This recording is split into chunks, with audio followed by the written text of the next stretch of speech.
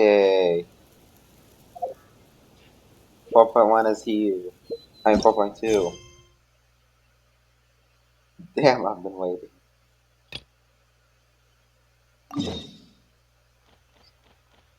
And I hate this place.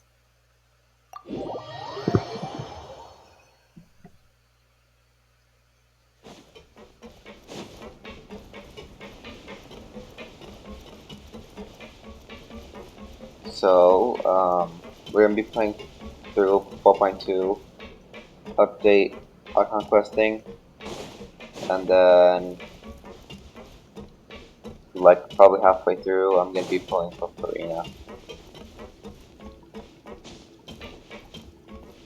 Here we are.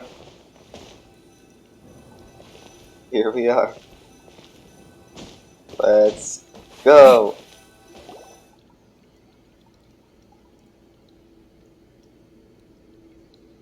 Sometimes Now for a little rest after breakfast. This is the life. Wait a sec. forgot to turn it on Isn't auto. something important supposed to happen today? Oh, today's our big day! We're supposed to leave the Fortress of Mirapede! Come on, we've got to go complete the release procedures now!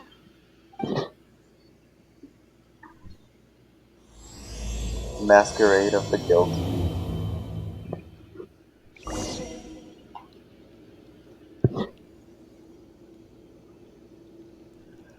Okay. Talk to the receptionist.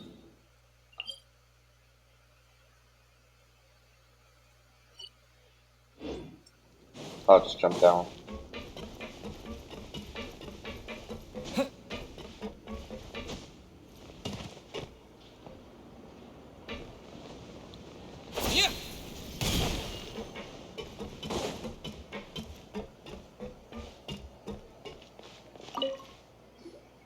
Please, sign here. This document will be effective immediately upon signing, and you two may exit the Fortress of Mirapede via the regular channels. It's been so long since we've been to the surface. Let's hurry up and... Huh?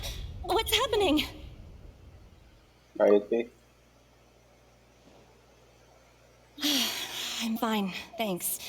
But I wonder what that tremor was just now. Let's go ask the Duke. Uh-oh. My new life's beginning. it's just... I'm so excited to do Haunted Office.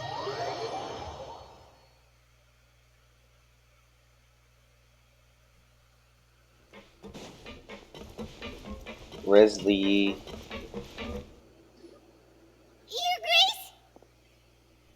Ah, good to see you two. Is there something you wish to see me about? Yeah, what was with the earthquake just now? Ah, that. The tremor didn't originate from the seafloor. In fact, it seems it came from the surface. Over the years of serving as the warden here, I've developed a sense for distinguishing between what occurs on the surface and what occurs underwater. Besides, the seal that Monsieur Neuvillette set in place won't fail so easily. So the fortress is okay? Yep. If you recall our last incident, if there really were a problem, there would be crowds of inmates in a panic right now. Huh, you've got a point. Okay, seems we need to get back up to the surface and ask about what happened. By the way, do you know what day it is today? I believe today is this month's pipe cleaning day. Wait, seriously? Actually, today's the way... Oh. Can you hear me? Hello? Okay, good. Let me go back. Actually, today's the day we say goodbye to the fortress. Ah, yes. Have you completed your release papers? No. Yep. Yes. It's you two. Are you leaving now? That's right! Today is our last day in prison!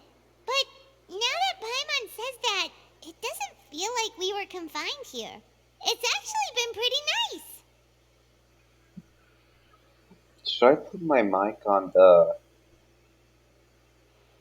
Because I think you guys can hear the dialogue through my headphones. Um, gonna go on Twitch for a second, play one lineup. Mario Kart tracks. No.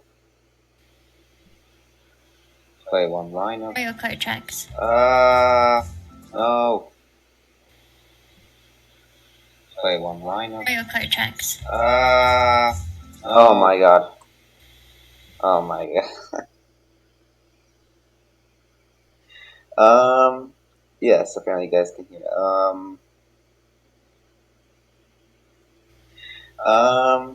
Yes, apparently you guys can hear. Okay, I'm gonna play one line. Oh yeah, Paimon feels Yes, fine in apparently you this guys place can hear. now. Then be sure to come Okay, I'm back gonna play and one line. visit. I'll miss you. Oh yeah, Paimon feels Yes, fine apparently in you this guys place can hear. now. If you've signed the release papers, then you're free to go. The guards will escort you out. You're not going to see us off? How do I change I that? knew you'd ask. Stop. All right, sure. Stop. Let's go. Stop talking. Well, you Stop actually agreed. talking. No worries, you must be busy. Paimon was just joking. Ah, so you do have a polite side, Oh I my see. god. After being down here for so long, How about now? I imagine you must feel like you're Or lacking this companionship. time, Shall I I guess come it's better. along too? Um, let's take a look now. Too? Um, let's take a look now. Too? Let's take a look now. Okay, now it's just gonna be repeating. Too? Let's take a look now. Okay, now it's just gonna be repeating. Too?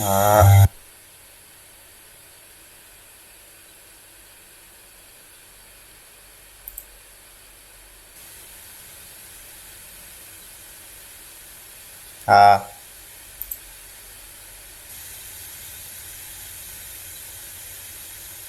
ah. Just 1 second. No, the mic is so shit.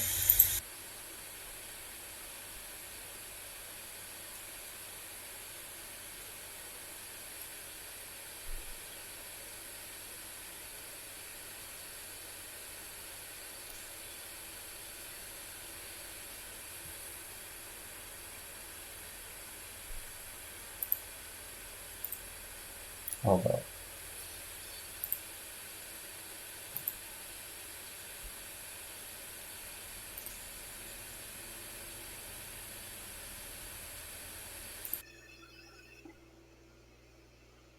I guess we're gonna be using this for the meantime. And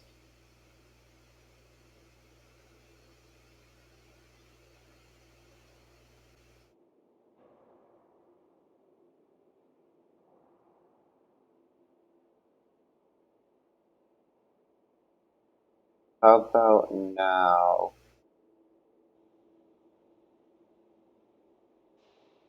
How about now? How about now? No, I don't know how you guys used to. How about now? No, I don't know how you guys used to.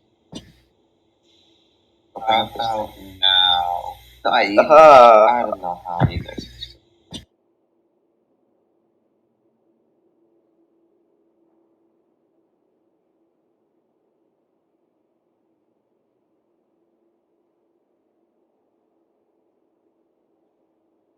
Let me do something real quick.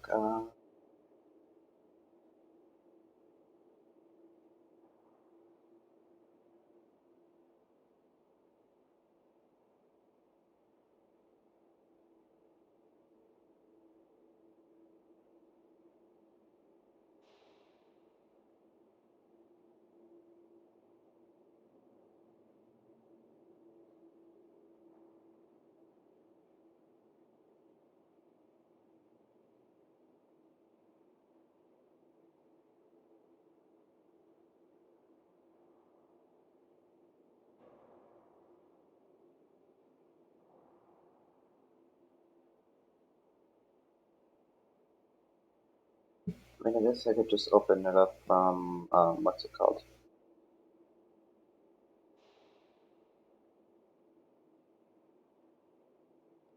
Um, search for another bit. Which those, oh, I hope you guys don't see this because that would be bad and would not solve my issue.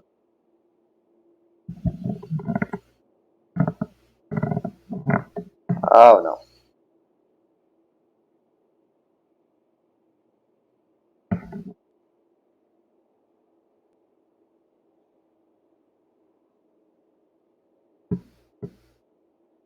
Alright, let's see now.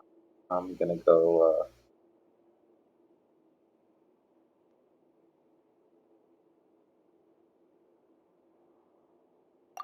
Yeah, don't worry, we'll come back to see you. Paimon really likes the cafeteria here. The chefs sure do know how to make good grub.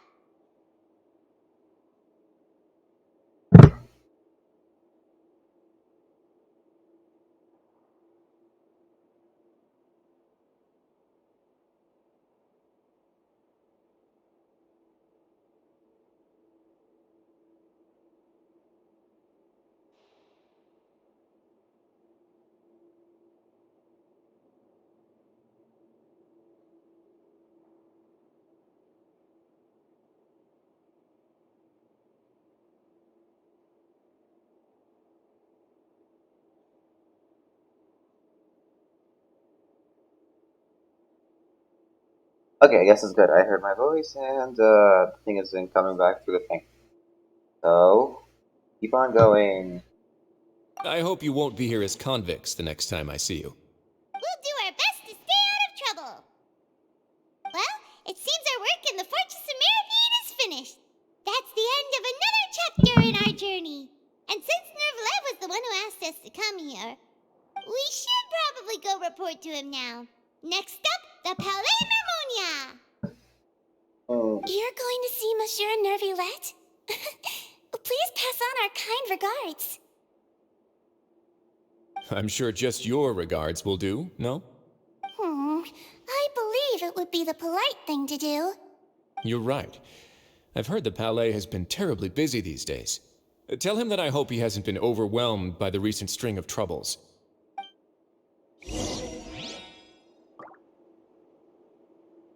Okay, play one more. I'm so excited.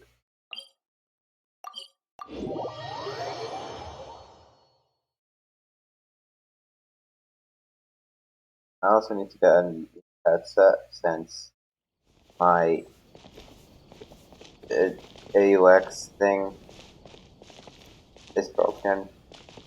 And right now, if I just move out a millimeter, it's gonna mess up the audio and my mic. Or wait, no, just my mic. Yeah, and you won't be able to hear me. I have to keep...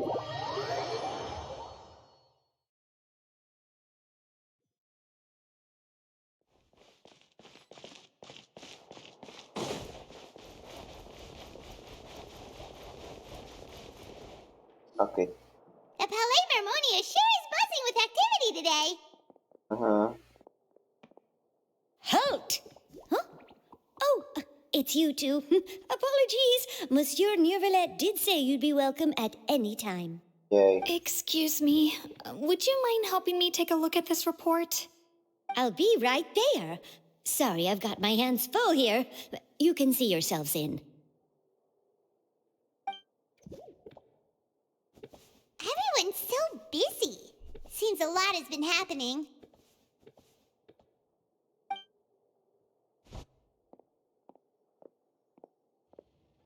Nice flower.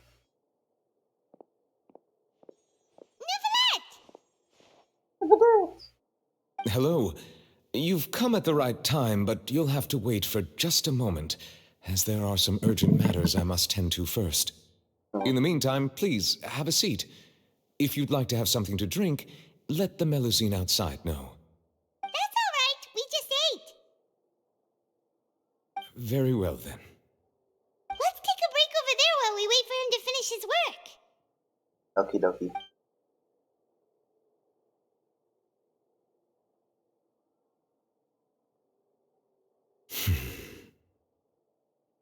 All right. That should wrap things up for now. Are you done with your work? Yes, sorry to keep you waiting. Today should be the day you were released from the Fortress of Meripede, and it appears that you have managed to complete all the release paperwork. That's right, and we came here to see you right away. You want from until never let everything that happens as the penalties. Yeah. A massive whale. Do you have any idea what that might be? A massive Judging from your wave. description, that cannot have occurred in any ordinary waters, but rather something like the primordial sea. A whale of that size and shape cannot usually be found in the waters of Tevat.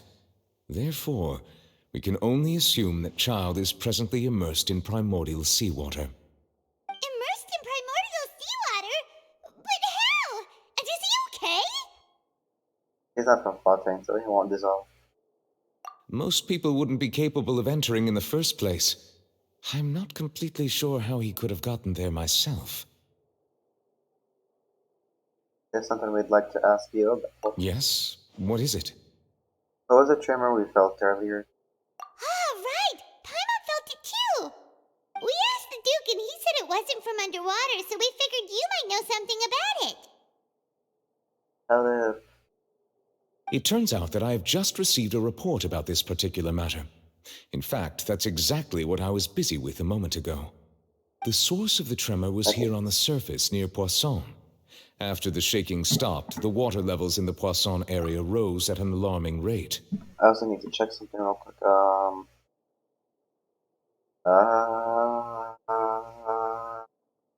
Okay.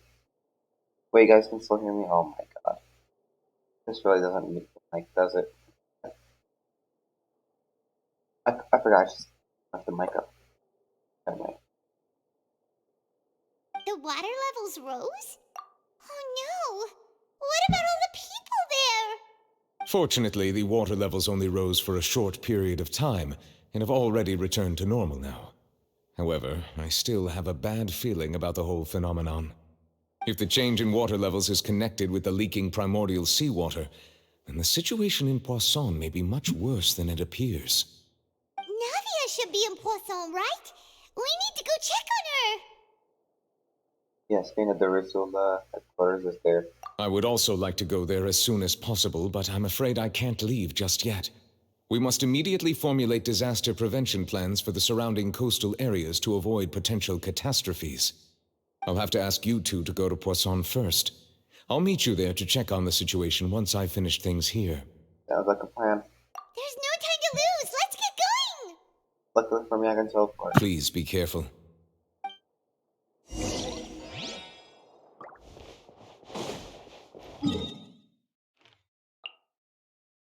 Swan.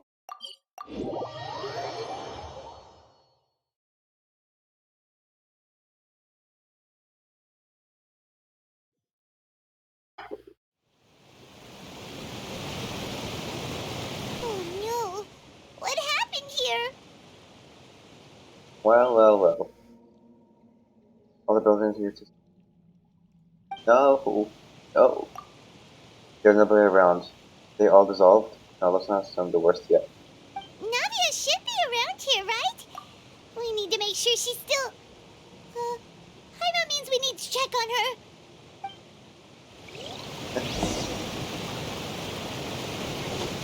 We need to make sure she's not dissolved yet. That's a big fish you got.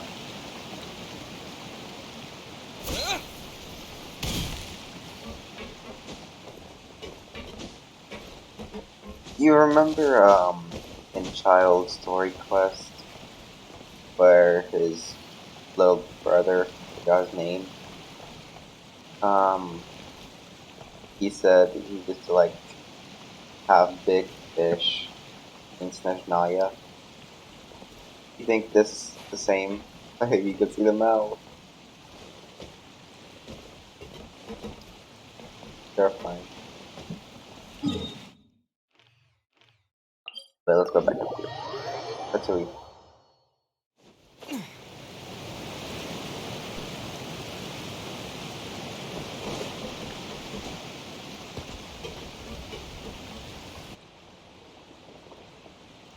haven't seen a single soul all the way here.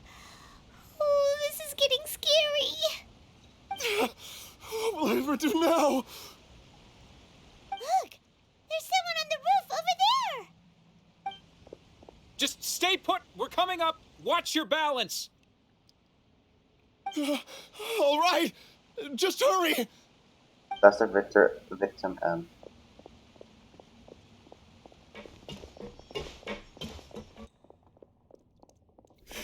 I'm not This young year's anymore. father. How will I survive on my own? My Desiree! Oh, he looks pretty sad. Damn. My leg! Disaster victim S. My leg! How could this have happened? It hurts! Just hang in there. Help is on the way. You can hold my hand if it makes you feel better.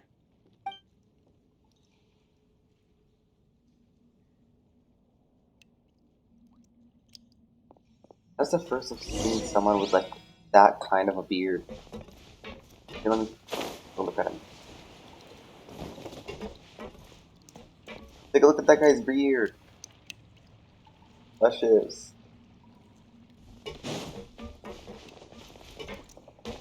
How do I get up there?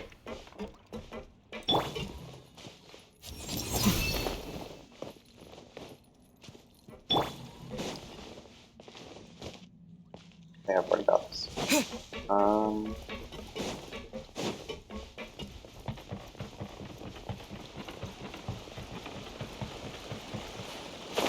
Oh god. There she is. Oh, it's Navia. She's over there. Hey, Navia, are you okay?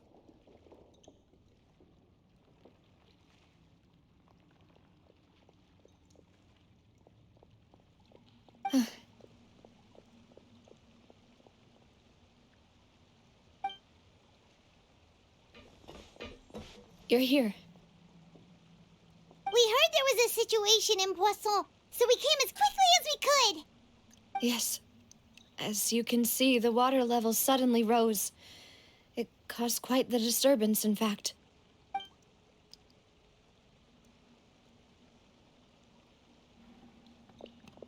Demoiselle! There was a wounded resident next to a building southeast of here. We've already transported him to safety, but we've run out of medical supplies. He's wounded? How badly? He fell, so it's probably a broken leg. He's pretty shaken up. When the water level rose, he desperately climbed up to the roof. Oh. Once the water receded and he saw the ground, he became terrified and eventually... He jumped down then. Find the leader of Squad 1 and tell him to take the wounded resident to see a doctor. He should know where to go. Understood. I'll take over his search and rescue mission in the meantime. All right, you'll be in charge.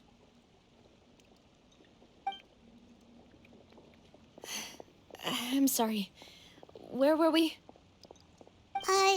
The situation in Poisson? Right. Allow me to explain. Go. A little earlier, we suddenly heard a loud noise.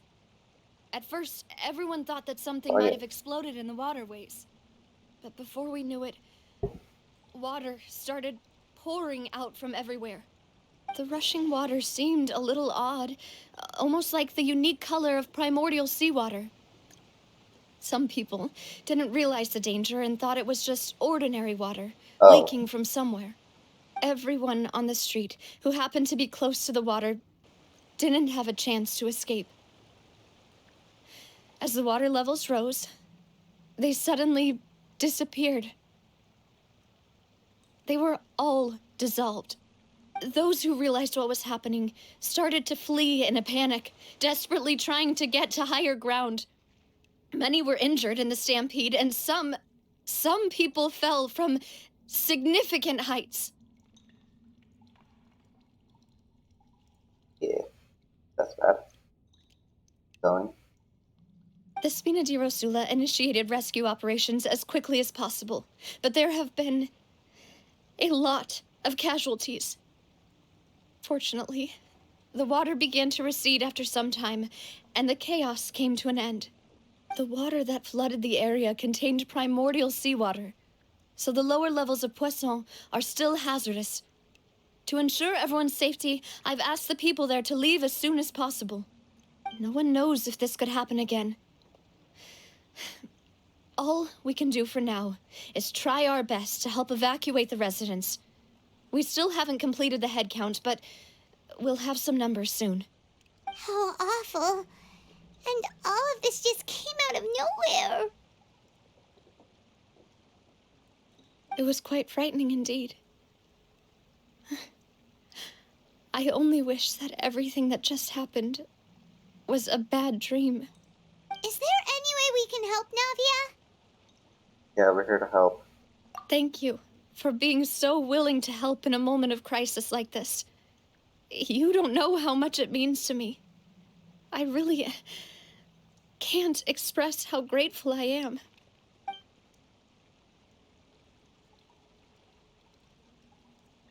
Don't say that, Navia. That's what friends are for.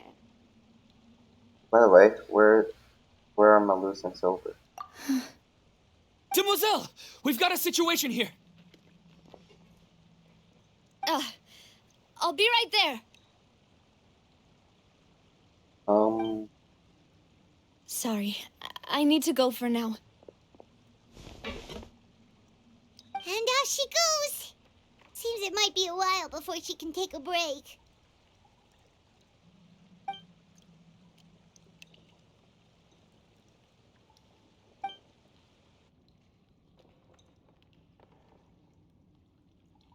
Okay, the wounded are being tended to, and we finished a preliminary head count. More support has just arrived, so I suppose I finally have a moment to focus on my own matters. Of course, we should remain ready for anything, and continue doing our best to rescue others. I'll be sure to have everyone at the Spina di Rosula ready to render assistance. Traveler, Paimon, would you two accompany me to my father's grave for a moment? Oh my god. Right now? Thank you.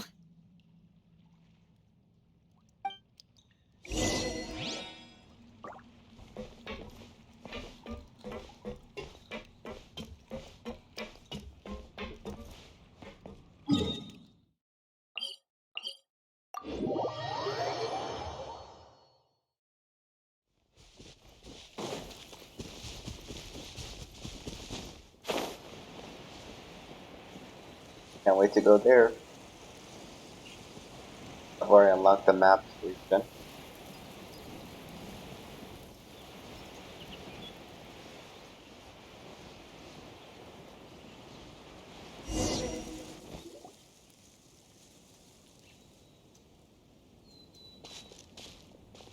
Not a lot of people here, huh?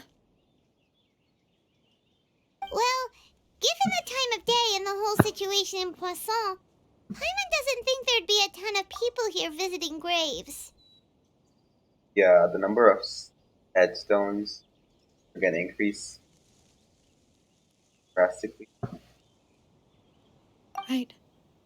That's how things are now.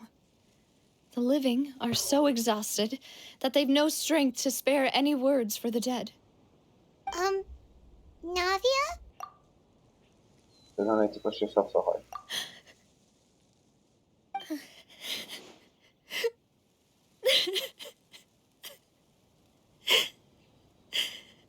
Navia, what's wrong? Sorry. I just... Malus and Silver. They won't ever come back here again. What should I do, Papa? Oh, that was her voice. Huh? What happened to them? I'm sorry for your loss. Everyone agreed on the rescue plan, but still, I was the one who initiated it. They were helping evacuate the residents, but they couldn't leave in time. And and they were caught in the seawater.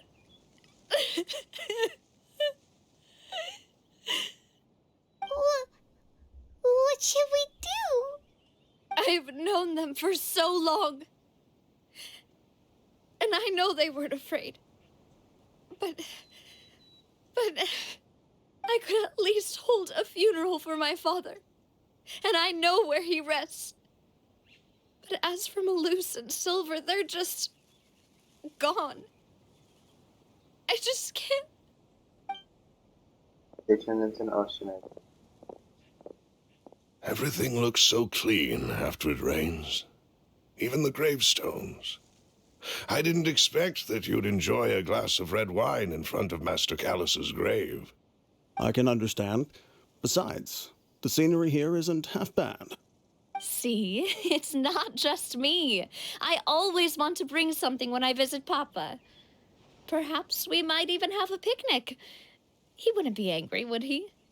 How could Master ever be upset with you, demoiselle? Yet the cemetery is the home of those who have passed, is it not? Everyone ends up here sooner or later, no matter who you are. Buying yourself a plot in advance, are you? No need yet. But when I do, I hope you'll let me be buried beside Master Callus, demoiselle. Hey, stop joking around. I'm quite serious. That way, it'll save us both the trip to see each other whenever you visit your father's grave. That makes sense. In that case, could I be buried on his other side? After all, besides you, demoiselle, the two of us could certainly be considered Master's closest companions, no? Personally, I believe we fill those shoes just fine. Why are you bringing this up all of a sudden? Seriously. All right. I'll remember your requests. But I'd really prefer not to talk about this stuff. And what do you mean by saving me a trip? I'd make the journey even if I had to visit you two somewhere else. I'd promised to let them rest in peace here. But here I am breaking that promise. I'm sorry for letting you see me in a mess like this. I don't usually cry, really. Paimon doesn't know how to help you feel better. But, well, she understands how you feel. I'd always thought I could make my wishes come true. But now that I think about it, that never solely relied on me. Many things can only be accomplished with someone else's help. Malus and Silver have helped me so much. But by contrast, I could do nothing for them. I'm so sorry. You can spend as much time as you need here, Navia. We'll stay with you. Now we're here for you. Thank you. Right now, you don't know how much that means. By the way, you can have a look at this. It's a list of victims from the incident that took place here. Obena, Khan, Burnett, Giverny, Francine, Karina, Daisy Ray, Joinville, Julianne, Esson, as well as Malus and Silver. So, everyone else is safe. But still... It's okay. I know what you're thinking. And you're right. We lost Malus and Silver. But we were able to save more than we anticipated. The overall outcome indicates that the cost was worth it. No one sacrifices for Furina. Right! Don't think that way, Navia. One person might be saved at the expense of another, sure, but that isn't something we should ever consider a trade. Malus and Silver were not the price for saving anyone. They're heroes. You're right. Thank you, Paimon. What you said just now was pretty amazing, actually. I'll remember your words. Oh, really? Seems you've become more eloquent in the time since we last met. The knave? What are you doing here? Is everything going well on your side? Yes, my people are carrying out the mission according to your request. All the residents of Poisson have been evacuated, and we're preparing to relocate them to higher ground. As for these supplies, we have everything taken care of. There is no need to worry. Thank you very much. Wait, do you two know each other? We just met recently. Right, Miss Navia? Usually, I would call this a coincidental encounter, but that doesn't quite fit this time. Besides, it never even crossed my mind that a Fatui Harbinger would come looking for me. Thanks to the Knave, Spina di Rosula received generous support from the Fatui, which allowed us to complete the rescue and evacuation work so quickly. Mutual aid is essential to fostering positive developments. We were already in the area, in any case, so it was nothing. That said, I must say that you're a lot sharper than you let on. I'm sure you understand what I mean. I apologize for all the ways in which I tested you previously. We've never worked with a Fatui before, and it's extremely important for us to know who we're working with. My subordinates have reported that Fatui soldiers have been observing water levels and taking head counts in various locations. I hear that they've also prepared a large amount of emergency supplies. I'm quite surprised. This is nothing to brag about, nor do I intend to. It is simply the way of powerful organizations to act forcefully, whether they are doing good or ill. You've witnessed that firsthand, in any case. As I've told this traveler before, I know of the prophecy, and I intend to prevent the impending disaster. Lending your organization a hand was a natural first step in accomplishing that. As such, do not be troubled by this token of our sincerity. Perhaps one day, you'll also be able to help me in the same way. Without your help, there would have been many more casualties. I won't forget your kindness. Furthermore, I sincerely regret what happened to Malus and Silver.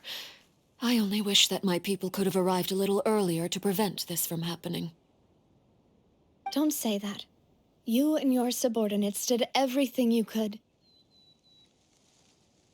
As Paimon said, Malus and Silver didn't choose to sacrifice themselves for any specific person. And they weren't the price paid for other salvation. They chose to become heroes themselves. I've never liked hearing people put it that way. It's like trying to relieve pain by saying some noble-sounding words. But right now, there's nothing more suitable. They really did become heroes. You're right. I'm sorry for your loss, Miss Navia.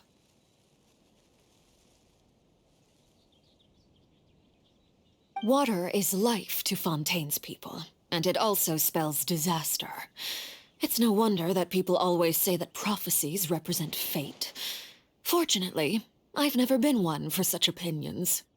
So, you're one who will try to change fate, then? Of course. That is why I'm going to Hotel Bouffe de Thé. I still have some things to take care of, and the children need my attention. By the way, Traveler, Paimon, one more thing. Alright, then we'll just... Huh? This isn't right. Paimon thought you would ask us to walk with you for a moment so you could tell us something in private. That is a clever and useful conversation technique, which I do like to use when necessary. But there's no need today. It would not hurt to have Miss Navia listening in. Traveler, I'm sure you remember that I said we could work together when we had the chance. You and I both know that there may be issues with the Primordial Sea. Previously, it was the Fortress of Meripede's sluice gate, and this time it was the water levels in Poisson. These are both signals. The time for jolly cooperation has come. Indeed. Allow me to share the latest intel I've received from the House of the Hearth's intelligence network with you. During some recent investigations, a child claimed to have discovered some ruins near Poisson. The ruins date back to ancient times and seem to be worth investigating in many ways. Judging by the dating of the ruins, they may be related to the prophecy and the coming crisis. The situation is becoming more urgent, so any pertinent information will prove extremely precious. My people initially came to prepare for ruin exploration. Unexpectedly, this disaster struck, and at present, we're all busy prioritizing the rescue effort. So that's why the Fatui were already in Poisson. I wanted to take the children along, but unfortunately, Linny, Lynette, and Fremine have all been dispatched to higher ground to assist affected residents. Linny told me that outside of the house, the person they trust most is you. Which is why I want to give you this task. Can you trust an outsider like me? The House of the Hearth's members see each other as family, but Linny, Lynette, and Fremine said that they also see you as such, even though you are not from the house. I'm sure you already understand how earnest they consider their friendship with you to be. Oh, that somehow makes Paimon feel kinda happy. The intel I just shared about the ruins could fetch a high price. But since the children consider you family, it's only natural that I freely share it with you. Got it! So all we gotta do is go to some ruins, right? We can handle that. Excuse me, but may I tag along? You wish to join, Miss Navia? But are you sure you're up to exploring some ruins? You need to rest. Well, I'm sad, yes. But I can't just go back and plop myself into a chair by the roadside and do nothing. There's no point in being depressed while we still have a disaster on our hands. As my father's successor, besides, I'm also doing this for myself. I need something, a distraction, to keep my mind off Malus and Silver. I'm just trying to and now we can be that company. Since you put it that way, I have no objections. What do you say, traveler? We'll go to the ruins together. All right. The ruins are to the south of Poisson. Here's the map. Okay, the three of us will handle it. Come on, let's pack up and get going.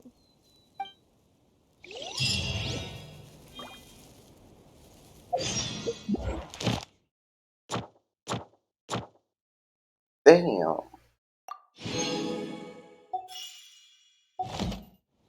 Okay. Our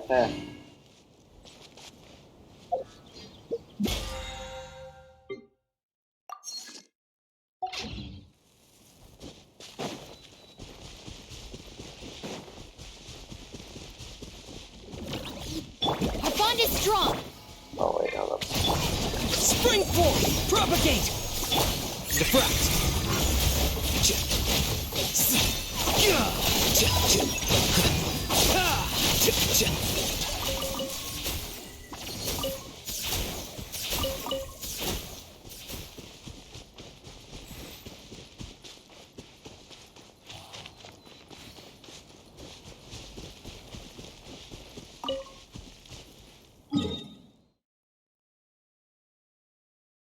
Yeah, there's no way to teleport there, so we'll just walk. Enjoy the trip.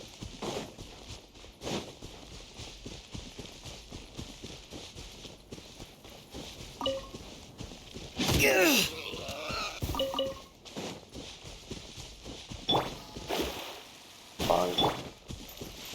Dissipate!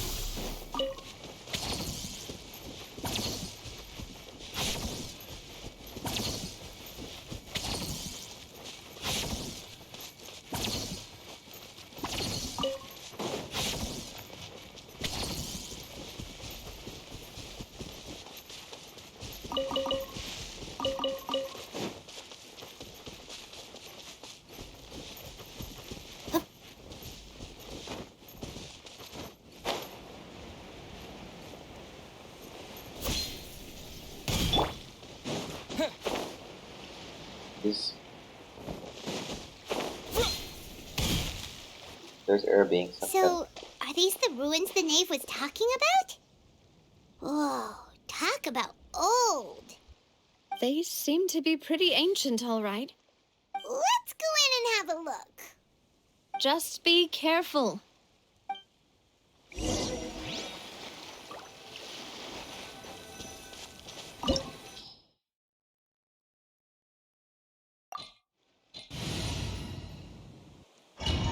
Finally, some fights. Last two Archon quests, they were full of fights. Right, this should have fights, I believe. So many.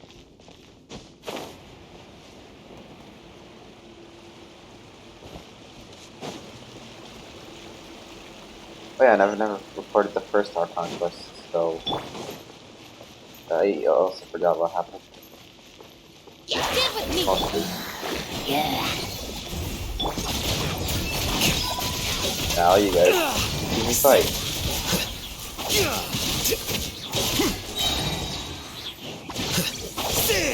Scatter! Nada Kundala. Oh.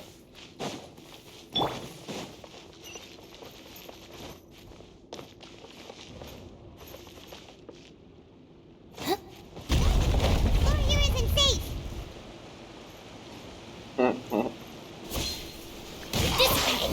Gamer Shadows intuition. of fate. Here you are.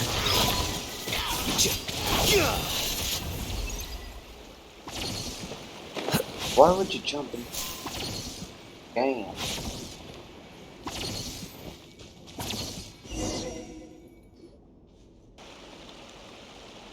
This place has also been contaminated by primordial seawater.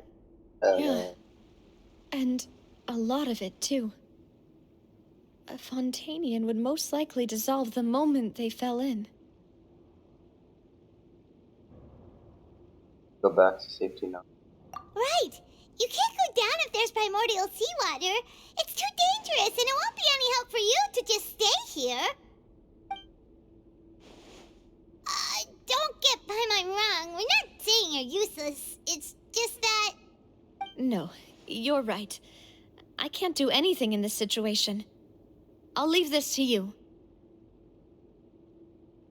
Look of things here. Yeah. That complicates things. Maybe the only way left is forward. In that case, do you want to wait for us here? The water levels here are unstable, and there's a chance the water will rise. So staying here wouldn't be safe either. I'll go together with you. Perhaps we'll find the exit just up ahead. But there isn't any option. All right. Come with us for now then, but please be careful.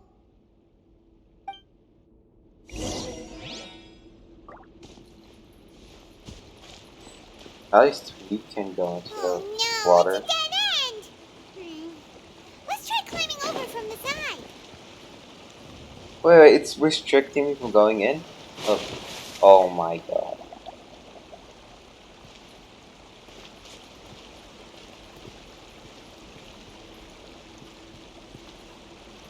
Come on. I want to swim in it. So sparkly.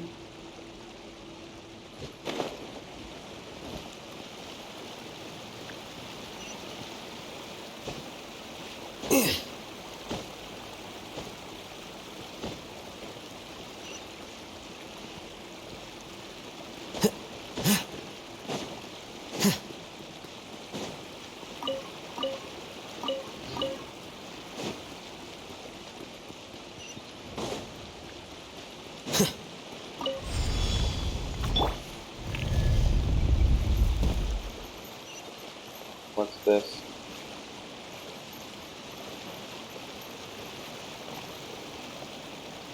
How cool. Wasn't this in the trailer?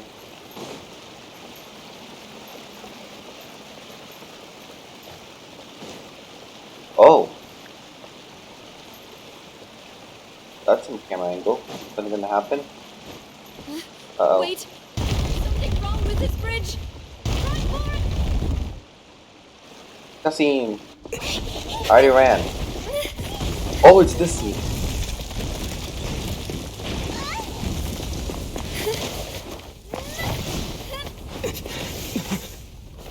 Navia!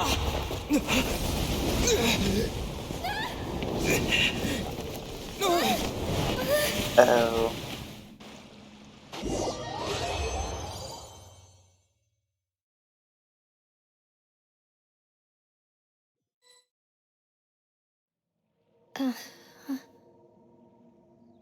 Oh. Demoiselle? Huh? Demoiselle, what are you doing here by yourself? Would you be standing here till dark if I hadn't come to get you? Maybe she just wants some time to herself, Malus. Hmm? Oh. Was I sleeping? Yes, it would appear so. I must be tired. That's quite possible. However, you were the one that suggested we go out for a walk. Oh, right. I nearly forgot. It must have slipped my mind when I dozed off. I haven't had a nap today yet. Have I? This is a familiar feeling, yet something's a little strange. Is something the matter, Demoiselle? Oh, no. No, I'm fine. I was just trying to recall why we came out for a walk. Do you remember Mr. Giverny? He'd requested our help before with foreign merchants who had a debt dispute with him, and we'd resolved the matter not long ago. We were headed to see how things were going with him at the moment. Ah, right. Yes. I remember now. Oh, Miss Navia. Ah, Mr. Malus. And Mr. Silver, too. It's good to see all of you. How have you been? I've been great. Thanks to your help, those bothersome merchants finally realized that I wasn't the one they were looking for. Why, I wasn't even the guarantor for that person. They were knocking at my door day and night. Even my neighbor, Obina, was getting fed up with them. Sometimes force is required to calm someone down and get them to listen to what you have to say. That's right. Oh, by the way, Burnett, what was it that you wanted to give to Miss Navia again? Oh, yes. One moment, I have it right here. Miss Navia, these are some flower seeds that I prepared. Please take them. They're a very good variety, and they'll become very big and beautiful once they bloom. I don't know what we would have done without your help, so this is a little token of our appreciation. I hope you won't refuse. Ah, did you cultivate them yourself? Thank you so much. I'll certainly take them. Malus, we do still have some empty flower pots at home, right? Why, we can have as many pots as you'd like, demoiselle. Perfect. In that case, we'll swap out some of the decorative plants for some of Mrs. Burnett's flowers. Very well. Wait. Something seems to be off here. Excuse me, madam. If I'm not mistaken, your name is Burnett, correct? That's right. Is something wrong? No, it's nothing. This is the first time we've ever met, but your name seemed familiar to me. I must have heard it when I was discussing things with your husband previously. I've heard this name before. Sometime recently, I'm sure of it. And why are there so few people around here? Where did everyone go? We must mind the time, demoiselle. We still have important things to attend to today. Huh? We do? Like what? Well, now, did you forget? Miss Navia, here you are. I've been looking for you. Please, come to the Opera House. Your trial is about to begin. My trial? Wait, why would I need to go to the opera house? Yes, she's right, Demoiselle. It's just about time now, so we should get going. Oh? All right then. There's a trial. That's good.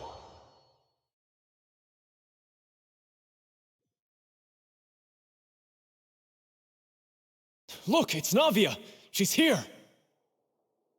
And her 2 attendants are with her. Goodness, everyone's finally here. There sure are a lot of people here to see the trial. And they all seem to be oddly excited about something. I even know some of these people.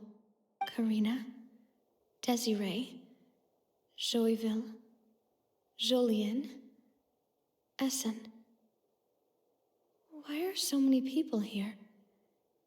And why do I have no recollection of this case? And as for the judge... huh? Where's Monsieur Neuvillette? Please sit in the defendant's seat. Don't worry, Silver and I shall accompany you. All right. But are you sure you can stand behind me? Typically, it wouldn't be allowed, but today is an exception.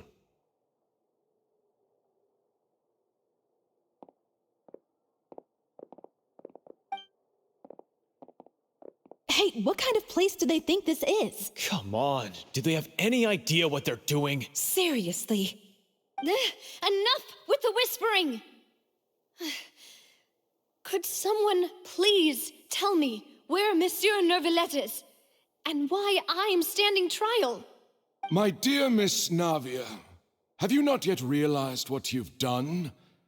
In that case, allow me to explain. As all here know, you are Master Callus's successor, the head of the Spina di Rosula, someone held in high regard by every soul in Poisson. After you took over the Spina, you treated all of us just like the late Master Callus had. If anyone in need reached out to you for help, you responded. Not only you, but your butler, your subordinates, nearly everyone in the Spina di Rosula fought for the well-being of those in Poisson. Wait a moment. Aren't you just proving that I'm a good person? Yes, correct. Absolutely right. And that is why you stand accused. You have helped so many people get through so many difficulties. You are one with us. We are inseparable. We are one big family, all of us who are from Poisson, inextricably linked. And with you being so important, we couldn't possibly do without you. Oh. Therefore, There this are other fair people and like honorable that, court just shall got us declare all. you guilty, and you shall stay here. You will be together with us forever. You mean become an ocean? What are you saying? Everything you have said is correct. I have indeed done a lot for my hometown, and I would be willing to be with you all, but what is the purpose of having me stand here like this? What is there to discuss? Ah, well, if that's what you think, then I have no further comments. How wonderful, Miss Navia!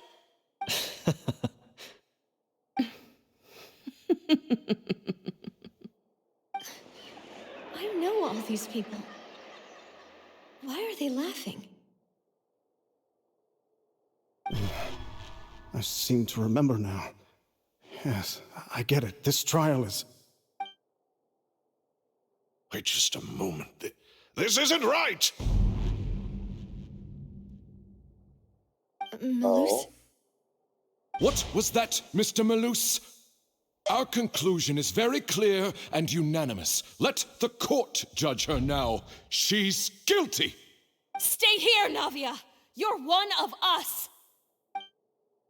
Demoiselle, don't admit guilt. This trial means to keep you here forever.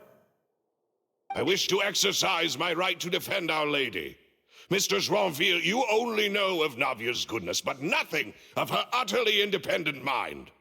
She was born a free and independent spirit. She has never been tied down by anything. Indeed, even the death of Master Callus couldn't stop her. Her actions cannot serve as proof that she identifies herself as part of any group. She merely acted as an individual, extending her hand to help others. Please do not mistake her actions as being otherwise. Really? As an individual, you say? Don't forget, we are all Fontanians here. This is the nation of justice, the nation of Hydro. Even if Miss Navia only voluntarily rendered her assistance, that doesn't change the fact that her beautiful soul must return to everyone.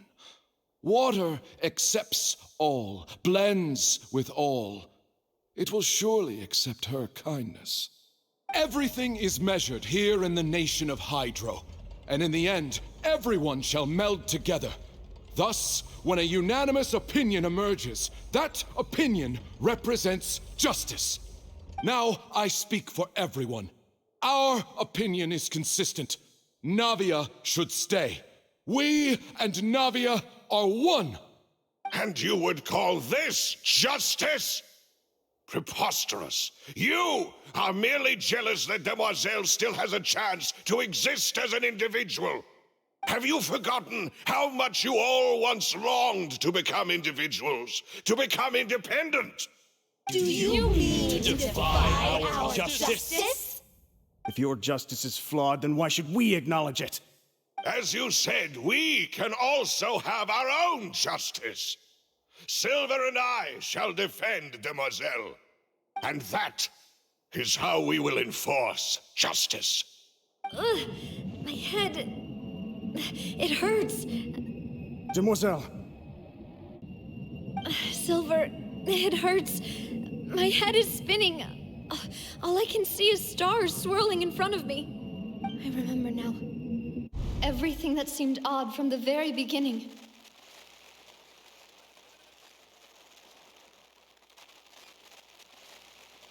Go on. Karina, Desiree, Joyville, Jolien, Essen, and Mr. Giverny and Mrs. Burnett, who we met earlier. Even Malus and Silver. I don't want to admit it, but they're all dead. Ooh. Don't be afraid, and don't admit guilt. We will protect you to the very end. Absurd! Who are you to say that she cannot be judged? We are the majority, and in the nation of trials, the majority is absolute justice. We are the will of all. Don't let them escape! We shall keep Navia here with us! Mr. Malus and Mr. Silver, must you be so stubborn? How could the two of you possibly hope to stand against the collective? Do not resist. This judgment is fair and just. Navia belongs to us. After all that happened, she should not be left alone in Poisson. What are you saying? No more excuses. She says we're jealous. Jealous? How could she possibly be an independent individual? What's with these people? Who's jealous of her? She belongs to us. Miss Navia, she... Silence! That's...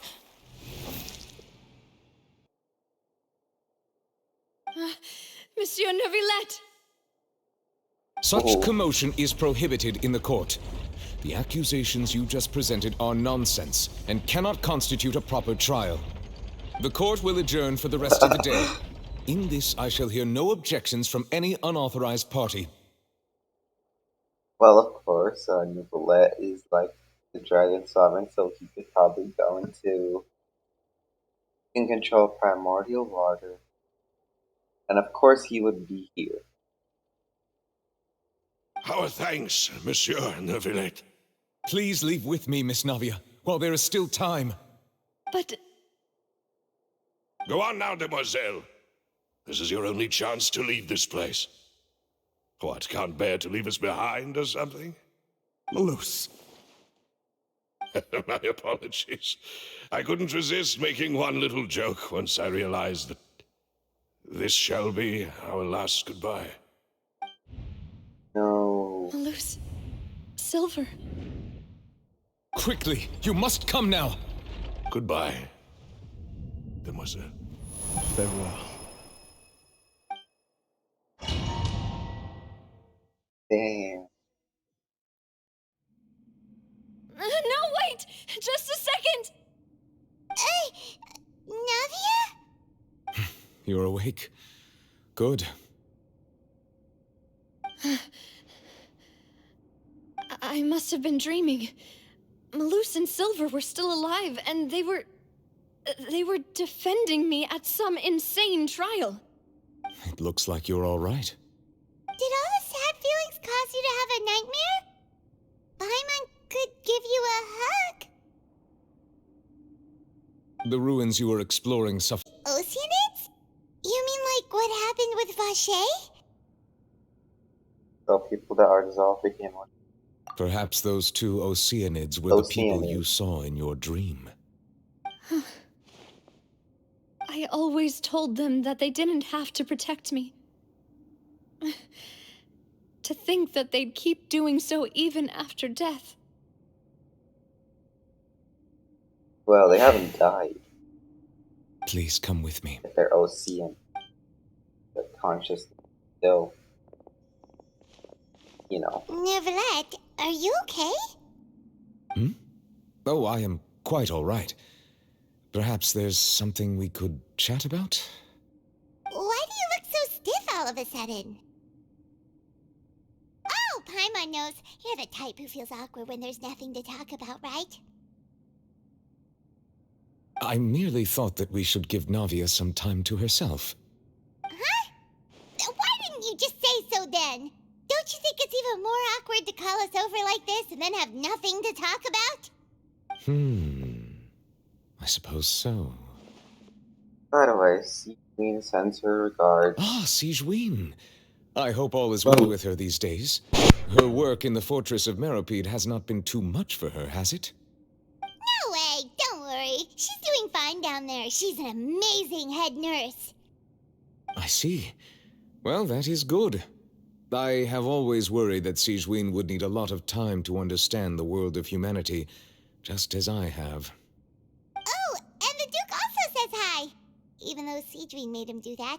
He hopes that you haven't been overwhelmed by all that's happened lately. Thank you. I have indeed been busy lately, and I also hope that everything is going well in the fortress of Meropide.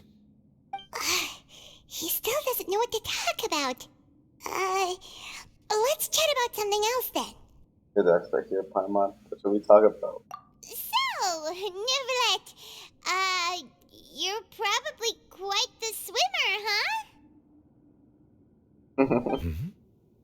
Yes, of course. This isn't going anywhere. Let's try something else. How did you find these ruins? Did the knave tell you? Yes, in fact. I had arranged to meet you in Poisson, but when I arrived, I discovered that the Fatui were helping the residents evacuate. They had even transported a large quantity of supplies to the area. Amid my astonishment, I ran into the knave, and we had a chat. She informed me that she had asked you to investigate the ancient ruins here. Yeah, we originally planned to meet up with you, but we thought you might still be busy with all those official documents. We didn't think exploring the ruins would take very long, and who would have thought you'd wrap things up so quickly?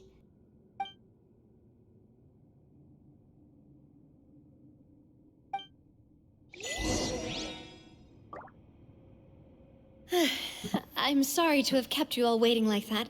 I'm feeling much better now. I guess we should get going again. Will you come with us, Monsieur Neuvillette? Yes, if you wouldn't mind my company. All right! Another one joins the party! Let's get going then! What are you Bond saying is now? strong. I'll settle this. Delve into destiny. Fate is upon me. Flicker.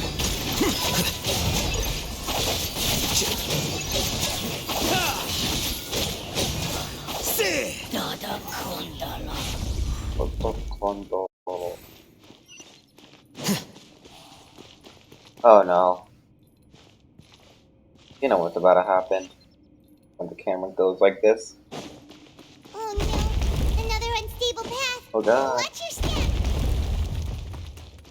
It's time for Wander.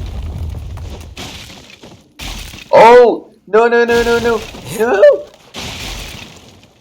A grave oversight. I didn't know those would break. Oh my god. How about we just like walk steadily?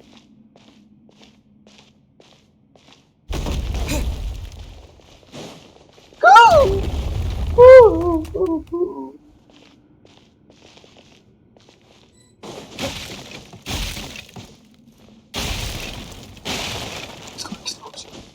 Oh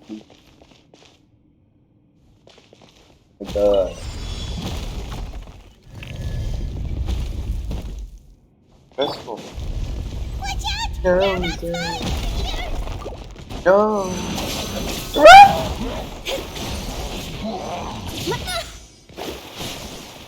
Delve into destiny.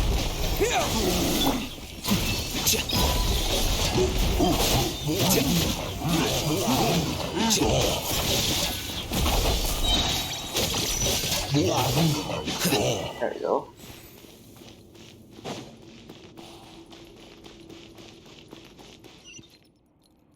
Ay, ay, ay. I'm scared of these.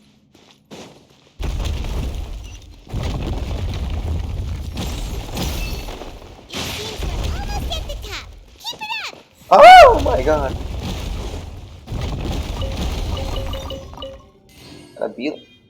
Where are they falling from?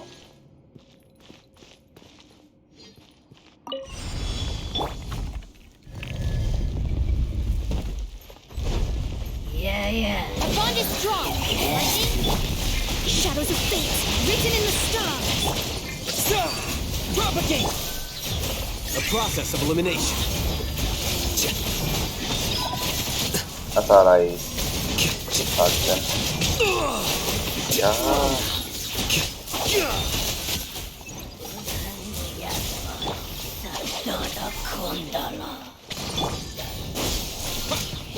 I want some stuff. Flicker.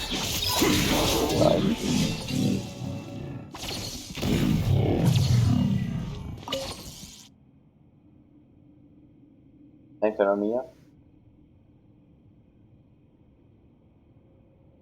How dramatic.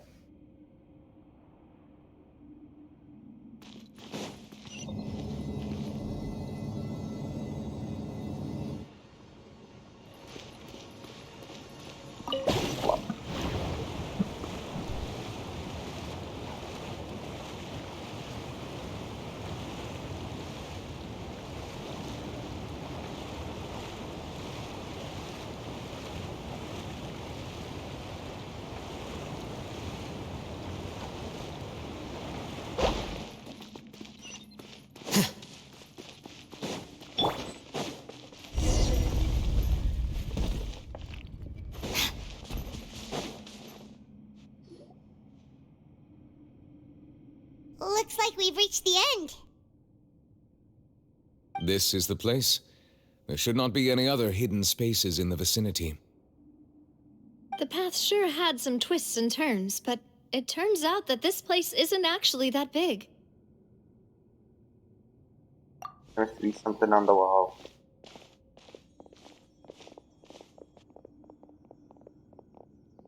Stone slates. It seems like they were put here as an offering. Could we take them down and have a look? Perhaps we should just leave them be for now.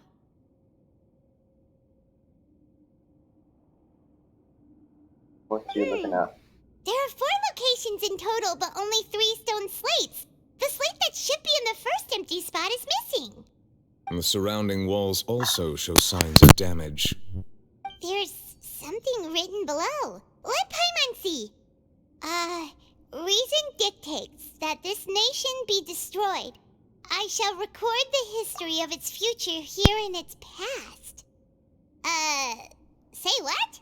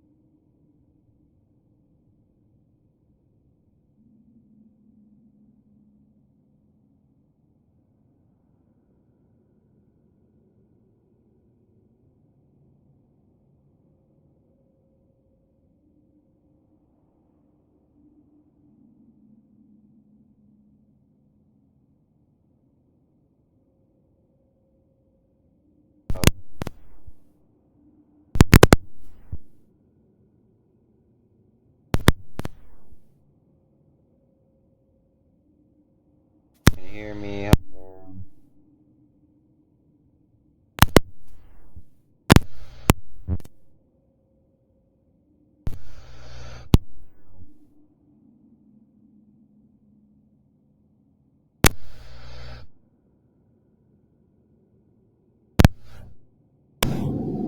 Hello? Uh,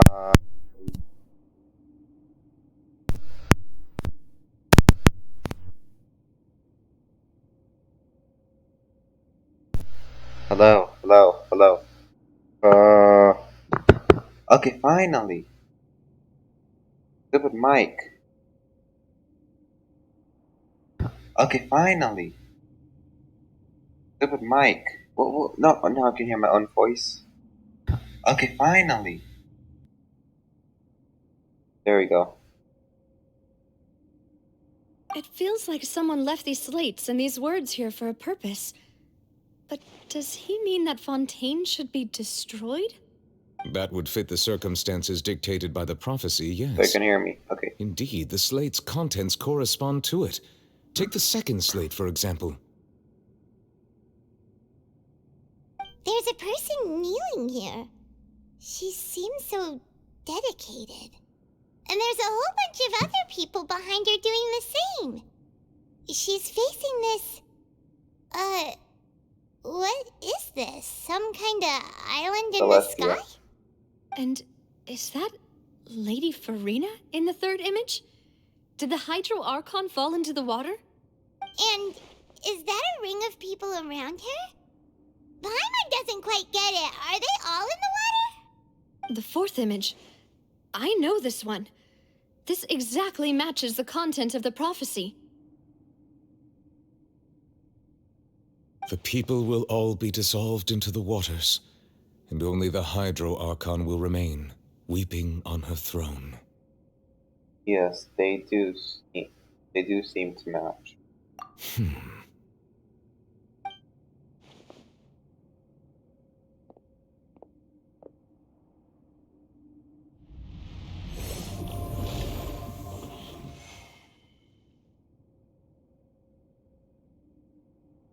More information should be hidden in these slates, but I fear I cannot easily uncover it, most likely due to us missing the first slate.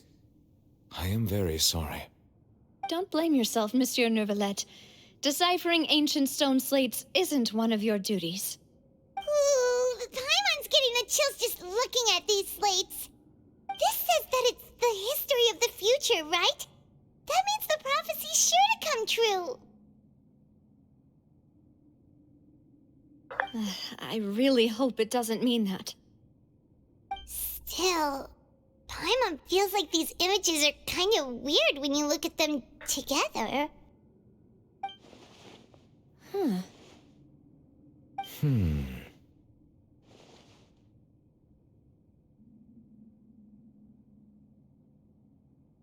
Issues the order of the third and fourth images, right? That's right! If the images are in chronological order, shouldn't the fourth, the waters drowning Fontaine, come before the third, where the Hydro Archon herself falls into the water? And yet the order is reversed here.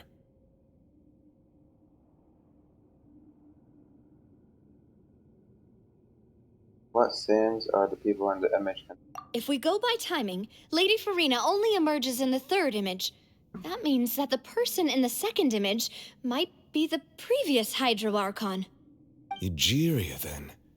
I had never met her, but her appearance here does match the records. The previous Archon kneeling before the floating island in the skies, as if confessing a sin. Did she herself commit that sin? And if not, why would she be in such a posture? Also, I'm still wondering why these ancient stone slates are here at all. Judging from their contents, could this place be the origin of the prophecy? Does that mean that someone, or some people, once saw these slates? But who would have created these slates and left these words here?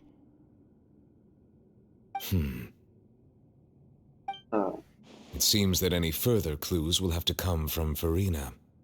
In that case, there's no time to lose. There's nothing else to be gained here, so let's head back first. Yeah, we better get somewhere safe for now. Yep. Oh, select pause. Honestly, created the slates doesn't matter now. The real question is whether things will truly play out as the prophecy foretells or not.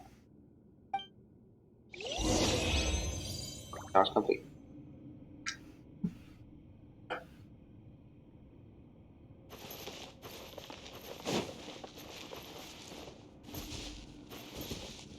There's nothing here.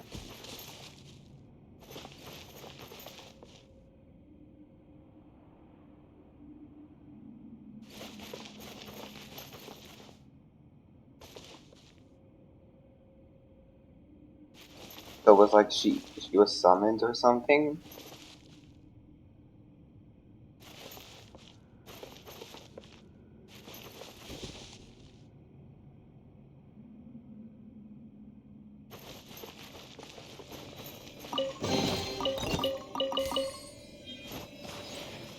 Okay. I think I remember once I was leaving a domain. I forgot to collect the treasure at the end, and accidentally left. Let's split up here. I'm going to check on what's happening with the Spina. You know how it is. There's some things you just need to be there for yourself. Okie dokie. You still have energy for that, Navia? Paimon's already beat. Just head back to the Fleuve Cendre and have a rest then. Thanks for keeping me company all this time. I'll depart as well.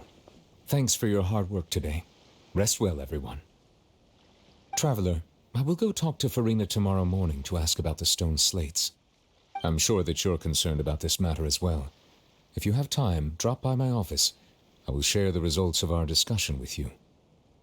Alright. Are you really gonna talk to her about this directly? Into this? She has long been harboring secrets and will not give them up easily, which makes it all the more my duty to ensure that she understands the present situation. Alright, we'll leave it in your hands then. You're probably the best person to talk to her anyway.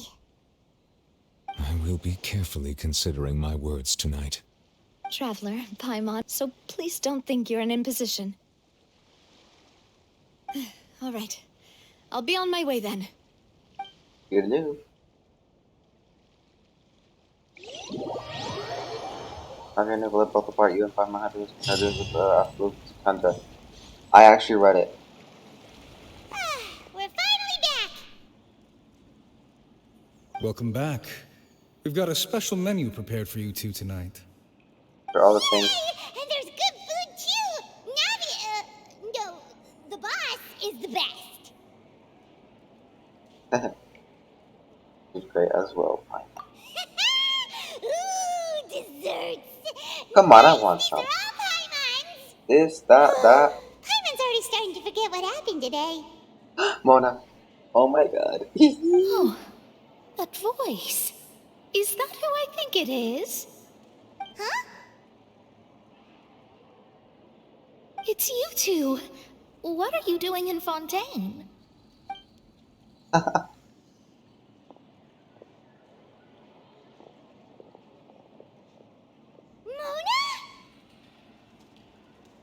Well, this is a surprise meeting you here. Did the stars not tell you that we might meet here? Seriously, nobody just uses a scry glass whenever they've got time to just see who they'll meet on the road. Still, we didn't expect to see you here. Wait, you're not a Fontanian, are you, Mona? Oh, I'm confused. Well, I have some business to attend to here, so I booked a hotel in the city. I was just out for a stroll when I bumped into you. Quite unexpectedly, if I might add. Well, Why technically did she you wasn't think I lucky. was from Fontaine, though? Is that because Magistus doesn't sound much like a Mondstatter surname? Yeah, let's go with that. Well, I used to have my own surname, which was, well, some other thing. Either way, the old hag told me when she took me as her disciple that the first step to being a great astrologist's pupil was to change that name. There was Damn. nothing for it, really. She really is amazing at astrology, so I changed my name to what it is now according to her wishes.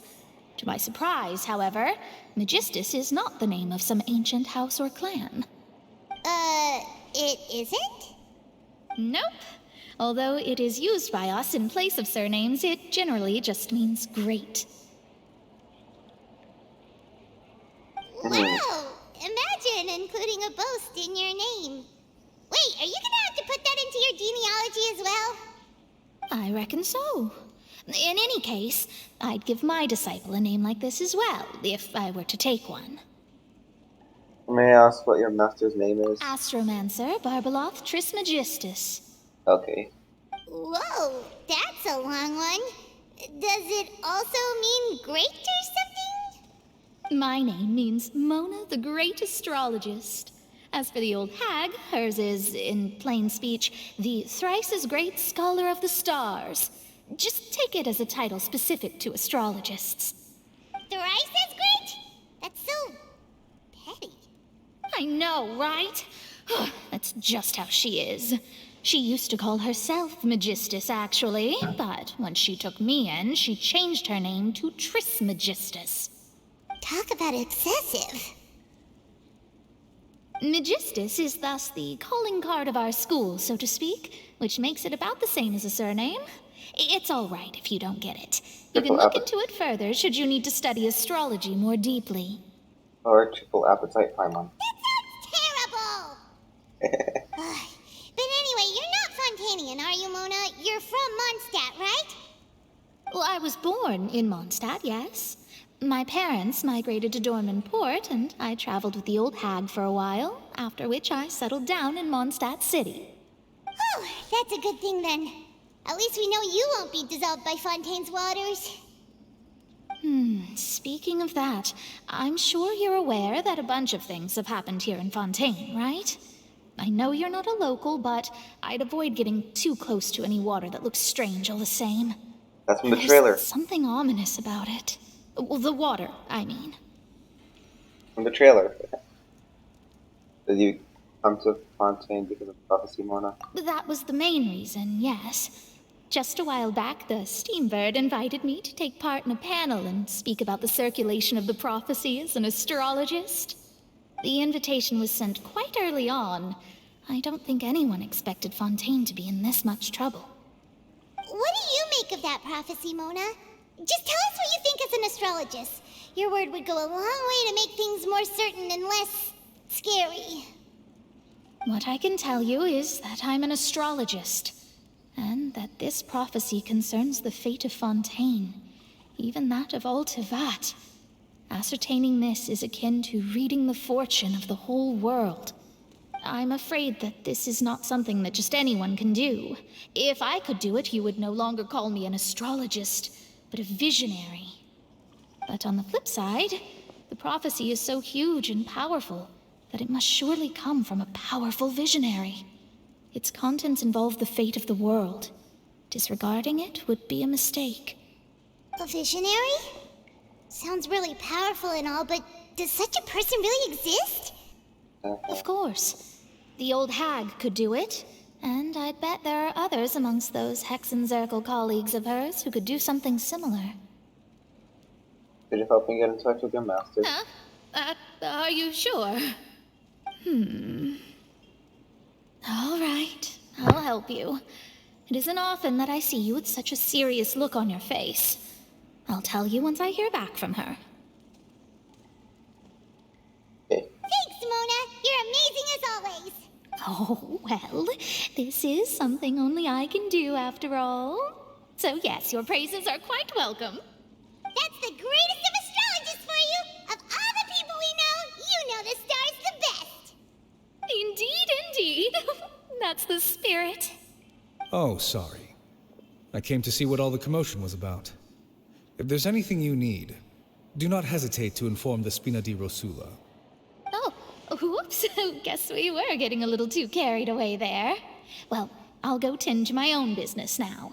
If I receive any news, I'll be sure to come find you two again. And there she goes, quick as rushing water. And here we are with the Spina guy giving us suspicious looks. to recruit Mona's help, didn't we? Our Fontanian friends will thank us someday.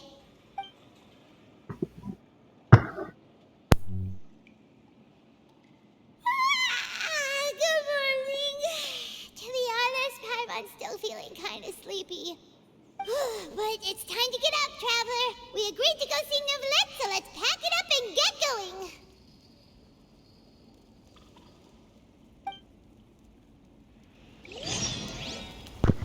Okay, go to Neuvillettes office. Where's that?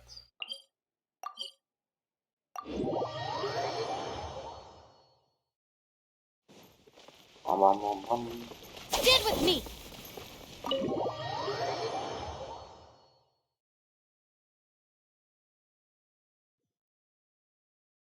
Ah, so cancels the thing.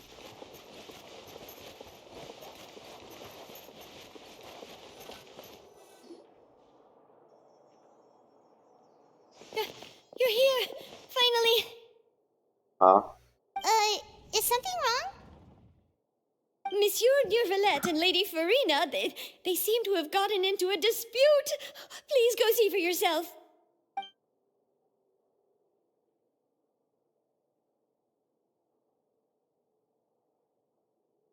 Ooh. Like I said, I've already explained everything.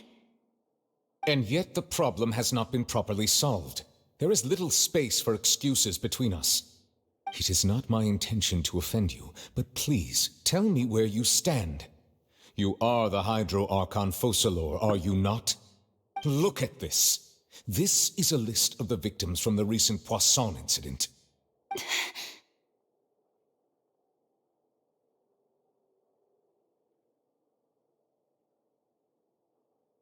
You mean... they're all... We did not arrive in time to avert this disaster, and I will not have it happen again. I will say this once more. You must tell me everything you know. Yesterday, I found 3 stone slates in some ancient ruins near Poisson. Do you know anything about those? Seriously? You're questioning me like this is a court case now. I don't know anything about that. But you found them in some ancient ruins, you say? That's correct, which is why I came to ask you some questions. There should have been 4 slates, but one of them was missing. The other 3 feature different images that seem to correlate to the prophecy. The prophecy? The second of these slates depicts the previous Hydro Archon Egeria kneeling before a floating island in the sky, as if confessing something. Do you know nothing of this either? I don't. I've never seen such slates. I'll ask you again. Do you really have no information regarding the previous Archon? My deciphering of the slates indicates that the Hydro Archon Egeria once had to confess to, or apologize for, a certain sin. If anyone would know about it, it should be you. All gods don't have the same secrets, you know. She was herself and I'm me. Is it really so strange that I know nothing? I understand your concerns, but I'm sorry. I just don't have anything to tell you. Forgive me for saying this now, Lady Furina, but I have long known of your various secret investigations into certain matters. There are several indications that you have been investigating the prophecy on the sly. This is not strange in itself, considering that you are the Hydro Archon. But it is strange that you should also claim to not know any of Egeria's secrets, as well as do nothing following your inquiries. You have never been as superficial as you have presented yourself to be, nor are you a fool. And yet, your behavior is very inconsistent.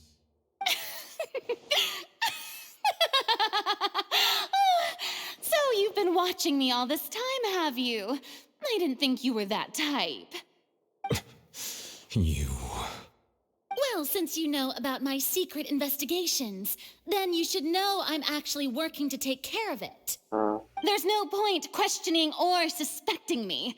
You're the Eudix, but you're still my subordinate. You should be following my lead. Just trust in me, your Archon, and do as I say. Never mind whether you can truly convince yourself to or not. It'll all turn out fine. That's all I have to say. We do not discuss this matter again. Oh, the opera's about to start. Toodles! That's a new one.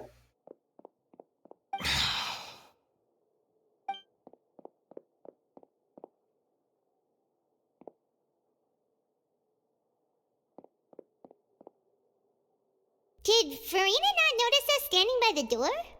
Wonder what's up with her. She was smiling. She didn't seem in the mood to care if we were listening in or not.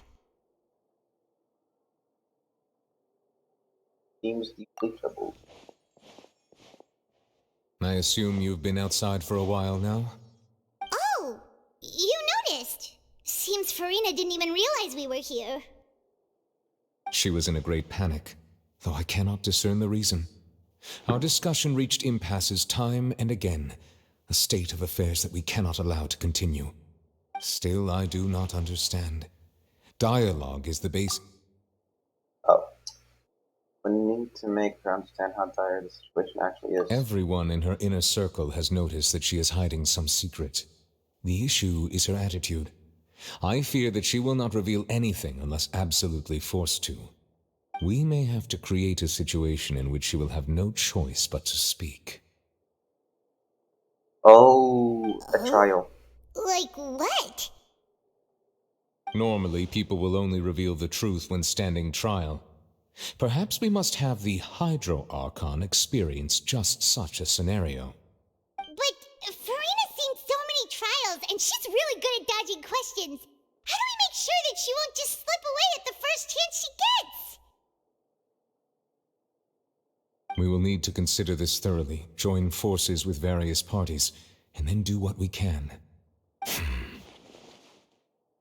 If at all possible, I would prefer to recuse myself from this affair, but we must prevent the prophecy from coming to pass. This may be cruel to her, but all Fontaine is in crisis. The information a god possesses is too precious, and so we must take a chance on this.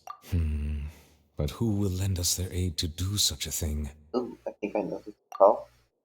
A few days later, on a boat somewhere in quiet Poisson.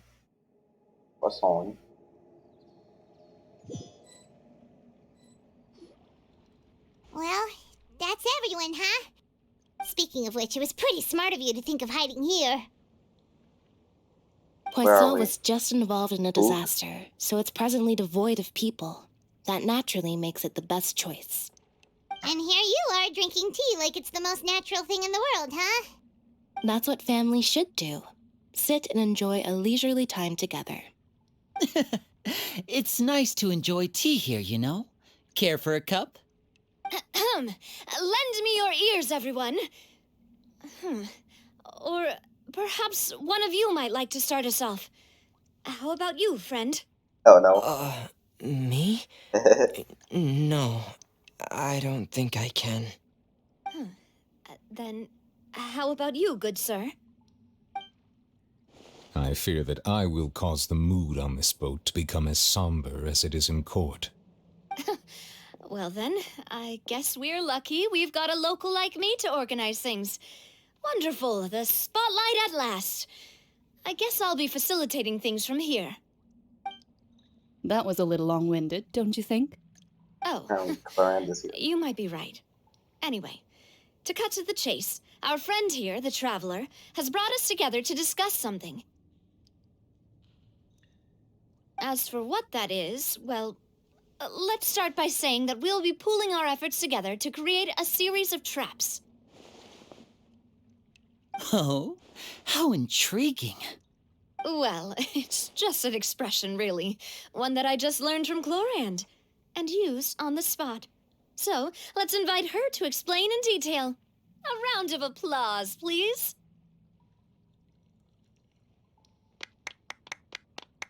Huh? Didn't you say that you would be facilitating this? Oh, come now. Your work doesn't involve much public speaking, right? This is a good chance to practice. You might even pick up some fancy oratory tricks to impress your boss with in the future. I see. And what does my boss say? He is glad that you consider him your boss. Do go on.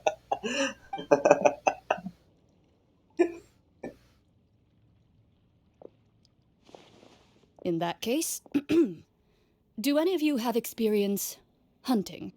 Not that I recall.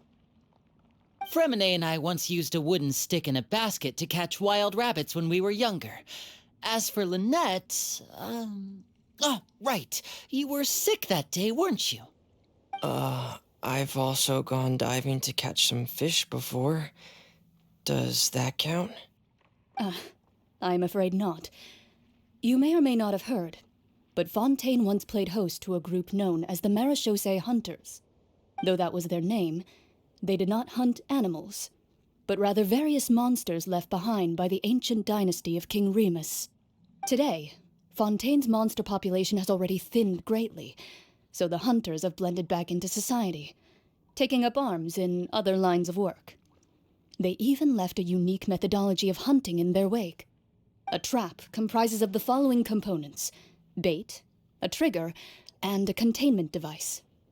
Sometimes a lethal implement will also be necessary to deal with the prey.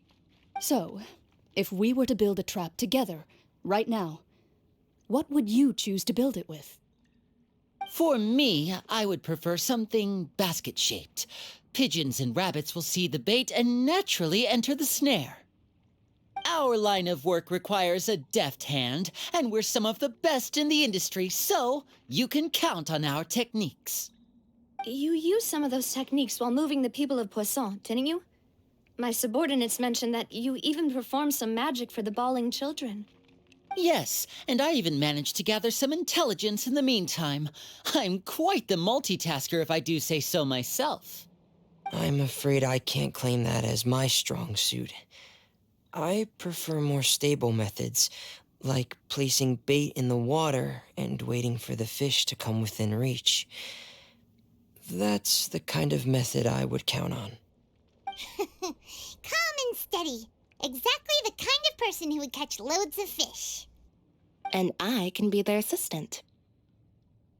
With discretion, I'm sure. I'd probably use some sort of mechanical animal. Papa once bought me some small clockwork squirrels, mice, and such. When placed in the forest, they can attract others of their kind. I remember that you liked those too, didn't you? I did.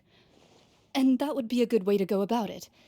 If they're realistic enough, animals of the same kind will follow them all the way to the trap.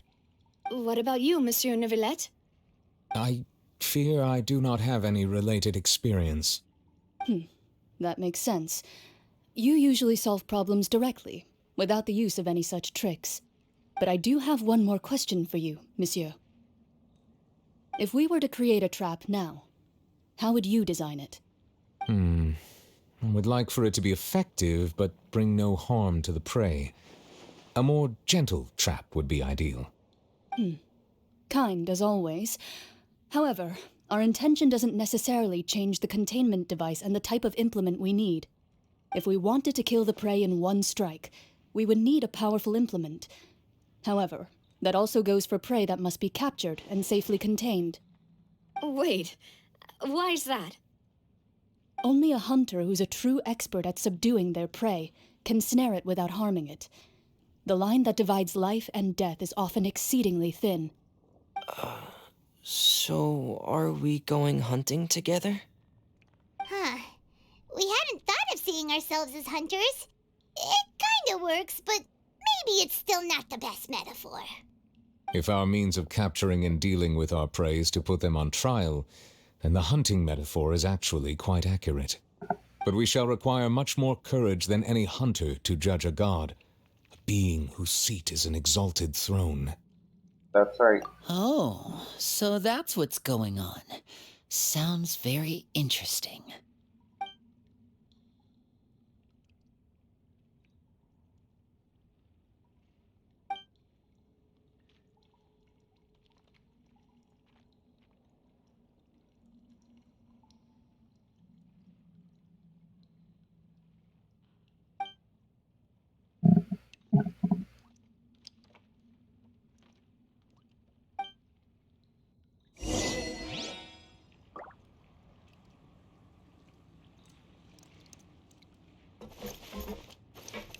Okay, dokie. Where?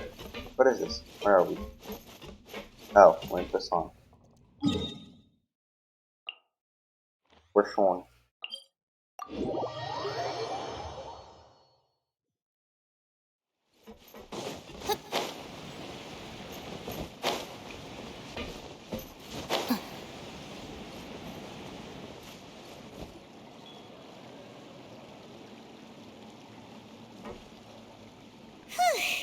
It's been a tough few days, hasn't it? So much has been happening. Much stuff's been going on. Alright, so in, I guess, 2 minutes, or after this thing, we can pull for Furina. Paimon didn't think the meetings would go on for so long, but everyone seemed pretty fired up, huh? Paimon thought they'd be at least a little frightened. Well, Fremine was, now that Paimon thinks about it, but everyone else just looked a little surprised. So surprised. Feel more confident after 5 months. Well... It's hard to say. Paimon doesn't have any experience with this sort of thing. But with you around, Paimon sure will do great. After all, you're the most reliable person in the world, aren't you?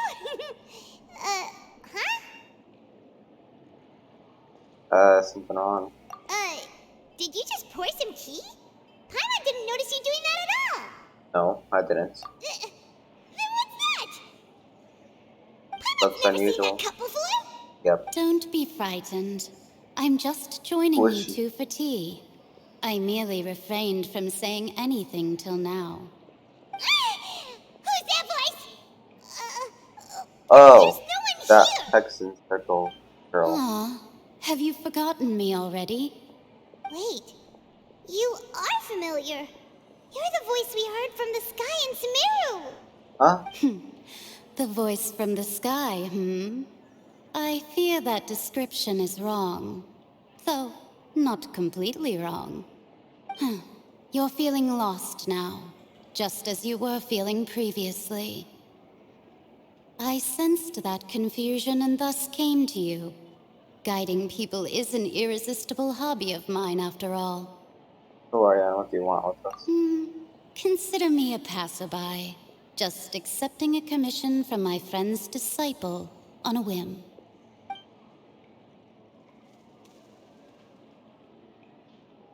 The prophecy. Yes, what has been prophesied will be fulfilled. You may view such things as the history of the future. What? The future. Then is there any way we can stop it? I believe you have witnessed a failed attempt with your own eyes. Can everything in Tevat so easily be changed? There it is again. Fate. Ah, so you've caught on. Just as prophecies are usually only the future as seen from the perspectives of the gods, could things be happening in hidden corners where the gods' gaze does not fall? Are the things that you shall see different from the fate that the gods perceive? Oh, that was in the what was it called? That teaser or whatever it's called, the one with the Ainsliff thing, like, you know, about Conria. Damn. Okay. Interesting. What is she talking about? It all sounds really impressive and important and stuff, but it also sounds kind of scary.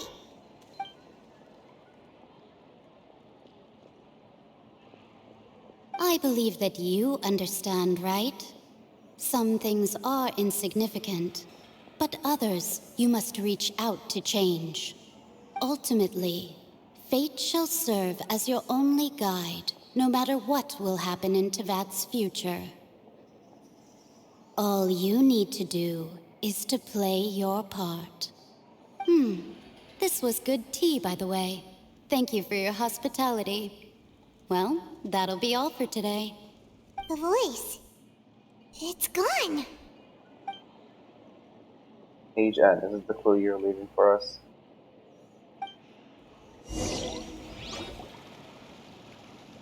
Guys, oh god. When you wake up, someone seems to be outside.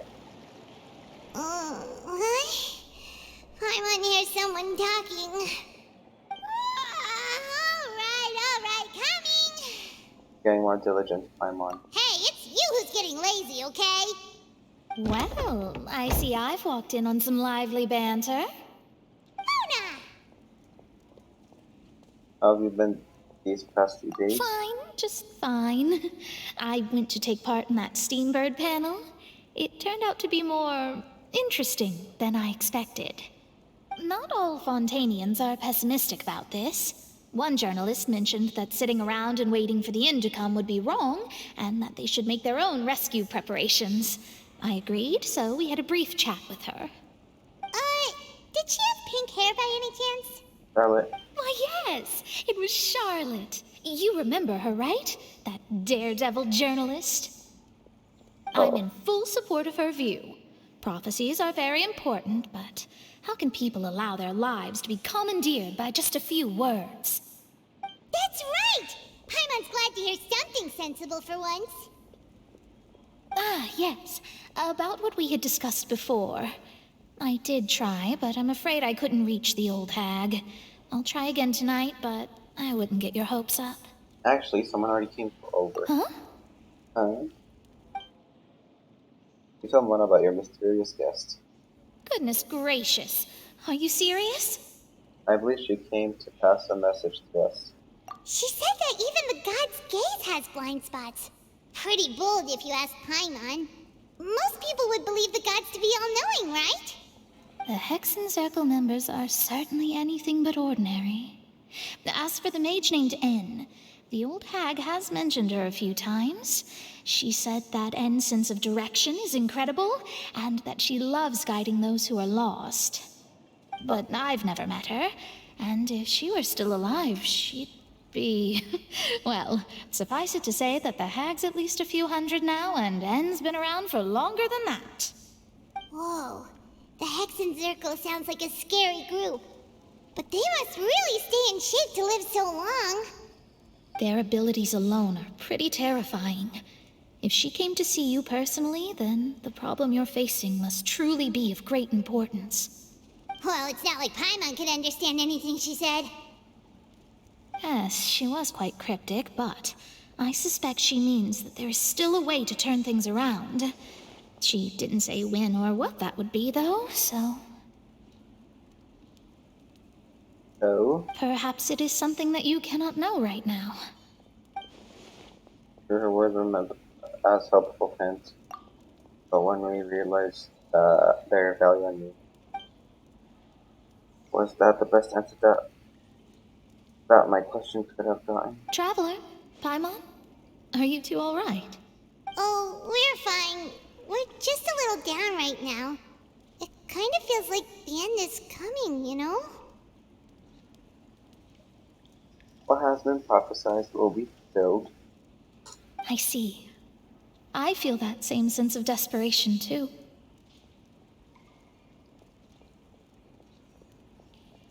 Oh. I guess you could consider me someone who has often witnessed fate. So far as I have seen, it cannot be swayed. But even so, I still hope for, and believe in, miracles. Astrology is eternal and rational, but fate may not be. It is cruel, but it can also be beautiful. Perhaps that's what N was trying to tell you. Not to lose heart, and to believe that what you are seeing playing out before you is not yet set in stone.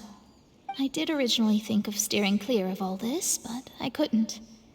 Even if this is all futile, I still wish to help everyone. If we don't struggle to the last, then how can we face the end when it comes? Huh. You do have a point. There I go, talking about astrological principles again. Sorry about that. The moment I start talking about work-related stuff... I need to get going. Don't worry about it, Mona, and thank you. It was worth trying to comfort you, even if only a little. I believe that you'll help those who are struggling in the same way I did. Uh-huh. I suppose that might be why we always seem to meet by coincidence. Paimon feels kinda moved by what Mona said.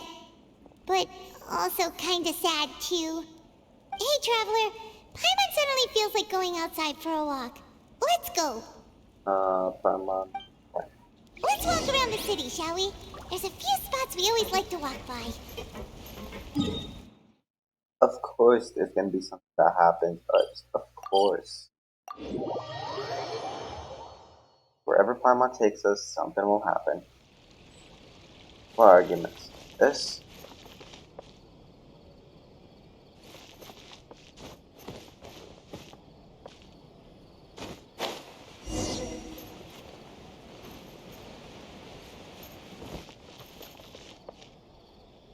We do it? No, we're doing Uncut Quest. What happened? Oh my god.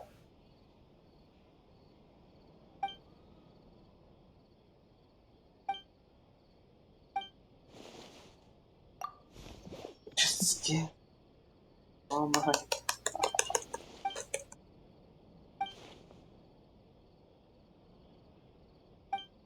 Ooh. I mean, at least I'll have it on my quest thing. Good. It's not like I'm gonna forget it because I'm gonna come here.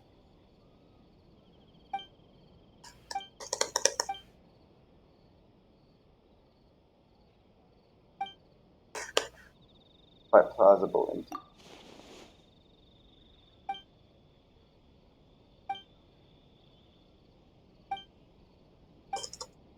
Come on.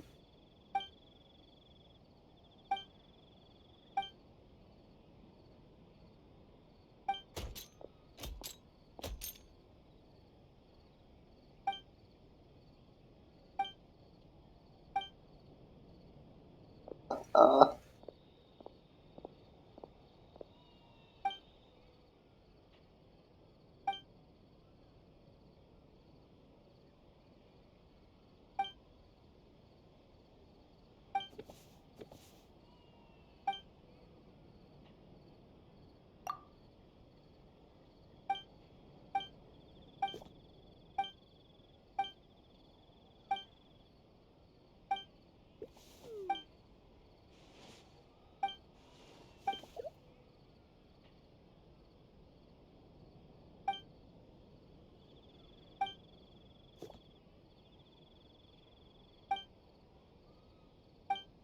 oh, this is boring.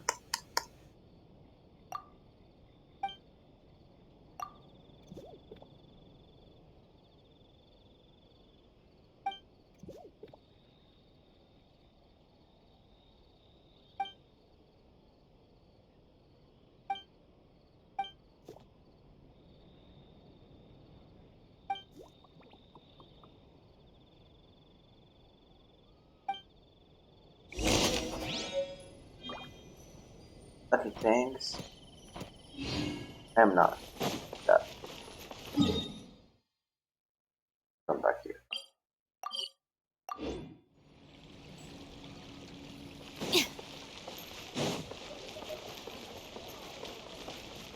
Oh. Let me do something real quick.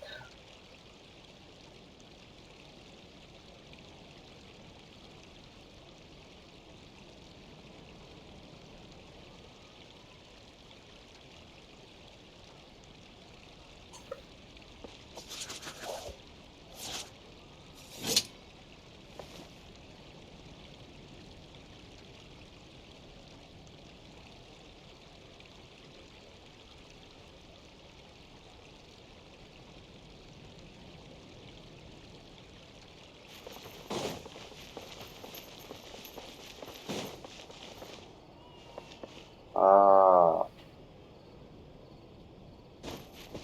Baseball. Oh, there's a spring crystal here. Huh? Our names are written in this newspaper. What's going on? Maybe we were famous? Let Paimon see! The underwater stronghold, the Fortress of Meripede, has continued in its noble autonomy, but that does not mean that others cannot interact with it. My recent attempts to enter the fortress bore little fruit. Huh. Guess Charlotte still hasn't given up on that. Thus did an Outlander friend become the focus of this report, a blonde adventurer with their white fairy legends trailing in their wake. It is said that this mysterious traveler once visited the underwater fortress. So while the fortress's interior remains a mystery behind closed doors, do not fear, for the tales of the traveler contain surprises in spades. Journalist Charlotte's biggest scoop yet, the Traveler's Trail, World Walker. Huh. Charlotte took so many awesome photos of us and we never even noticed her. She hasn't been able to get a hold of anything at the fortress, so since we're easier to find, she's using us as the subject matter instead? That sure seems to be the case. Ugh, seriously? Well, fine. Those headlines and photos do look cool, so Paimon will forgive her this time. At least we're famous now. We've already been famous. That. Oh, and this.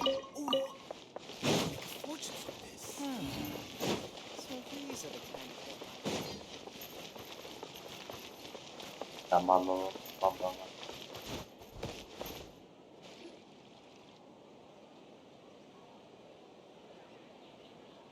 We're here!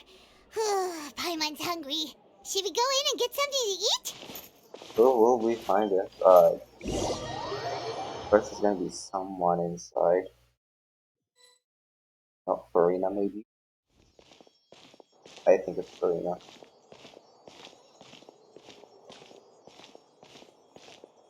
Hey, quick! Look! That's the limited edition only 16 slices a day cake! It hasn't already sold out for the day. It was so delicious the last time we tried it! Despite the tense situation we were in, let's give it another go! Paimon's sure it'll be great! Can't let anyone get ahead of us. 1 slice of cake, please. Someone showed up after all! Oh, wait, you're the one from the Palais Mermonia. Oh, are you here to buy cake too? It seems Monsieur Nervalette was right. You really can eat. Wait, did he really say something like that? That's right. Even he has his own preferences when it comes to food. As for me, I love the cake and coffee here. Do you come here often? Usually every day. Every day? It's part of my daily schedule, apart from work. I shall have my cake and coffee. Then what if someone told you one day that this place would be closing soon, and you wouldn't get to eat cake here anymore? What would you think? But why would it close? Well, Paimon doesn't know either, but maybe the waters will rise tomorrow. You know, like in the prophecy. Oh, the prophecy. To be honest, I haven't paid much attention to that. No, still, even if there'd be no more cake tomorrow, that wouldn't keep me from having some today. No, it's the same for eating in general. You might not be able to eat tomorrow, but if you can do so today, then you should carry on. That's what people call living, you know. Huh. Don't be sad. Excuse me, could I have 2 more slices of cake to go? These 2 slices are for you. Sijuin said that this kind of expression you're making is what humans call being sad. Oh, you know Sijuin? I sure do. I'm so disappointed. She was born before me, and she sometimes comes to the surface to teach us things about humans. She said that humans are creatures that are saddened easily, yes, and you can only lift their spirits by feeding them delicious food. So please try the cakes here.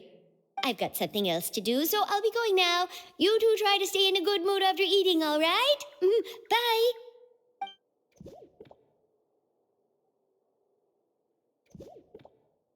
And there she goes. All right, let's dig in. Paimon's sure this cake will be delicious. Here, glance if I'm on. It's more delicious than last time, and the flavor gets even better with a sip of tea. It sure would be nice if we could come again tomorrow. Sure would be nice if we could always eat delicious food here. Paimon's so sad.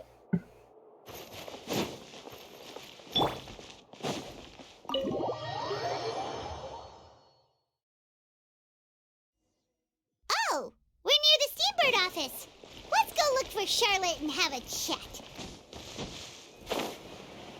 Right next to that. Wow! If it isn't the Traveler and Paimon! Oh, have you seen the article I wrote about you? Yes. Ha! You've got some nerve! You just used us to make some quick mora! Renegotiate profit split. Oh, you needn't worry about that. I heard that you were in Poisson some time back, so I sent you a letter to discuss just that. It appears you didn't receive it, though. It's all right, though. I've set aside the amount intended for you. I've even set the table with some food. Really? Oh, We just ate. You're almost a little too easy to win over, Paimon. If I were a journalist with ulterior motives, you'd be in trouble now, you know. Oh, Paimon knows you're not like that. Still, what brings you here all of a sudden? Were you looking for me? When Mona mentioned you, we thought of coming to see you at work. I see. It seems you've already bumped into Mona here in Fontaine. So she mentioned me? What did she say? She said that you're a real daredevil of a journalist. Nice. In Oh which my case, God. can this daredevil Dear, journalist dear. dare to request an exclusive interview with the legendary Traveler and Paimon? No. Huh? So your article in the paper today doesn't count? Oh, of course it doesn't. That was more like live photography. What I'd like to do is dive deeper and ask you to talk about the things you've seen and experienced. Guess I want to interview. Yeah, are we even qualified enough? Why not? If I say you're worth an interview, then you're worth it. But not right now, of course. I'll need a few days to prepare. Oh, in that case, we'll just chat when you have the time then? Oh, so that's a yes? Ooh, splendid! I'll tell the editor-in-chief immediately. I'll have to apply for lighting, a venue, some props, and... Whew, so much to get done now. Talk to you later. Good news? Wait, Charlotte, Paimon's still got a question for you. And what's that? If, just for example, Fontaine were to be flooded tomorrow, what would you do today? Huh. That's the prophecy you're talking about, isn't it? I mean, I do hear about it often, but I've never once thought that the day could be tomorrow. If you're seriously asking, then I might try and think of a way to leave Fontaine. Oh, but I'm still a journalist first and foremost. That means I have a duty to be reporting from the scene. And secondly, I wouldn't forsake my homeland that easily. From what I've seen, most people don't know what they'd do should the worst come to pass. In truth, it might be better just to behave like normal rather than worry over such an end. So in all likelihood, I'd probably still be prepping at the office for that interview of ours. I know what you're thinking. That sounds a bit sad, but I've always believed that it's best to do what you enjoy. Just think about it. If this nation really were to be suddenly destroyed tomorrow, but I still successfully finish an exclusive interview with a truly unique person, then the story I would wind up writing would truly be timeless. And then do you know what I'd do? Well, I'd write that story, send it for printing, and use messenger pigeons to get copies out to the various nations as soon as possible. I'm not a dreamer, nor am I a workaholic, but I do love my job, and I'd be proud of leaving such an article behind. I guess you could say that I was born to be a journalist. But anyway, that's my answer. And on that note, I'll get back to my preparations. That's so nice. All of a sudden, Paimon actually kinda envies her. Anyway, let's go and take a look at the sea, shall we? What are we gonna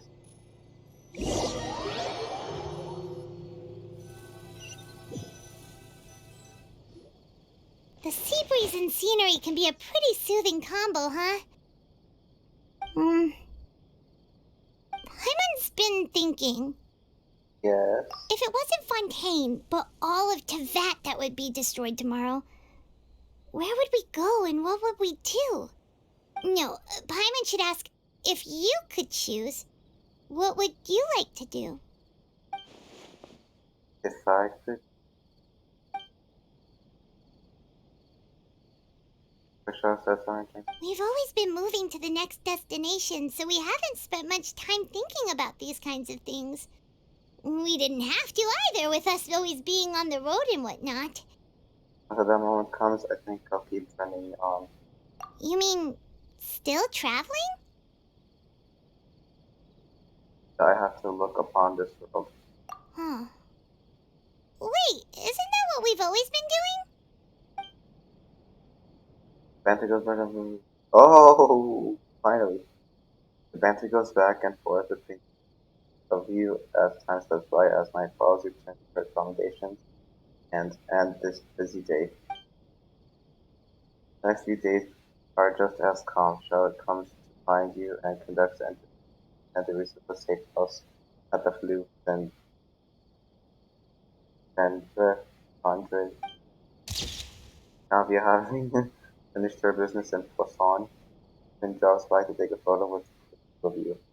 All goes.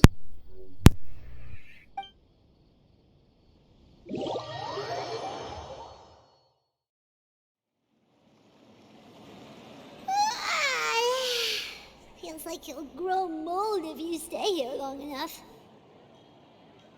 But it's still better than the Fortress of Mirapede, that's for sure. It's not only damp there, but salty too. Ah, so the two of you are still here. Wonderful. Oh, you're from the Palais Mermonia, aren't you? Yes, I'm Isadora. Monsieur Nervillet sent me to look for you two before. I heard that afterward you went to the Fortress of Meropide. So are you under the impression that we might be wanted animals? Not at all. I'm well aware that you're friends of his. Actually, I'm here to pass along a message from him. Did something happen? Yes, inside the Opera House. The Maréchaussée Phantom has declared the incident a small-scale riot. A riot? Well, that said, I don't personally think it was that serious. Lady Furina was watching a performance at the Opera House, and while she was resting during an intermission, some other audience members suddenly started harassing her, loudly accusing her of doing nothing about the prophecy crisis. Oh, wait, hold And up. before she could respond, others started to join in. The crowd continued to grow, and protests against the Hydro Archon started to break out. So people have started to put the blame on Furina. Guess they finally found an outlet for the pressure they've been under due to the prophecy. I agree. People will naturally rely on gods, as is customary. But the moment people feel threatened, gods are also the first to be blamed. So what happened after that? Is Furina okay? Seeing that the situation was Weeping spiraling out of on her bed. control and that further argument was pointless, she claimed that she'd gotten tired of this and left in a hurry. The Maréchaussée Phantom had their hands full maintaining order and did not catch where Lady Furina had gone. Only when things had stabilized did we realize that she had gone missing. So, you mean she's still missing? That's right. The Maréchaussée has dispatched many people to search for her, but we don't have any leads yet. That said, I don't think there's much to worry about. She is a god, after all. Even if she were to fall into the hands of rioters, what could ordinary people do to her? I understand the situation. Good. Monsieur Nervillet sent me to tell you about the situation, but he didn't say anything else. Don't worry, this is more than enough to go on. Thanks for keeping us informed. Ah, is that so? Well, all right then. In that case, you two take care. I'll be heading back to the Palais now.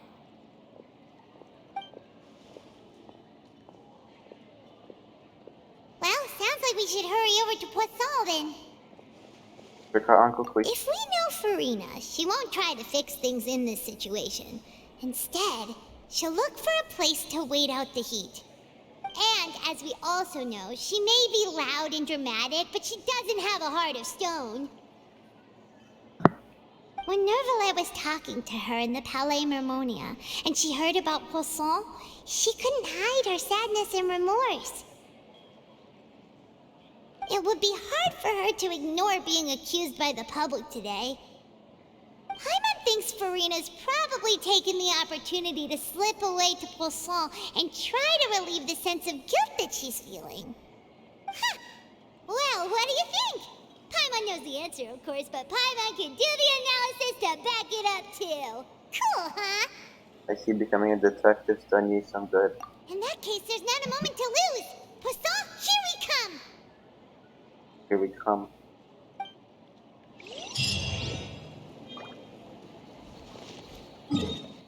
Poisson. No. Poisson.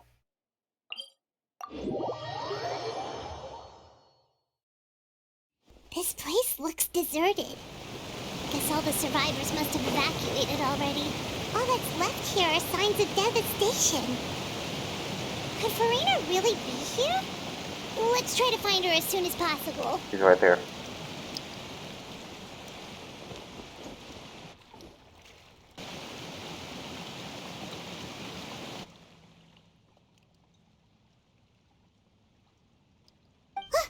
That's Furina, right over there.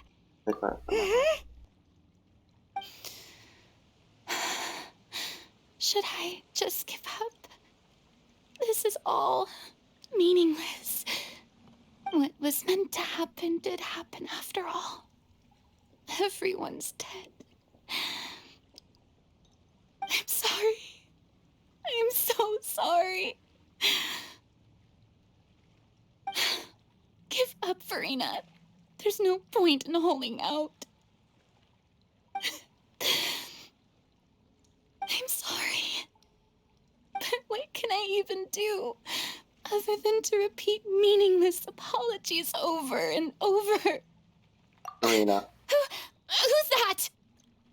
Don't worry, Furina. It's just us.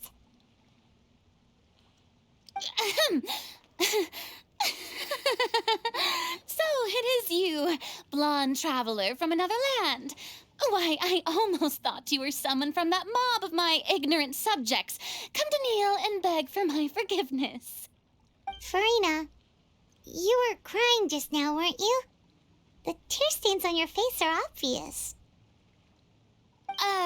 What do you mean, tear stains? Oh, I remember. The show at the Opera House earlier this morning was so moving. I'm still trying to process it. Who did that uncivilized rabble think they were, disturbing my enjoyment of the arts? They even dare to tout their Archon. I must teach them a lesson. I can just imagine their twisted and frustrated faces once they realize that I'm nowhere to be found. Oh, and I'm sure Nouvellette and those people from the Maréchaussée Phantom are freaking out right next to them, too. Gosh. You're actually beyond devastated right now, aren't you? Of course not. Hey, there she is! The Hydro Archon's over there! Quick, after her! Furina, those people seem to be after you. They are? They're just some rabid fans who want to cut the line because they haven't been able to meet me in person, aren't they? That's against the rules. I can't let them get their way. Furina just ran off. Quick, we have to catch up with her.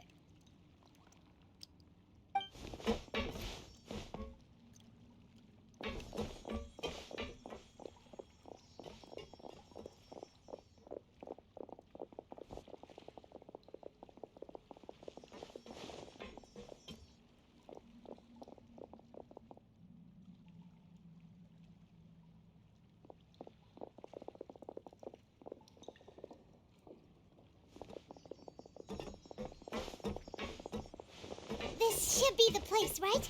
Hey, Furina! There's a good hiding spot over here. Quick, come to Paimon before the rest of them catch up to you.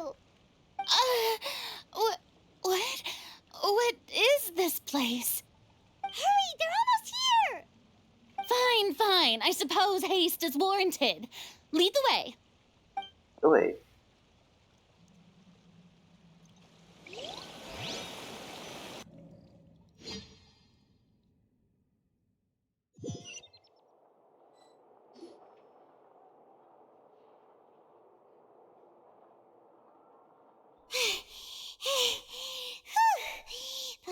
exhausted.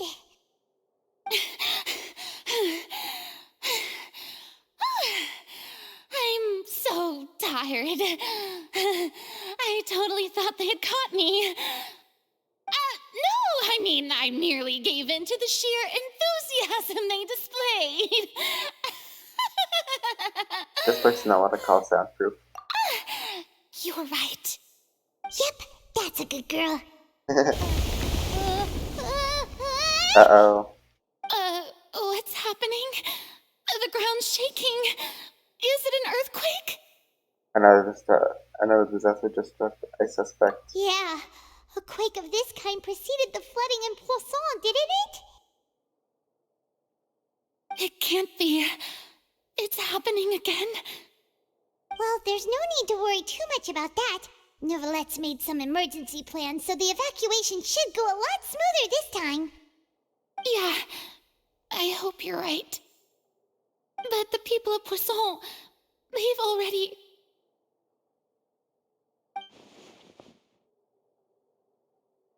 Pause. As Furina really not finally reached her limit, now that she's talking about her actual feelings, it's starting to look far less stiff. Begin to talk amongst yourself as Furina slowly calms down. It's true. I've been investigating the prophecy for hundreds of years. I once had informants all over Tevat, searching for clues and feeding information back to me. I've tried all kinds of ways, too, to hold back the sea. Anything to keep the coastline from advancing. But all my efforts proved to be futile in the end. Really, the truth has been clear to me for a very long time. We cannot make an enemy of the divine. No matter what we do, the will of the heavenly principles will have its way, and the prophecy shall be fulfilled. You haven't given up, right? Give up. I do love the sound of that phrase. It would mean finally coming to terms with fate, but also for me to finally be free. But that would also mean that all hope would disappear. Indeed. I've thought about giving up so many times, especially after we almost lost Poisson. Fate is really unreasonable, isn't it? It has no heart and obeys no rules. The prophecy has only just started to come true, and so many people have already lost their lives. But just now, it all became clear to me. I still don't have the right to come to terms with fate on behalf of everyone else. As long as the final moment hasn't come, it's still not too late. Don't worry. I will keep hope alive for everyone until the very end. Well, that's enough for now. I got the impulse to play the stricken maiden, but honestly, considering my rank and station, that wasn't a good fit at all. Don't take any of what I just said seriously. How could I possibly let Fontaine fall to the whims of trivial prophecy? Come on! Paimon could have sworn you were actually being honest just now.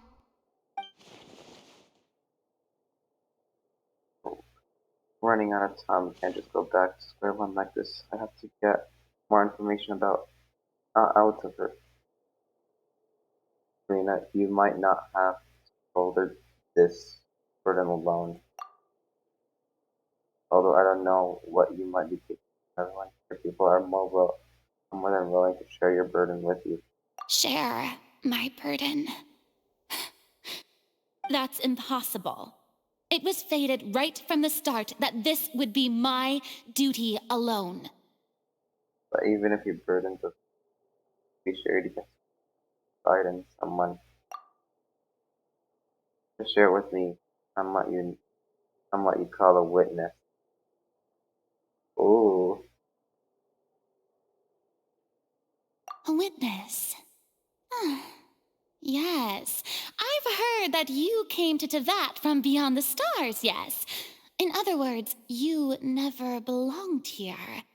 And if Tevat is, in its entirety, a show on a stage, then you're just a spectator, aren't you? If that's the case... There's no time left. Furina just puts out. Oh, Nessie. I...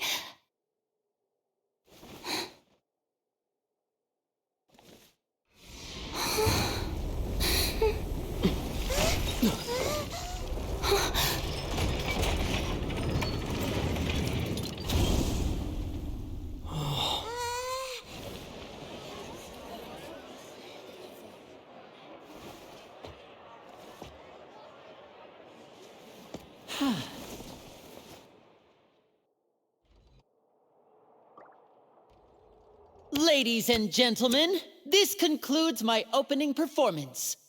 Now, without further ado, we may proceed to the trial of our god. So this is what it is. Yes, you deserve praise for the effort you took to raise the dramatic stakes. Do not forget, however, that I am Fosalor, the god of justice, the embodiment of justice itself. Does it not strike you as even the least bit absurd to bring the very concept of justice to trial?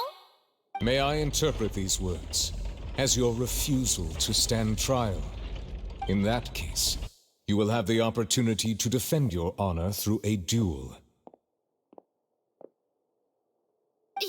You would draw your blade against a god?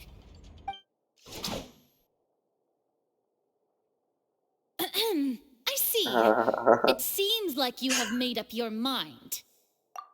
Come on, I've got visitors. Oh, I don't know. I want to end it right now.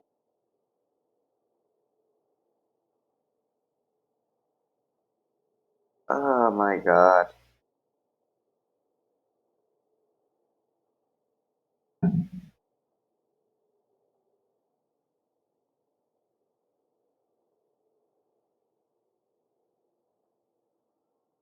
Well, I hope it's not too loud.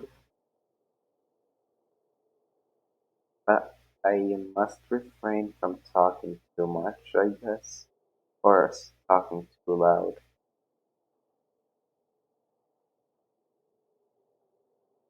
Well, of course, my parents are talking with them, so I don't have to play a part in it.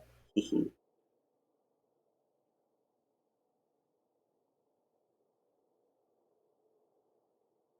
I hope you can't hear that.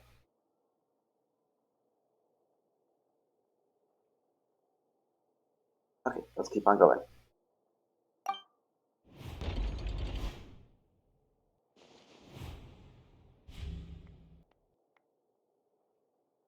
Paimon can't believe it. She just surrendered.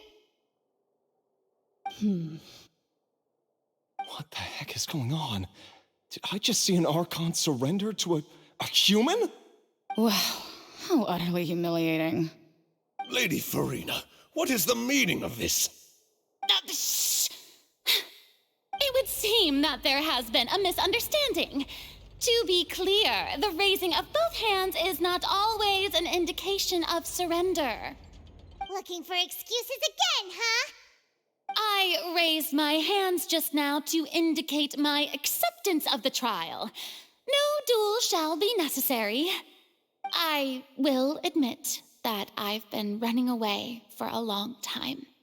I'm sorry, everyone. I was unable to protect the people of Poisson.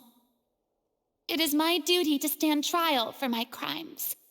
You are not the only ones to be disappointed in me. I, too, am exceedingly disappointed in myself. But now, it is time for the Hydro Archon to show you her courage and resolve. I, Furina, will use this trial to show the world the true meaning of justice.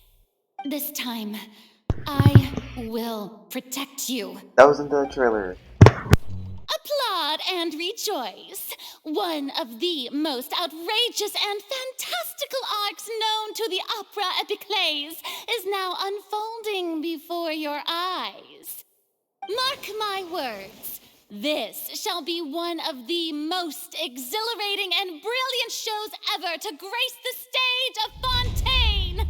The trial of the Hydro Archon, Focalor, will now begin! Woohoo! Now we're making history! Why does it feel like Furina just took over the whole thing? Like, come on! Didn't she just get forced to stand trial for her crimes? Also, even though she's still acting super dramatic, she is taking this seriously this time, right? All right, then. Who will be my opponent in this trial? Me. The court asks the prosecutor to please take the stand. Thank you, Your Honor. Is that so? Very well. Then please speak, witness of Tivat, my accuser and fated opponent. Pause. You were so close to getting her to tell the truth, and it still turned out like this in the end. It is okay though, as long as we can defeat Brian and the court, we still have a chance to figure out everything out. Yeah, we can see what happens during the trial. Or in the trailer. What is the outcome of the trial? And I must go take a bathroom break. So, pause. Where's the pause? I will have order. Also, please allow me to ask, as a final question before the trial begins. And we'll leave that until I come back. So, be right back.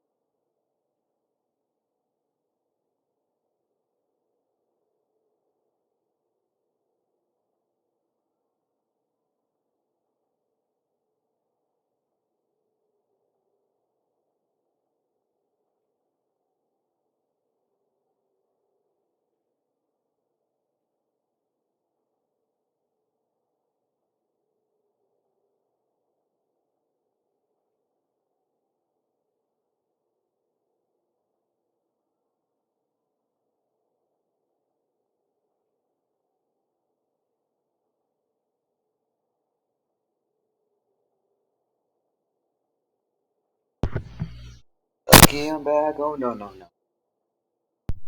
Oh, can you hear me? Alright, then. Okay, good. Freaking one. Alright, back to our game. I'm so excited. You drink my milk. Okay, never mind. Let's get started. Just how much work did you do to force me onto this stage? Well, a lot. We did do a lot of prep after the meeting that day. Go on. I can go over the tasks assigned to the Spina di Rosula, since they were rather straightforward and easy. Navia, the president of the Spina di Rosula. Most of the people who participated in the disturbance this morning were my subordinates.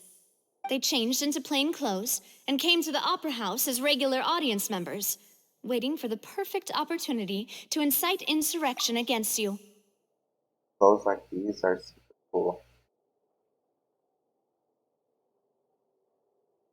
The people's resentment against their Archon has been building as more and more of the prophecy is fulfilled. A spark was all we needed to turn smoldering anger into a flame.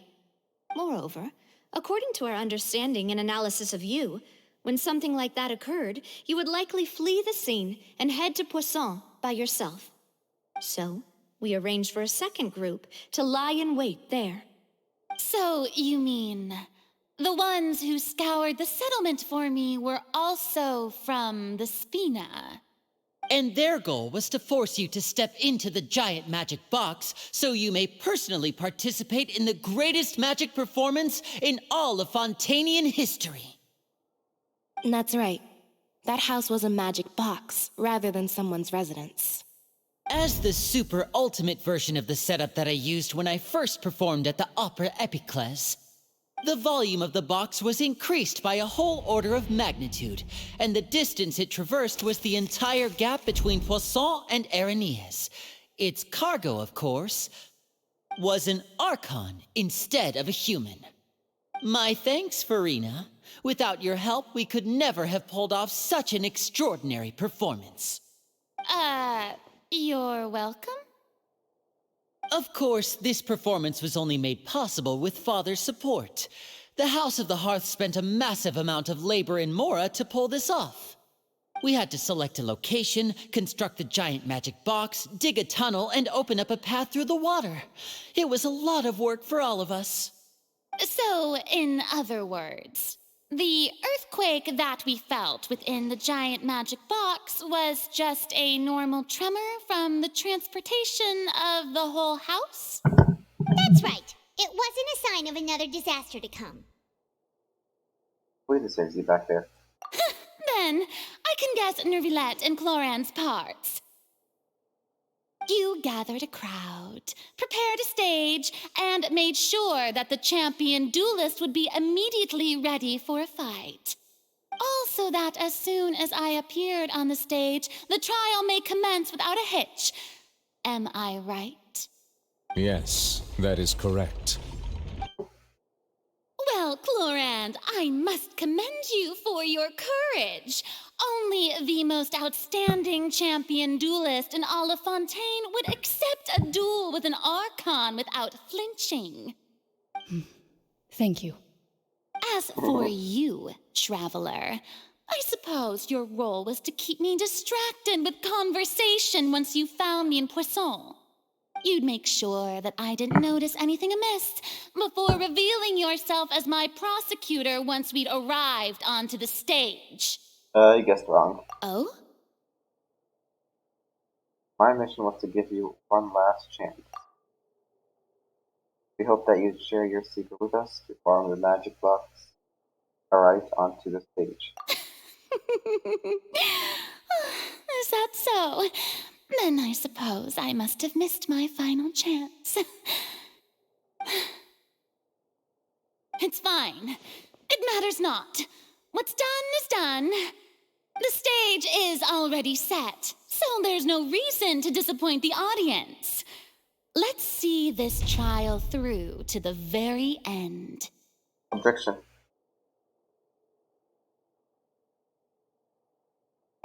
Nothing now. Just the Archon. Feel like I can help a little bothered by that conversation.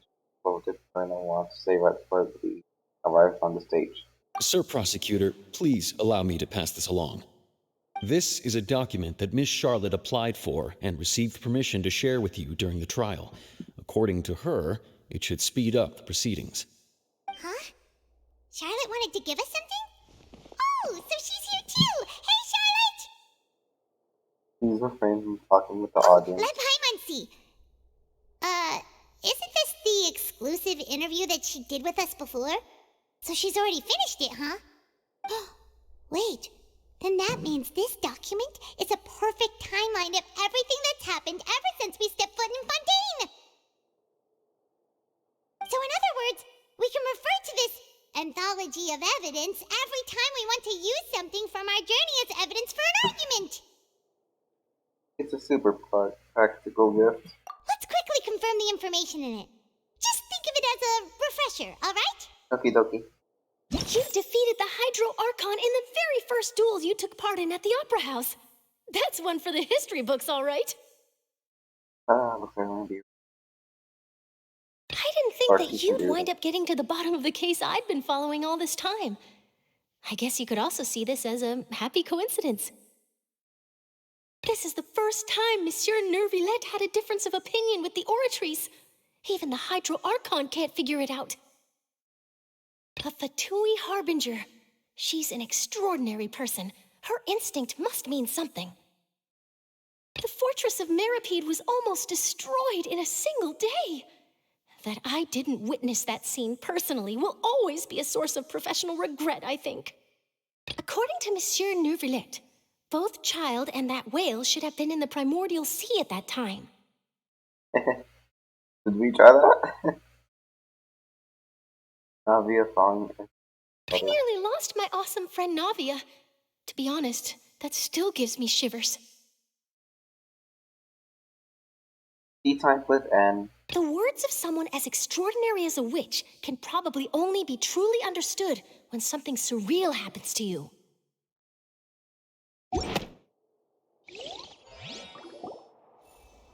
The prosecution and the defense are both in position. The trial shall now begin. Oh, come on, Nervillette. There's no need to repeat all the unimportant legalese. Just fast forward to the part where the prosecution lays out my offenses. As the defendant and the lead actress of this performance, I still haven't even been informed of my supposed guilt in all of this. Of course, it is only natural for humans to struggle to understand the actions of a god. However, you will need more than that to convict me of a crime. That's true, but my charge here is unrelated to your conduct as an Archon. Instead, I would like to charge you as a fraud who's never been the Archon in the first place. Wait, what was that? Lady Furina's Oh my god. Hey, I came here thinking that we were going to try the Hydro Archon for forsaking her duty, but did I hear that right? She's not our Archon at all? Charge accepted. Lady Furina, do you plead guilty to the charge?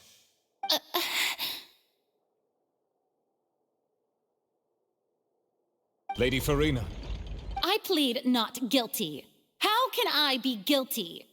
There is no way that I, Focalor, otherwise known as Furina de Fontaine, a member of the Seven and the Regina of all waters, kindreds, peoples, and laws of Fontaine, could be anything other than your true Archon. Yeah, even though Lady Furina can be rather eccentric, isn't it going too far to doubt her very identity? Yeah, I've never questioned her identity either. Sure, Lady Furina can be super irresponsible, but what grounds does that prosecutor have to make such a huge claim? I have cause to believe that common sense will prevail in this case. Many of the members of the audience have known me as the Hydro Archon ever since they were born. There would be no fooling their memory. See? Even the Oratrice has decided to show me its favor. Are you sure you want to commit to a charge that will never be upheld? If you wish to drop the case, I can promise you as the god of justice that you will not have to face trial for making a false accusation. We will treat everything that's happened as a dramatic spectacle and move on with our lives. What do you say to that? No. An argument with near impossible odds, huh? We have to not only refute Furina's claims, but also overturn the long-held beliefs of the people.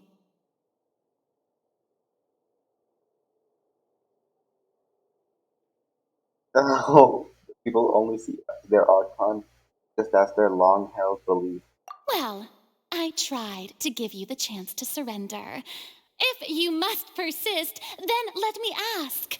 If you believe I'm not the Archon, then what manner of being do you think I am? And if I was not the Archon, then how did I manage to live for over 500 years? Only known to be special about Furina. Oh.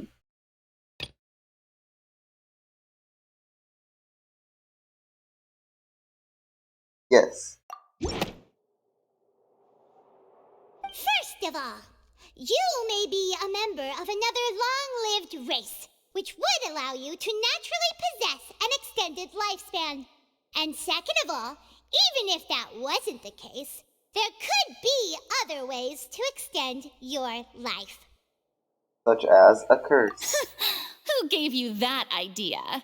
Was it the knave? You'd sink so low as to use a harbinger's words against me.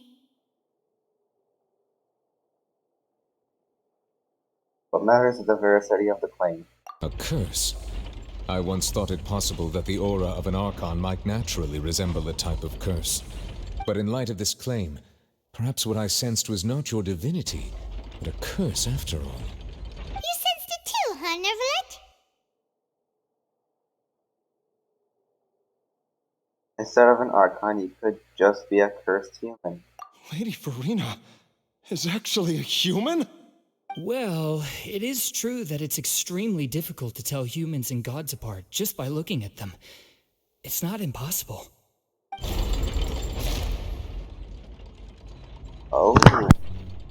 Well, don't start celebrating too early now. Even if I have been carrying a curse like you said, how does that prove that I am merely a human being?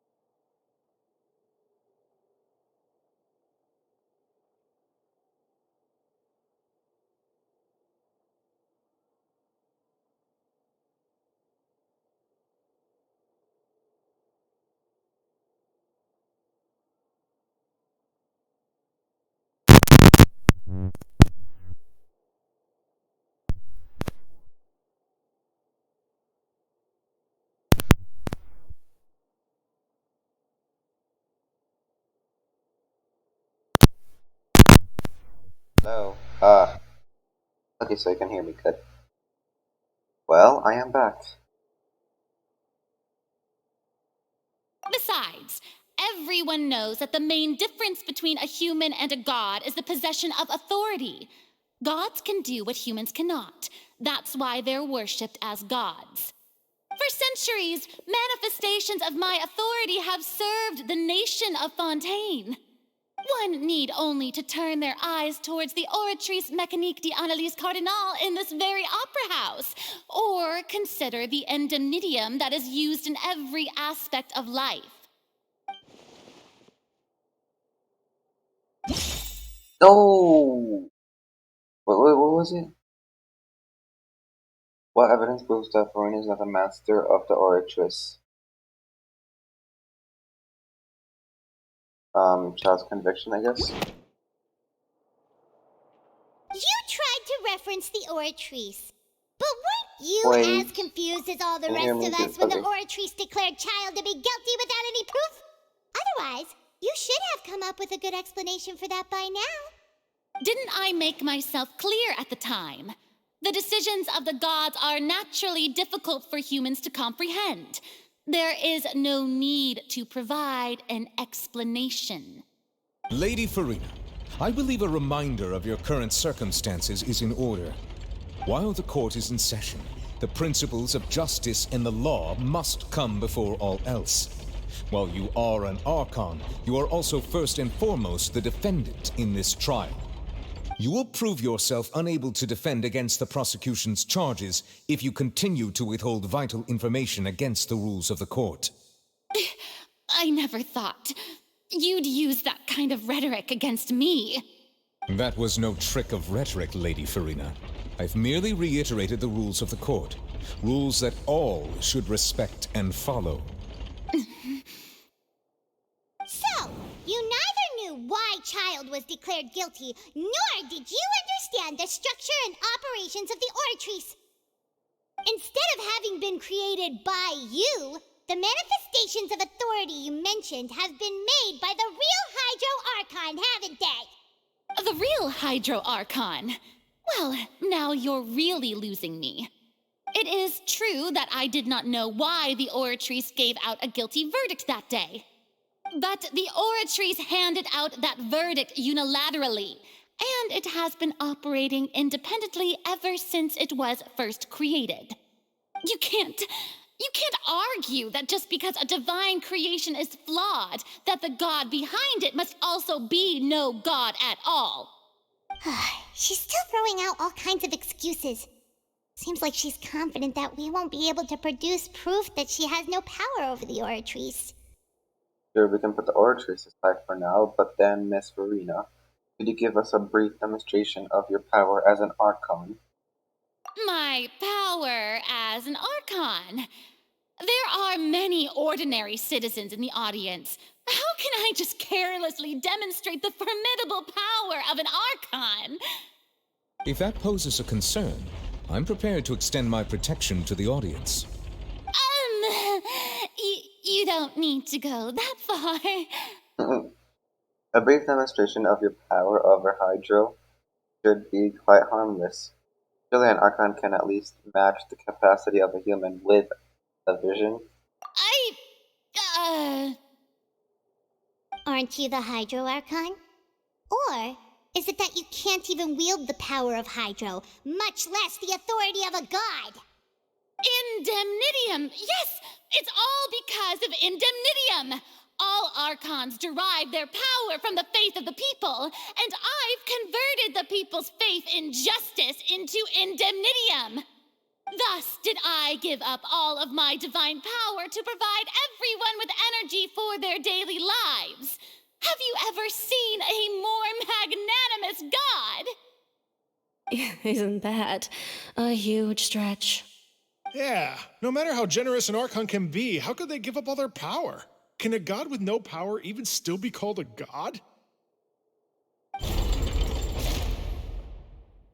It seems like nobody's buying Furina's excuse. Hey, come now, everyone. Please don't stare at me as if I was a liar. I'm still the same Furina you knew, right? The one that you loved. Shouldn't you want to believe in me? Please? You've got to believe me. If what the prosecutor said is true, she really has committed a grave offense. Did she deceive all of us? And all of our parents and grandparents too? And then all of our ancestors? Ever since they were born? Enough. That's enough. Tell me then, if I'm not the real Hydro Archon, then who is? If you have no evidence of another Hydro Archon's existence, nor can you find anyone who can back up their claim to be such, then what grounds have you to say that I'm not actually the real deal? Wow, she came up with yet another argument. How can we refute her now? Seems like she really doesn't want to give up.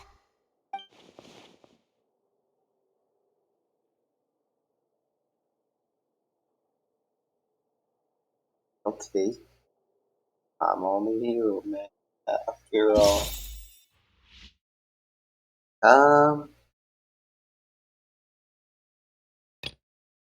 Spontaneous is all here. Flashay kidnaps himself anyway. That has nothing to do with it. Irrelevant. So, the intrusion of the Primordial Sea into the Fortress of Mercury. The entrance into the Primordial Sea is sealed beneath the Forbidden Zone, the Fortress of Mercury. Recently, the Primordial Sea has nearly broken out. It was only temporarily pushed back by new bullets. Oh! We could say Nouvellette is the Archon.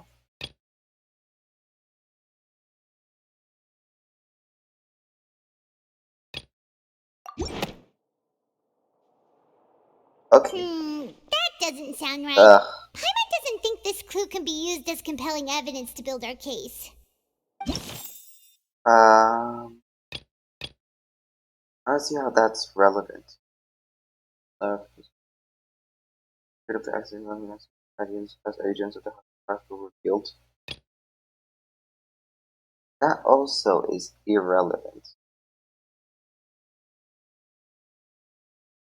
But it's not that, and that could also be.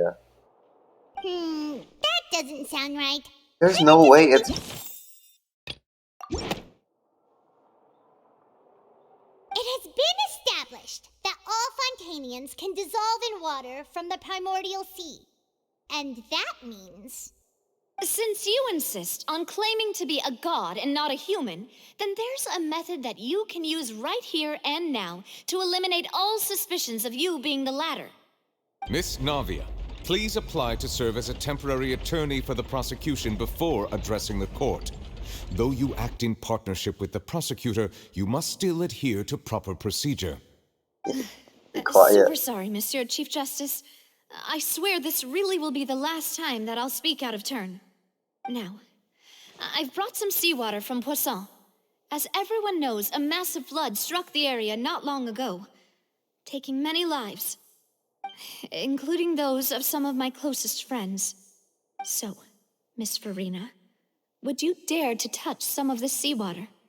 If we are to believe that you are indeed the real Hydro Archon, touching this seawater would have no effect on you. All it should do is strengthen your case. But if you don't dare to touch it, then we would have basically proved the reverse. And what if she does touch it, but like... that after the disaster at Poisson, nobody wants to see any more people dissolve. I do hope you'll act prudently and choose the simpler path of admitting guilt. Navia from the Spina di Rosula. The Spina has governed Poisson for many years. I guess her suggestion is valid.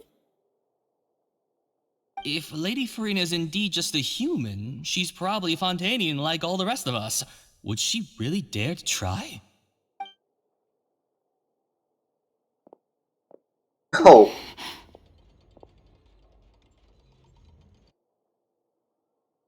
Furina? Lady Furina, this test has been unilaterally proposed by the prosecution.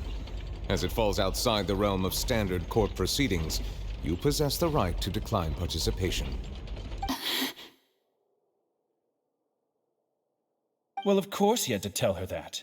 But refusing to participate is basically the same as a confession of guilt. She's just staring at the water without saying a single word. It really does seem like she's quite terrified of it. That could only mean...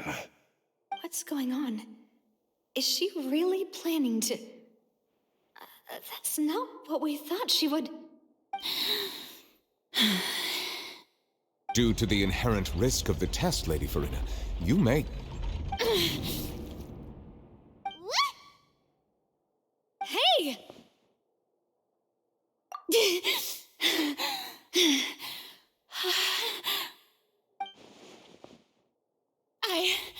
I'm fine!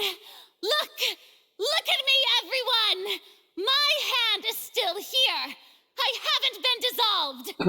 Will you believe me now?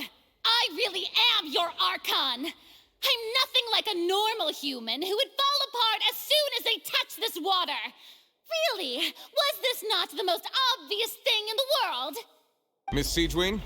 If you're present, Miss Siegewing, please come forward and attend to the defendant. Siegewing? Don't be nervous. It'll just take a few seconds. Let me see. That should be enough.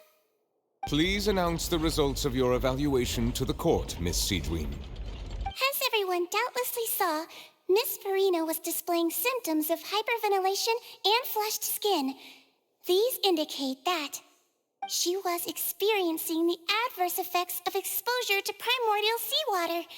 The extent to which she was affected is the same as other humans when exposed to primordial seawater of a similar concentration. Thank you, Miss Siegewing. Lady Furina, you may return to the defendant's stand. Oh, wait. What did she just say? I didn't get dissolved. Shouldn't that be enough to prove my innocence? Well, considering your tendency to run from your problems, we did originally prepare a direct sample of the seawater around Poisson. However, after extensive discussion, we exchanged it for a sample that is not concentrated enough to dissolve an actual human. After all, on the off chance that something entirely unexpected might occur, we don't want anyone else to lose their life to the sea. Yeah, so out of regard for Furina's life, you secured a low-concentration sample and asked the head nurse to serve as an expert witness. It's a great thing that the direct sample wasn't actually used. Furina could have... I can't believe... You...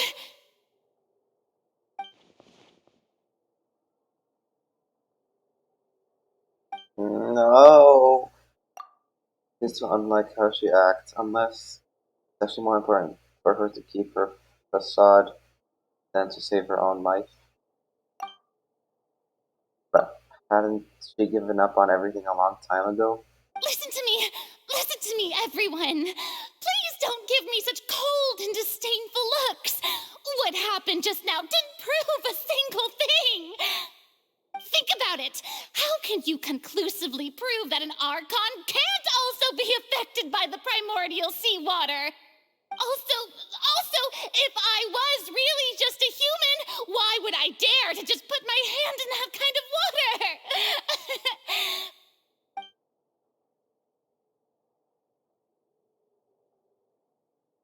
Okay. Please, everyone, anyone, just listen to me. I swear, I really am your Archon.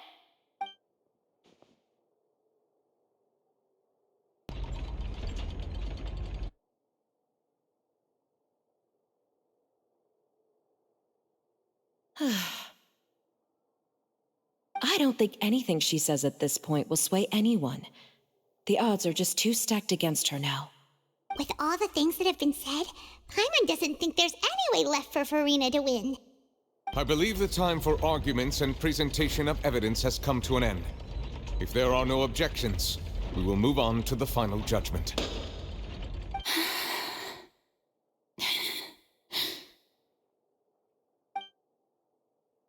I don't think anything she says at this point will sway anyone. She's too stacked against her now.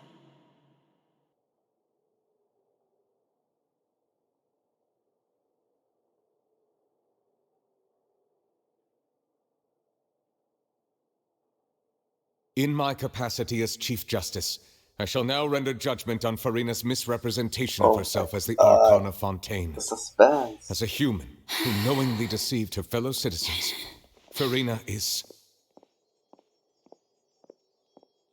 guilty.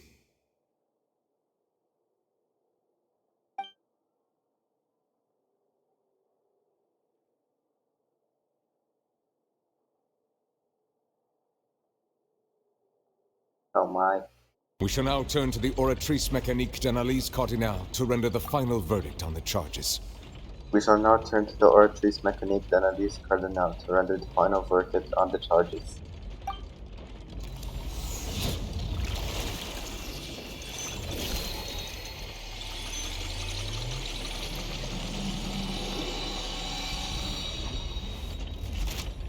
Cha-ching. According to the judgment of the Oratrice Mécanique d'Analyse Cardinale, Furina is... Come on.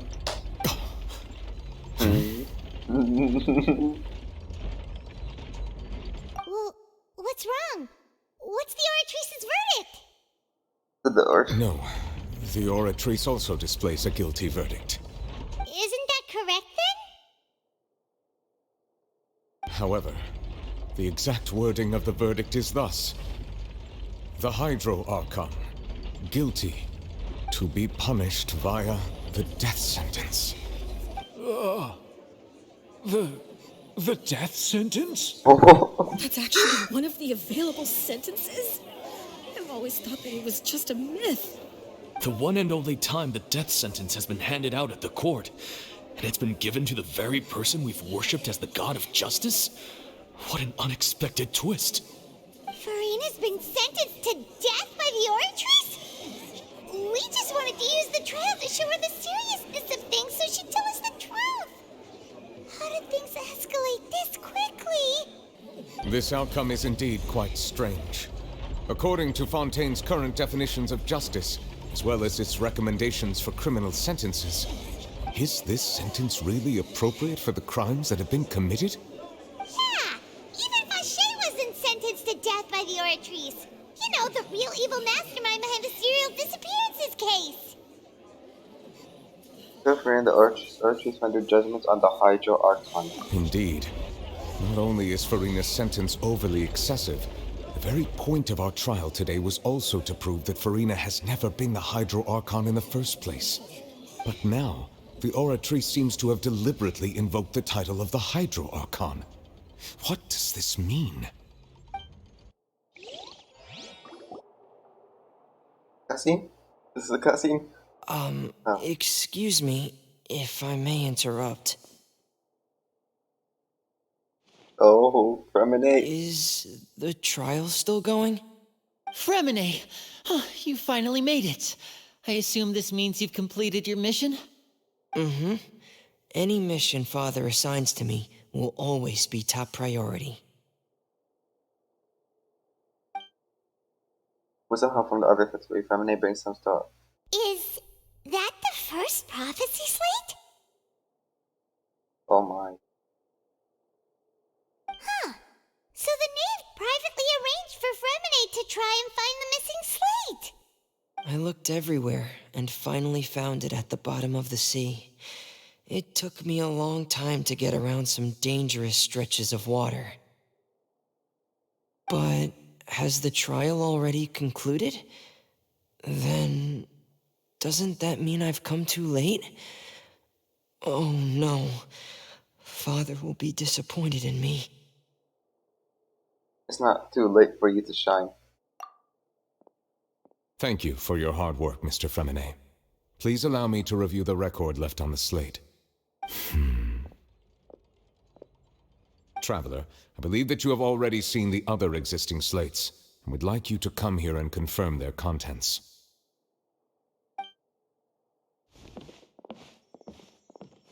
Huh? So what do you see? What is it? This looks like the previous art.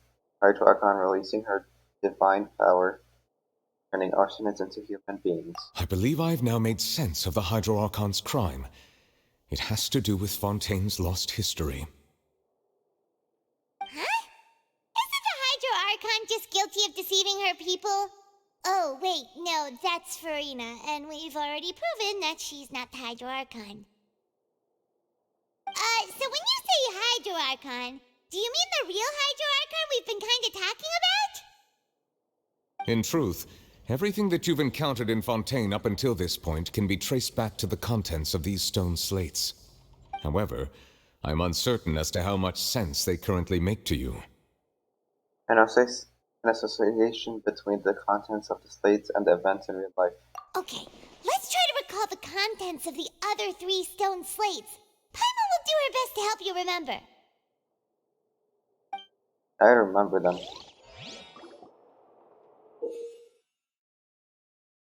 I'd like to check the description on the stone slates to extract the key information from them.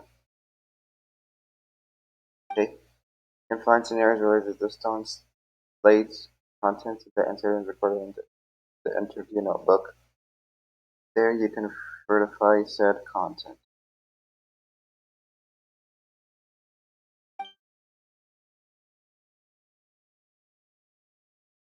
As the verification process continues, the fountain water level and the mains interface will rise. When you have finished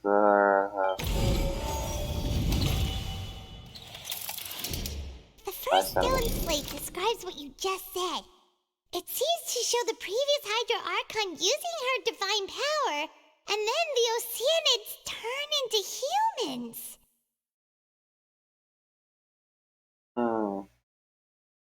Does that mean that Fontanians are transformed Oceanids? Oh, Paimon wasn't expecting that. But if Oceanids can turn into humans, then perhaps this process can be reversed as well.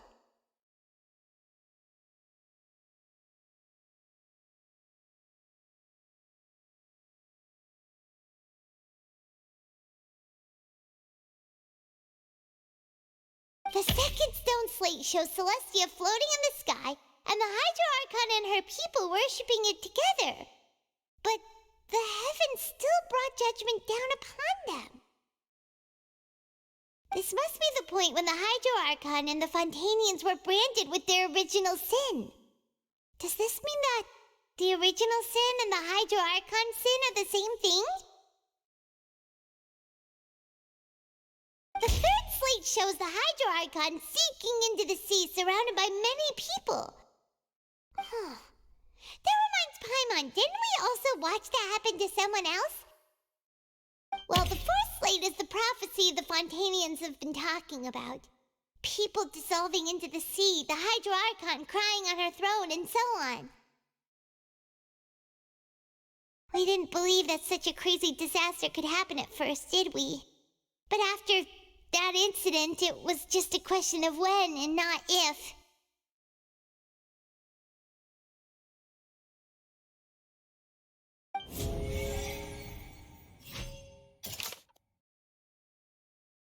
Real events related to a prophecy. Prophecy slate 1. The sun slates and the rune showing the prophecy describes the history of the future. The first piece that was originally missing has been found by Furina. It seems to show the former Hydra Archon using her divine power to turn the Oceanids into people.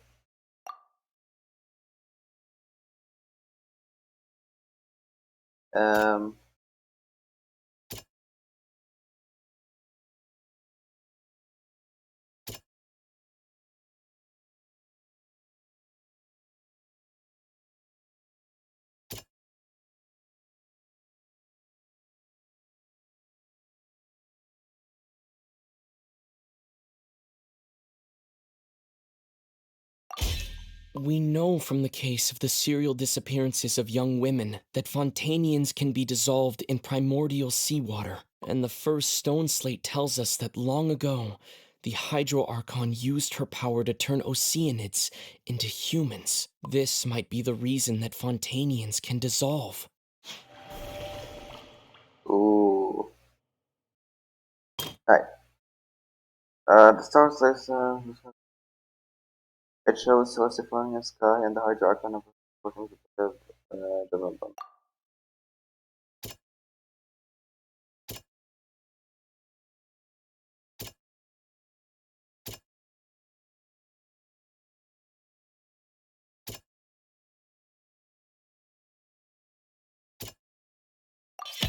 Perhaps what is about to take place has all happened before. The true sin of the Hydro Archon that Nervalet mentioned, and the original sin cast down on the people of Fontaine by Celestia, as recorded on the stone slates.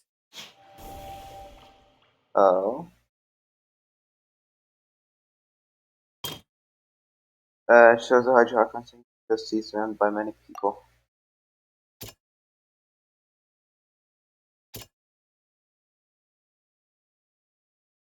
Find the power.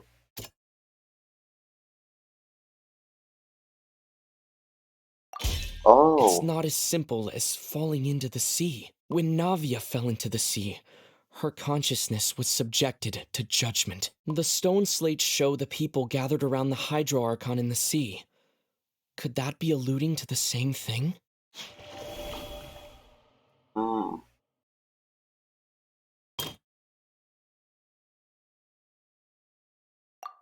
That's this. And the then there's prophecy Child. from the stone slates found its way into society, but not many people believed it at first. The fortress of Meropide was nearly flooded with primordial seawater, which we know can cause Fontainians to dissolve. It seems increasingly likely that the prophecy may come true. If we hadn't dealt with it in time, things could have gone very badly. They'll dissolve into the primordial sea but won't cease to exist. Their essence will flow in the seawater, converge, and take the form of an oceanid. Uh-huh. Go on. The Hydro Archon was sentenced to death in court, shocking everyone present. Perhaps this means that her sin was actually Fontaine's original sin. Navia fell into the water inside those ruins, and she nearly dissolved. She was surrounded by the people of Poisson in a court within her consciousness, and was forced to take part in a trial meant to make her stay. The eruption of the primordial sea at the fortress of Meropide was the surest sign that the prophecy was about to come to pass no matter what. The prophecy's contents can all be verified by recent events. If we combine what we know together, loads of truths should come to light. Yep. I'm just so good at this.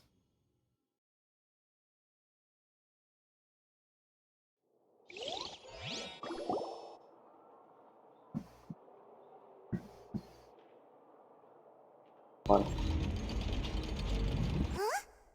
Oh, Paimon gets it now! So that's how you can make sense of it. But then it feels like we're going to have to share some truly shocking revelations. Let's hear them. Fontainians are not real humans. Incredible. Linny, did you hear that? We're not real humans. All Fontainians were originally created by the late previous Hydro Archon, with oceanids as their basis. The evidence for that can be found in how only Fontainians could dissolve in primordial seawater, and how all the girls Vacher dissolved were also turned into oceanids. Oh, and according to Navia, when she was about to get dissolved, she also saw everyone gathered around for a trial, all of them in the shape of oceanids. Indeed. Second states feels that the crimes of the Hydro Archon was her creations of Fontainians from oceanids. And it follows from the content of the first slate that she probably angered Celestia by creating humans without prior permission. That could also explain why the Oratrice judged the Hydro Archon to be guilty. It's to account for that ancient sin. The Hydro Archon's true sin was creating us? And yet, after many hundreds of years, the Hydro Archon's creations have turned around to try to judge the Archon within the Opera Epiclese. The twists of history are often the most unexpected of all. As for the third slate, I'm still convinced that it should come after the fourth slate. Yeah! Isn't the image here just like when Navia fell into the sea? So wouldn't it be trying to show the image of the Hydro Archon also falling into the sea once the prophecy has been fulfilled in the fourth slate? The fourth slate depicts the fulfillment of the prophecy as it already widely known. In the end, the people will all be dissolved into the waters, and only the Hydro Archon will remain weeping on her throne. Only then will the sins of the people of Fontaine be washed away. Did Paimon get all that right? You've made some keen deductions. I must say, given how much you still don't know, it is impressive that you've already managed to connect so many pieces of the truth. However, while you were able to decode all the information on the slates, they've also been etched with an additional layer of hidden information using a different power source. When we were at the ruins, I tried to decipher the hidden information recorded in the slates. But since we only had 3 slates at the time, I was unable to come to a full conclusion. Now that the slate collection is complete, I shall make another attempt to decipher the narrative recorded within. If everything goes well, we should finally be informed of the unadulterated truth.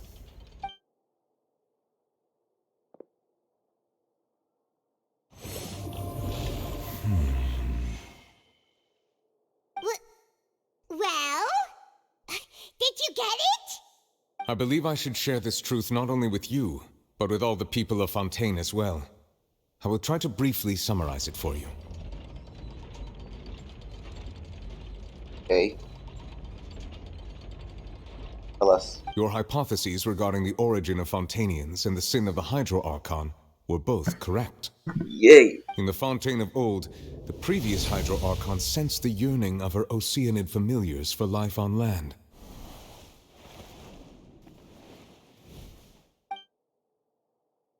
The Oceanids were enamored with the beauty and romanticism of human beings, and wishing to have those experiences for themselves, expressed to the Hydro Archon their desire to become of a similar kind. However, even though water as an element is intricately linked with the power of life, the Hydro Archon, as one of the 7, did not possess the authority to create a new form of human life. Not one to give in, she eventually found a way to create permanent humanoid bodies for her familiars by appropriating the power of this planet's primordial sea. She poured primordial seawater into the Oceanids' blood vessels, creating humanoid mimics in the process. But if Fontainians were to ever come into direct contact with water from the primordial sea, the power within their bodies would escape these artificial restraints and return to the sea. As a result, their forms would collapse, and they would be reverted to their original forms as Oceanids. Of course, the Hydro Archon never received permission from the heavenly principles to create a new human race. And thus, the Hydro Archon and all of her creations came to shoulder the original sin of appropriating the power of the primordial sea. That is the true history of how the people of Fontaine first came into being. So we were all Oceanids before we turned into human beings? That's way too much information for me. I think I'm just going to pretend that I never heard a single thing. Wait, but if that's the truth, we can't let the Hydro Archon be sentenced to death. After all, her only sin was creating us. This really might be too much information for your regular Fontainian, but it does answer a lot of our questions. Alas, your hypothesis regarding the 3rd and 4th stone slates was inaccurate. The slates' respective positions are, in fact, correct. What was the 3rd slate supposed to represent then? A key point of the visual on the 3rd slate is how all the individuals depicted in the water are humans rather than Oceanids. They have not been dissolved, which implies that the water depicted in this slate is not water from the primordial sea. The nation of Fontaine is the nation of Hydro, as well as the nation of trials and justice. Instead of being the literal element, the water in the scene symbolizes judgment and justice. You may also recall Navia's experience. When she fell into the sea, her consciousness was surrounded by that of many others who intended to hold a trial to determine her fate. Therefore, the meaning of the third slate is that the people of Fontaine shall try the Hydro Archon at the court of justice. Ooh, can't be. Yes, it refers to our present situation. I think I'm following now. So, what you're saying is, even though we decided to put on this trial to avoid fulfilling the prophecy, in truth, everything we've done has happened exactly as the prophecy foretold.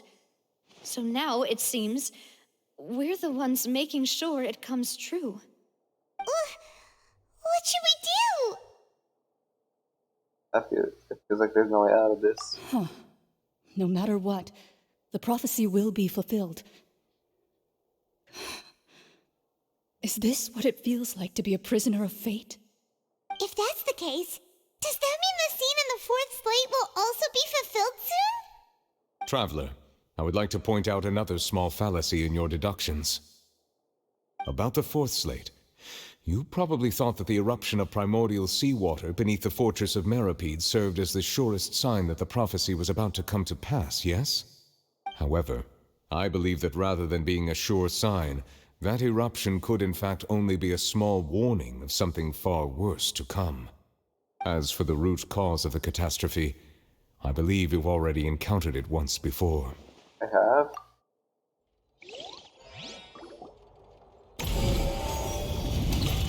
Child's thing! This eruption was just a small warning of the things to come. We must find the root cause of the disaster. Child's whale. Child's whale is child's whale. That doesn't sound quite No, it is. right. What's it first? The whale, yes. It was both dream and reality. Oh my god. If we're talking about a true culprit, that could only be that thing inside the primordial sea, right? Oh my god, why is it lagging? The truth, the original sin, the trial, and the root cause of the disaster.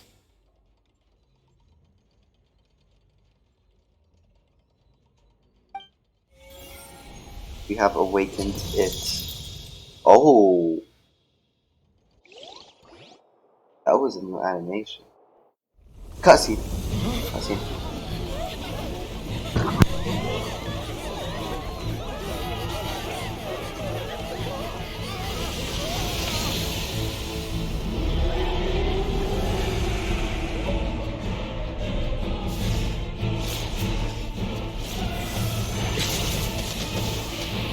Oh my god.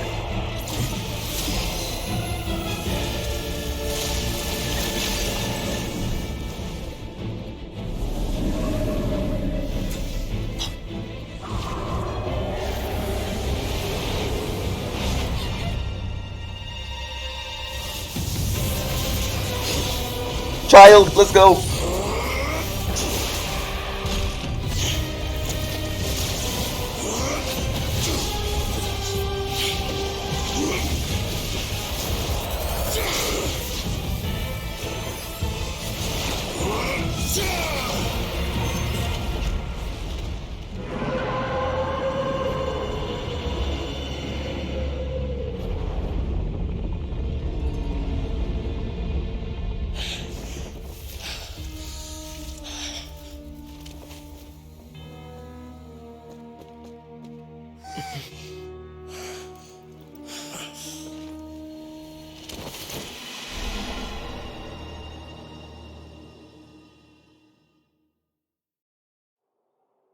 Oh my god. That was way too close! How did that thing just burst into the opera house? Wait, was that the huge whale you saw in your dream? So we've met it at last. I understand very well why it has chosen to make an appearance here. That whale does not belong to Tevat. It is a monster that has traversed the stars, weeping all the while. Another It has been center. greedily consuming the energy from the planet's primordial sea, using it to grow. That is the main cause for the rising sea levels. And once it has finished consuming all of the energy contained within the sea, its next step will be... You said that when the Hydro Archon first created Fontanians out of Oceanids, she filled their blood vessels with primordial seawater. Precisely. That whale finds the blood of Fontanians nigh impossible to resist. Therefore, when it left the primordial sea, it decided to make its next stop a packed opera house full of food. Food in the form of Fontanians. We just barely managed to push it back, right? In that case, won't it come back to target the people again once it's managed to recover its strength? That is correct. Indeed, it is more accurate to say that we should thank that Harbinger for buying us some time. Without him, the whale would have likely come onto land far sooner. From the way he looked, he must have been fighting the creature for quite a long time. That battle maniac. We've always known that he had a special connection with that whale, but we definitely didn't expect it to help us out like this. Anyway, now that we know that this whale is the actual cause of the disaster recorded in the prophecy, all we need to do to stop the prophecy would be to find a way to beat it up, right? It is too late. It had already absorbed too much of the primordial sea's energy before we could notice it. At this point, it has become practically integrated with the sea itself. Even if the entirety of Tevat were to be destroyed, it could still survive and swim off towards some other world. That's not something I will accept. We've already done everything we can, and we even found the true culprit. We've come so far. You can't just tell me that the last hurdle is some impossible foe. That's just not fair. Indeed, that's not how a grand performance should end. I'll fight it to the end, no matter what. So the prophecy will be fulfilled no matter what, huh?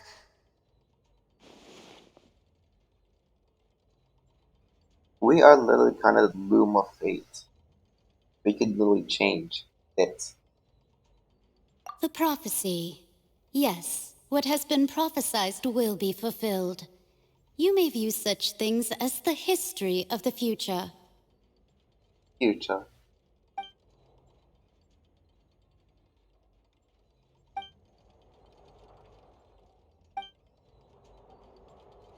Just as prophecies are usually only... Ultimately, fate shall serve as your only guide, no matter what will happen in Tevat's future.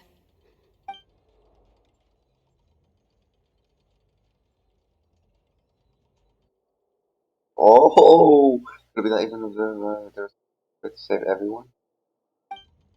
Did I miss something? Furina, where are you?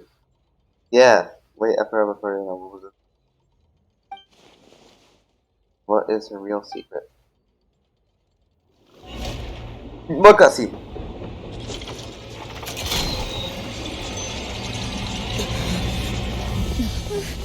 What's happening with the oratories? I believe it is preparing to carry out the death sentence.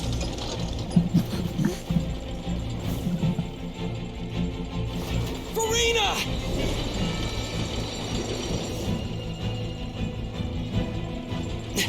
No, I still need answers.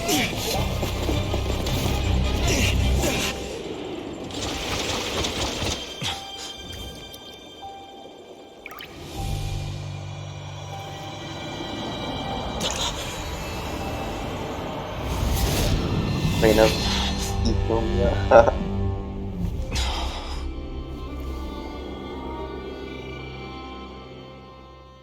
Oh!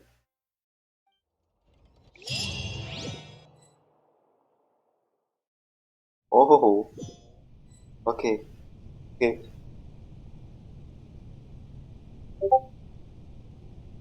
Well, wait! Wait! Oh my god. You...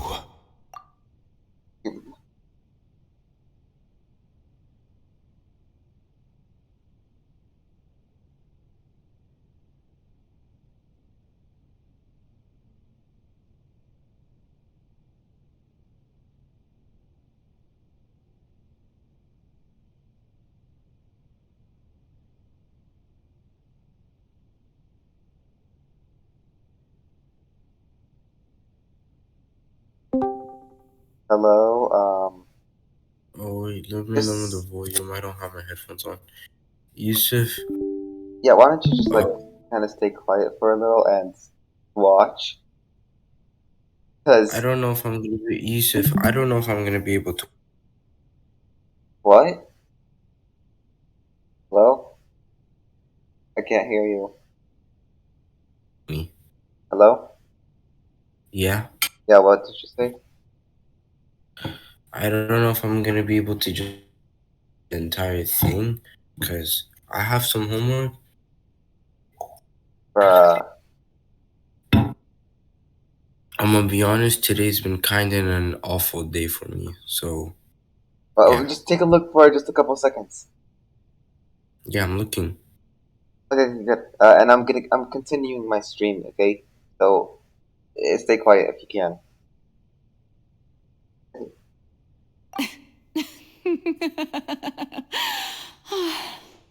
Sorry. That shocked expression on your face is just too amusing. I couldn't help myself. You are not Furina. Who are you? Ah, the sweet sound of bewilderment. Marvelous. A sure sign that my attempt to deceive everyone was a resounding success. But to answer your question, I am Focalor. You know, the god. Focalor. Why did you deceive us? Oh, that wasn't my goal, of course. Goodness, no. But I had to fool everyone else too, if I was to stand any chance of deceiving the heavenly principles. Deceiving the heavenly principles? It's Oh my all god, guys, it's because of getting that good. pernicious prophecy. Dreadful, wasn't it? Everyone doomed to dissolve. Fontaine condemned to be flooded. One was not amused. In fact, one was positively bemused when that problem was thrust upon me by my dear on myself in. I spent a terribly long time mulling it over, alone on the ocean floor. And I was almost growing barnacles by the time I finally realized there was only one possible solution to this confounding conundrum. Yusuf, I'm just gonna put you on mute for deafening because there's noise coming. There's noise coming through your thing, so we're just gonna put you on deafen. Okay? I'm not on deaf. I'm just looking over my stuff. Yeah, but I'm gonna put you on deafen and because there's noise coming through. Okay? Okay. Okay. I had to outwit the heavenly principles, allow the prophecy to be fulfilled, ostensibly at least, while saving everyone at the same time. I'm a genius, I know. I can only assume that's why Egeria chose me as her successor. Although, looking back now, it was hardly the inheritance one dreams of. Between the task of saving the nation, the quotidian duties of the Hydro Archon, and not to mention the original sin of creating a new race of humans, I dare say she left me quite a colossal mess to clean up. But one can only play the hand one is dealt. I did not choose this, any more than I chose to be one of her Oceanid familiars. So you were also once one of the Oceanids, transformed into a human by Egeria's hand. Yes, I was. I always dreamed of becoming human. And I still do, even now. In my eyes, to be human is to be part of the greatest opera ever known.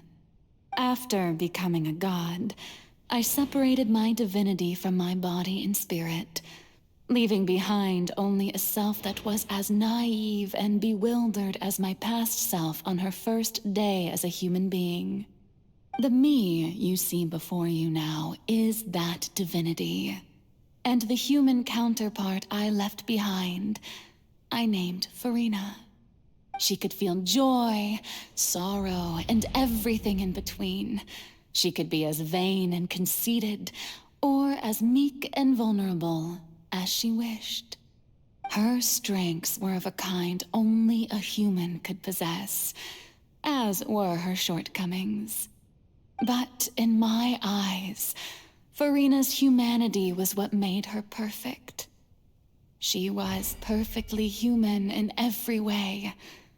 The person I always wanted to be. Anyway, so then I cursed her.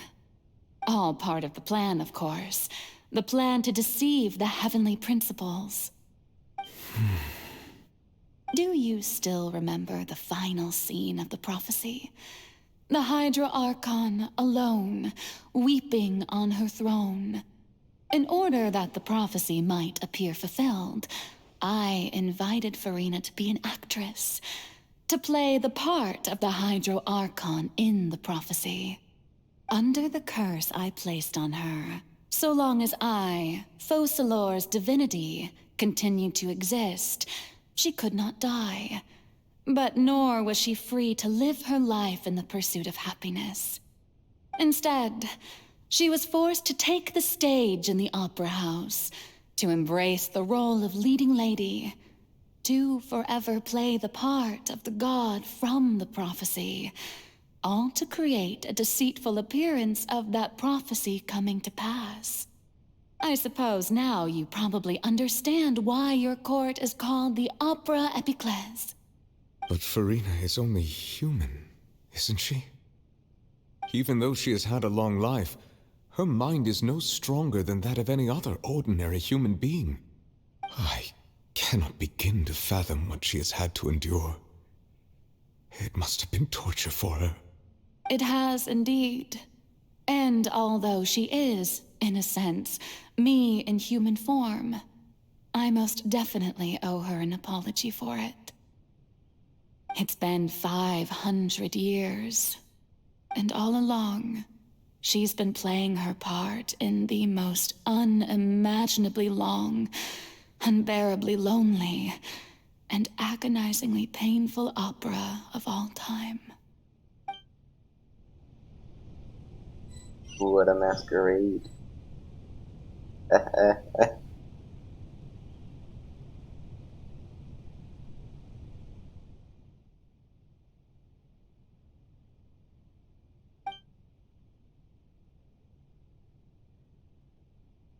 Oh, pause. With sufficiently strong hydrosensitivity, I can form an emotional connection just like I did with the ocean of the fountain of youth. Wait, could this be Furina's inner world? Furina, what is she doing on stage? Wait a minute. That probably isn't Furina. That's likely a reflection of her inner self. If I can directly speak to that self, I might be able to easily get what I wanted to know. I came here for answers. Either way, this opportunity is not to be missed. Let me try talking to her. Oh, cutscene? Perhaps? No. Talk to Furina.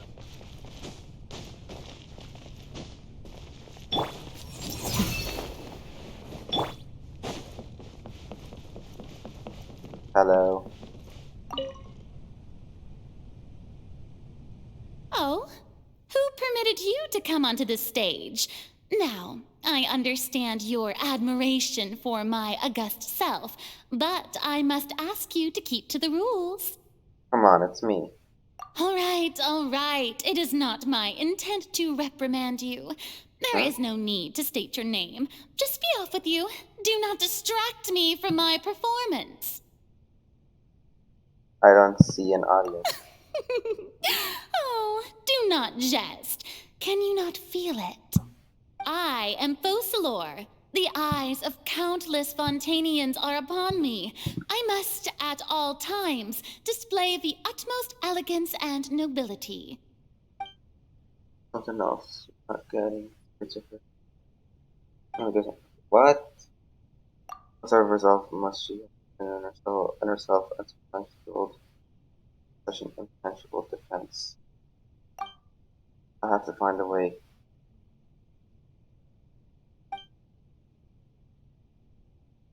Cutscene? Ugh. Dear audience, the performance is experiencing a technical difficulty, but worry not. The guards shall resolve it soon enough. Our bond is strong. Let me scry. Deflect!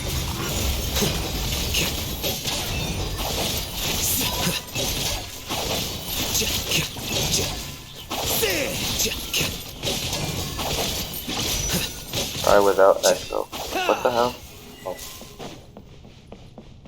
Hey, what gives? The audience is still watching me, you know. Guards? Wait, where are the guards? Guards!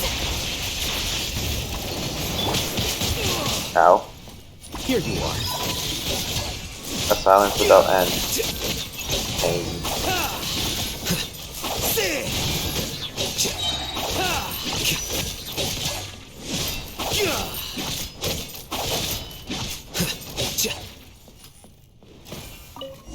The last one. That's all the spotlights turned off. In Furina's heart, they must have closed the eyes of. Speaking of which, I think I received some sort of signal. Was that our truth? I took it. When did that end up here? Golden ticket.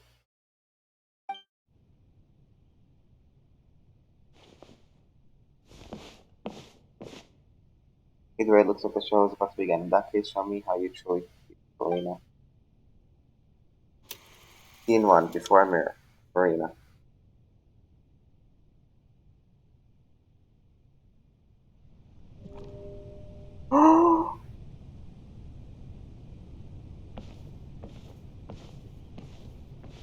I'm like, come on.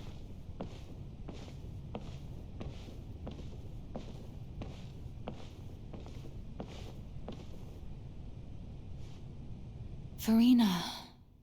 Furina. Huh? Who's that? Who's calling me? Where are you? Be not nervous. Be not afraid. I am before you. Wait a moment. You're near me? How can this be?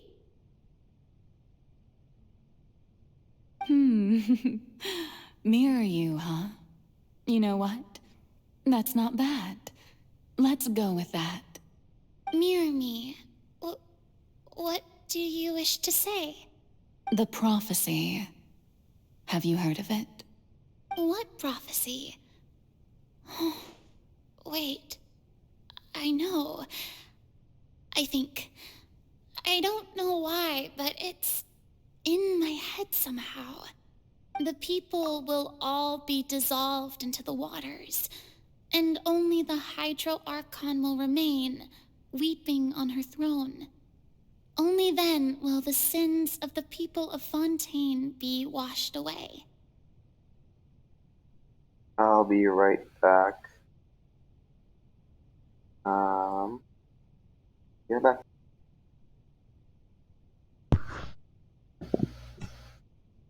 Okay, I'm back.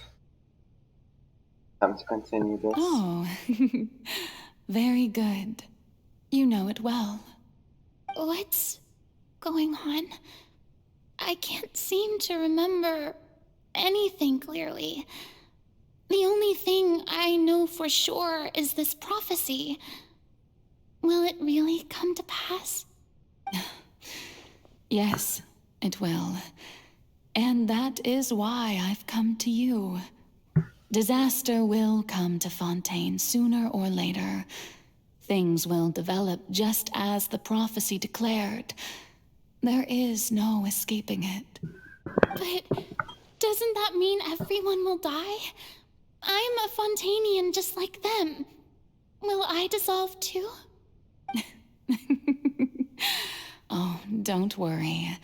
Magical meetings exist in this world precisely to give people a chance to turn things around. It is the reason why you met me today. I will tell you how to save everyone, but you may have to suffer somewhat. Oh, so there's still hope after all. Goodness, you frightened me. You spoke so much and with so much certainty. As for the suffering, well, I will admit that the first thing that came to mind was, why do I have to be the one to suffer? But if the prophecy will come true, I'll also die anyway, right? So if I've already met you as my magical meeting in this world, if there were scales, with all the people of Fontaine on one side and my pain on the other, is it not obvious where the scales should tilt? You truly are the perfect human, my ideal. I suppose this would also be the justice that belongs to you. Send it if you say that in the Don't trailer. worry, it's nothing. Listen well. Fontaine has just lost its Hydro Archon. I need you to play a role, that of the new Archon. Play as a god? That's right. You must begin a never-ending masquerade. You must never let anyone suspect your identity. If you can keep it up, then I shall have my way of defying this prophecy. But should your identity be revealed, then all hope will be lost. But how will I do this? A human assuming the role of a god without being exposed? Don't worry. What you must do is not to turn yourself into a real god. You simply need to play the role of a god as humans imagine them to be. Being a human yourself, I'm sure you already know what such an entity would be like. Remember, your true challenge will not be pursuing divinity, but contending against humanity. I'm still not sure I understand, but I'll try. I'll try to do this. So, how long am I going to have to play this role? To accomplish this mission, you will have to stay on the stage for many, many years. You will endure and not grow old until your task ends. But I promise you, all will eventually end in a magnificent and dramatic trial, and everyone will be saved. A trial? Huh. How exciting. I'll be looking forward to it. Scene 2. Assassin Beach, Furina.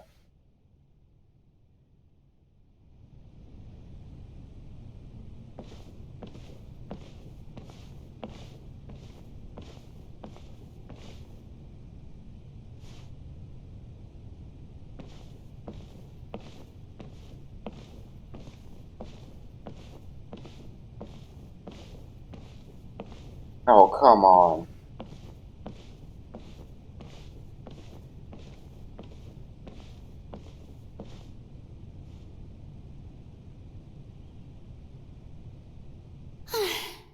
The Maison Cardinalise has announced my accession, but this is my first time facing the people. What should I say to most appear like a god? To be honest, I still don't know. Perhaps I should first try to act natural. Ladies and gentlemen, good evening, and welcome to the Opera Epiclese. I'm sure you've all heard about how I have taken on the role of Hydro Archon. Indeed, I am Furina de Fontaine, your new Archon. In truth, I know little about becoming a nation's new god, but it will be my honor to guide you all. As the god Focalor, the god of justice, I shall do all within my power to lead you into an age of fairness and justice. Once again, thank you all for coming. If you should have any questions or suggestions, please send them to the Maison Cardinalise. The future of Fontaine will require us to work together, after all. This should do it. I thought I might stammer, but thankfully, I was able to convey my thoughts just fine. Okay, and next. That's the new Hydro Archon. Is this some kind of joke by the Maison? I would have thought that a being that surpasses humanity would be a bit more assertive. Hey, did you hear that? She even told us to send her suggestions there at the end. Shouldn't gods be all-powerful? She's being so modest. What's the difference between her and an ordinary person, then? If you ask me, perhaps the succession didn't actually happen. She might just be a Maison-backed puppet. Wait, what's going on? Why is everyone suspecting me of being a fake? Oh, this is bad. If I get exposed here, there'll be no saving the people from the prophecy. Right. Mirmi said that I just need to play the role of a god as humans imagine them to be. Calm down, Furina. Think. What do the people want? How would they imagine a god to speak and act? Assertive, with a strong sense of presence. One who can dispel all doubt. That is the character I'm fated to play. So it's basically her past.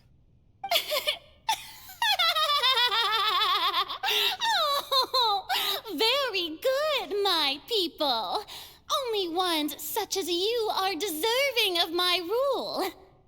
Now, I was wondering if some weak puppet were to one day come onto the stage and claim ownership of this opera house, would the children of Fontaine follow them? Well, it seems that you would all see right through them. Having passed my test, you are qualified to witness wondrous trials alongside my august self, here in this opera house. You may consider my previous act a door gift of sorts. I thought it was a debut that suited the atmosphere. Now then, let us be reintroduced. Ah, so that was just a performance. How could I have forgotten that we were inside an opera house? Her personality. It's quite shocking, to be honest, but I suppose it's a better look than before. Such a fascinating and bold deity. How wonderful. Our future may yet be bright after all. It seems I've turned them around. Best follow this flow and restart my accession speech. I'm encouraged. My dear people, whether you acknowledge me or not, whether you trust me or nay, I say to you, keep faith in your ardor for justice. We have heard it said that this nation's sins can no longer be washed away. Well, I say that justice is most fragrant when it blooms amid sin.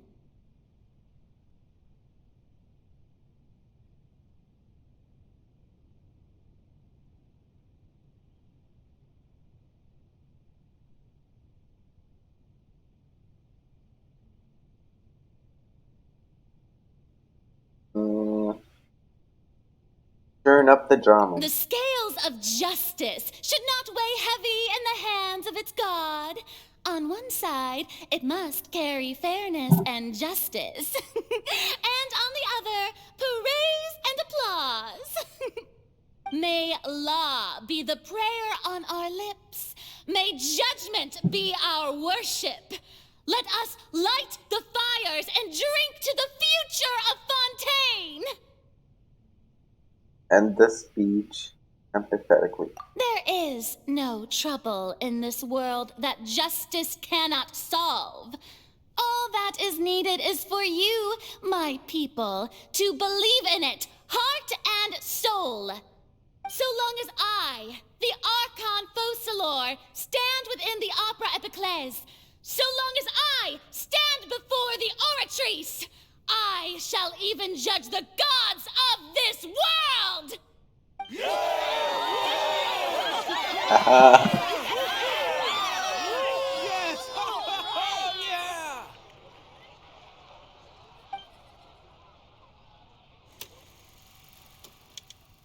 Scene 3, Opera House, Furina.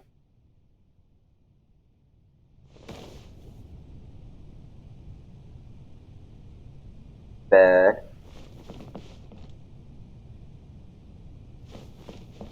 Think we go to Lady Furina, here are today's case reports as well as a summary of the follow-up for your perusal.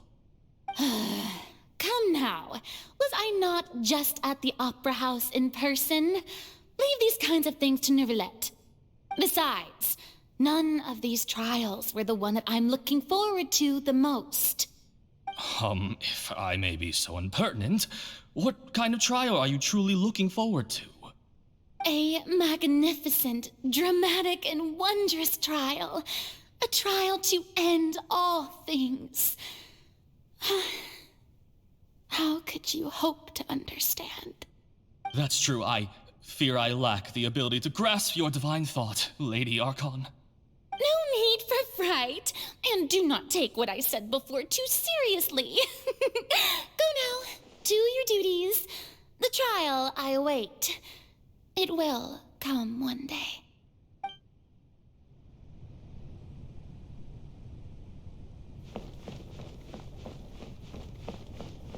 this one. Lady Furina, I don't know what to say. Thank you for agreeing to see me. No need to thank me. Or rather, thank your own sense of perseverance instead. Long have you stood in line to meet me, have you not? Oh, I'm afraid that's just an inevitable consequence of my divine charm. All right, Deoteria, is it? How is your son's illness? You remembered me, and you knew of my family, too. He is doing much better now. In fact, he is far more of an ardent believer than I. He was the one who forced me to seek an audience with you, and to bring your words back to him. Oh, good. Very good. If this should happen again in the future, please do not hesitate to come and tell me. Going down to citizens' homes every so often, while not usual practice, should serve as a fine change of pace. Oh, you're such a gentle and wise God. Thank you once again, on behalf of my son.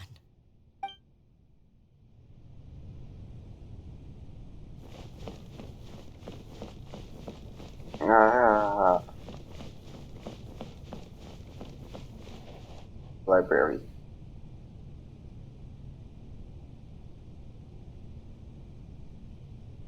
Lady Furina, here are the latest hydrological reports. As for the specific parameters you asked to take note of, I'm afraid things still don't look good. I see. It's as I thought, then. As your god, I did already expect this, but I wanted to see how far your human wisdom would allow you to analyze it. All manner of signs indicate that the prophecy will still come to pass. Forget it. That's not something you need to worry about right now. Well, as I understand it, the Fontaine Research Institute is also trying to find a way to counter the rising water levels. Really? Have they found anything? I'm afraid that they haven't found any effective solution thus far. Oh, is that so? Well, no wonder. This issue has reached the realm of the gods, after all. Still, their spirit is praiseworthy. And now, time for bed.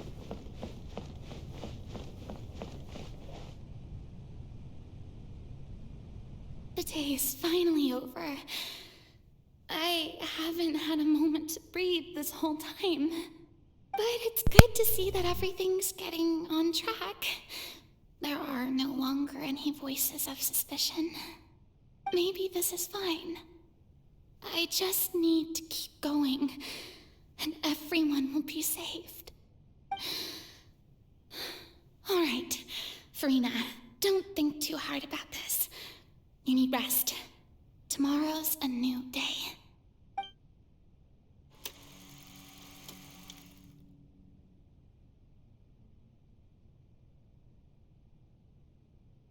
Lady painful. Furina, here are the new trial reports for the latest cases, as well as a summary of the follow-up.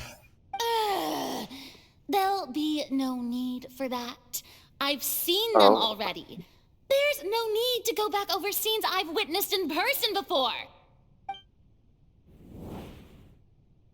Lady Furina, I've waited so long for this Oh, chance no, to see you no. in this manner. Hold up. Indeed, my dear, loyal citizen. This joyous moment is an honor for us both. Lady Furina, we're detecting significant hydrological anomalies near Poisson. Understood. Keep monitoring. Keep me informed should anything come up at the Institute.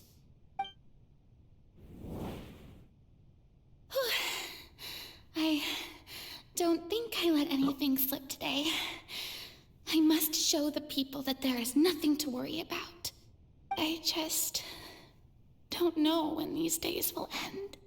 I feel utterly exhausted. Best to rest early today, too.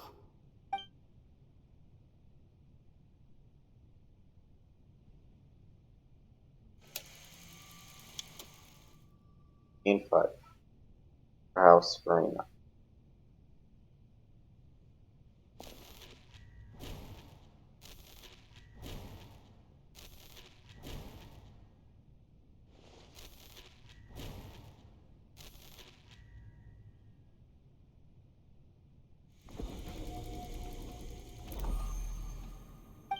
Scene. Hold up. Scene 100. No! Lady Furina, it's like a dream being able to speak with you up close like this. I've heard that the first member of our family who was honored to receive an audience with you was Madame Deoteria, almost 20 generations ago. And what a fine family yours is indeed. It brings me great joy to meet such a faithful believer, a descendant of a line most ardent. Surely you exaggerate, Lady Furina. My lady? What is it, good citizen? Oh, are you crying? Uh-huh. Really now? I didn't even notice. This must be the overflow of hydro from my person. Well, can't quite help being the god whose dominion is the waters, can I? No wonder. A manifestation of your power, then. Oh, Archon, I am honored to have witnessed it. Honored indeed.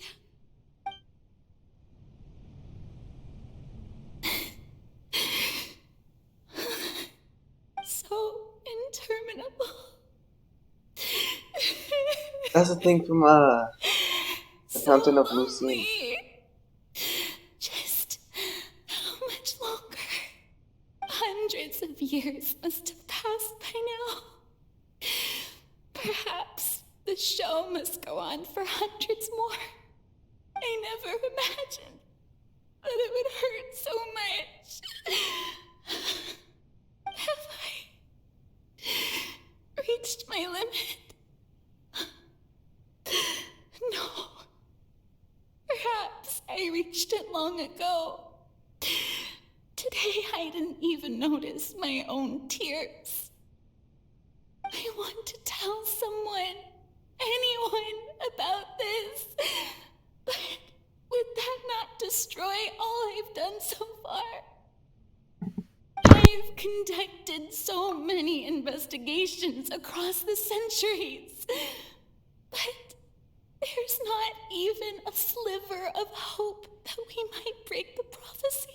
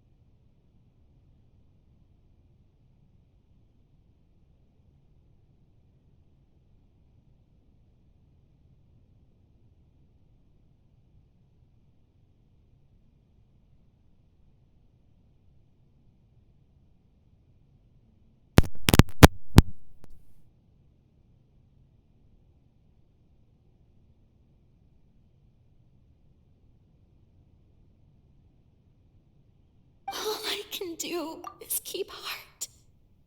I must maintain this act. It is the only way to save Fontaine. Please, mirror me. You have to succeed.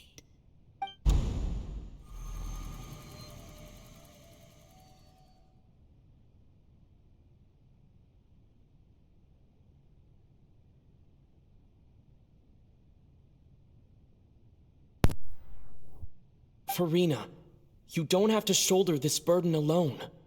Although I don't know what you might be keeping from everyone, your people are more than willing to share your burden with you.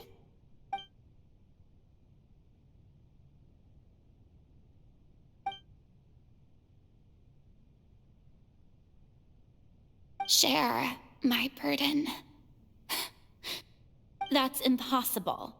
It was fated right from the start that this would be my duty alone. But even if your burden doesn't need to be shared, you can still choose to confide in someone. Just share it with me. I'm what you'd call a witness. A witness?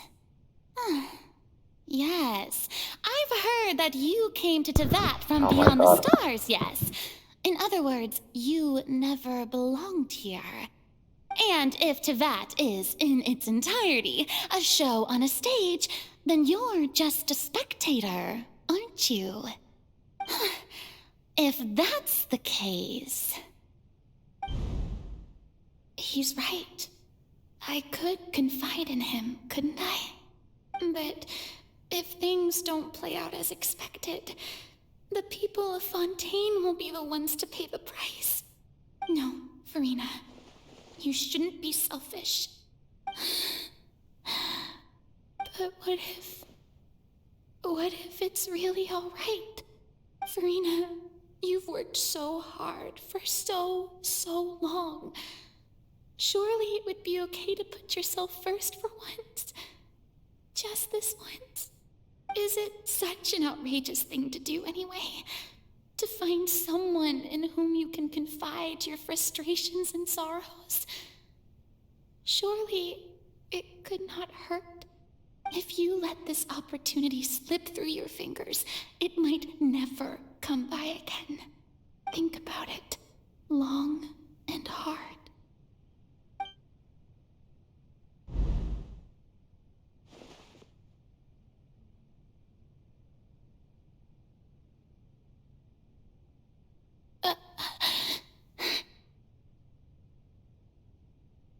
No, I have nothing to say. I am Furina, the Archon of Fontaine. Everything will surely get better. All you need to do, dear spectator, is to witness my performance until the curtains fall.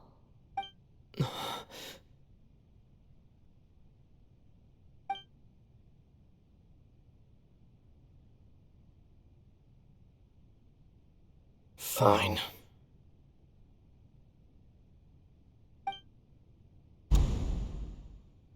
I should have been there too.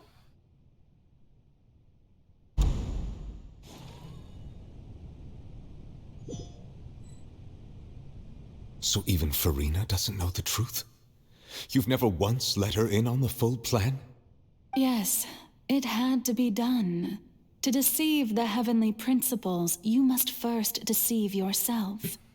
She did very well. If she had let her resolve falter even once in these 5 centuries, Fontaine would have been doomed to the most tragic fate. It seems that trusting humanity was the right decision after all. I believe that I understand how your deception works, but that is only half the truth, is it not? How would you build on this foundation to save the people of Fontaine? That is the most important thing. Ah, good. Of course, the Iudex of Fontaine has pinpointed the crux of the issue. I'm sure you've long sensed that the Oratrice is no simple machine, yes? I've always suspected that it had its own consciousness.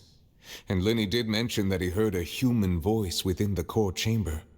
It now seems that that person was you. hidden within the machine all along. Am I right?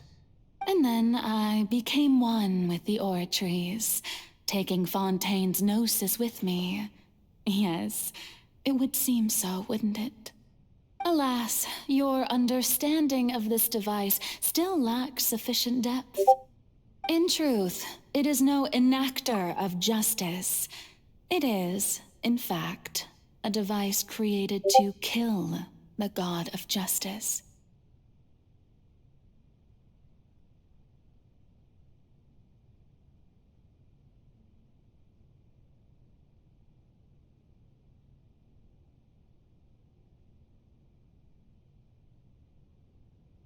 Okay, guys, I will be right back in just a couple of seconds.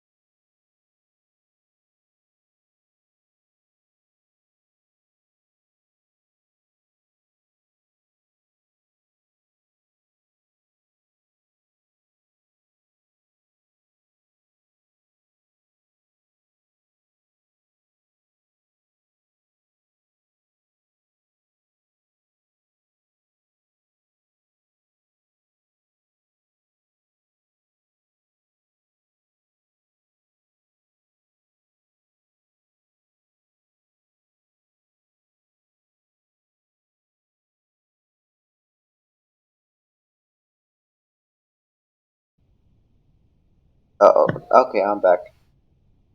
I was on mute. Okay, and auto. Beg your pardon? Oh, you have it.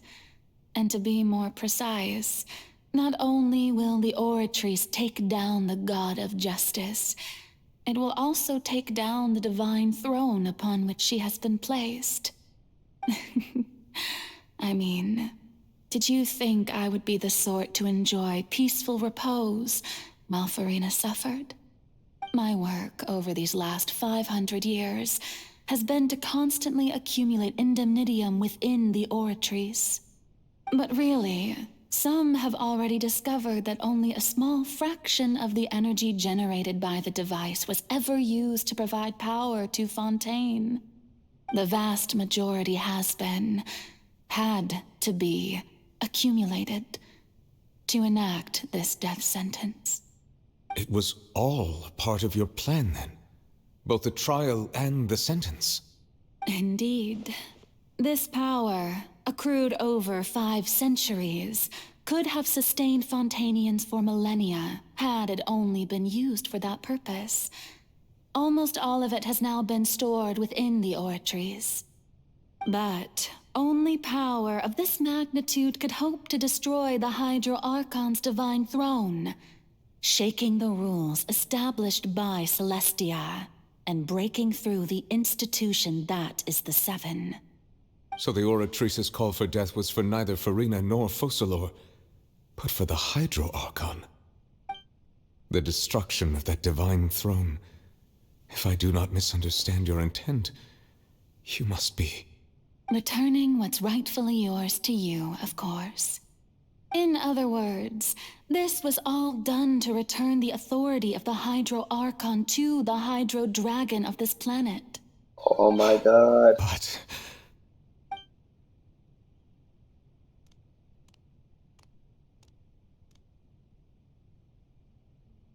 Oh, what? Getting sad again, are we? The authority of the ancient dragons shall soon be yours once more, O Hydro Dragon Sovereign. And this is the face you make. all you've done throughout the years is just so you can sacrifice yourself at the very end. I've never quite seen it that way, you know. Even now, I'm quite pleased at how well my deception worked.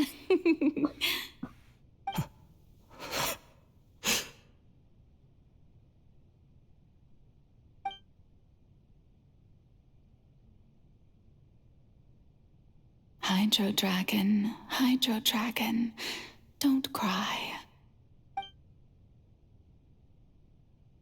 I must say, had it been within my rights, I would have loved to judge the heavenly principles themselves.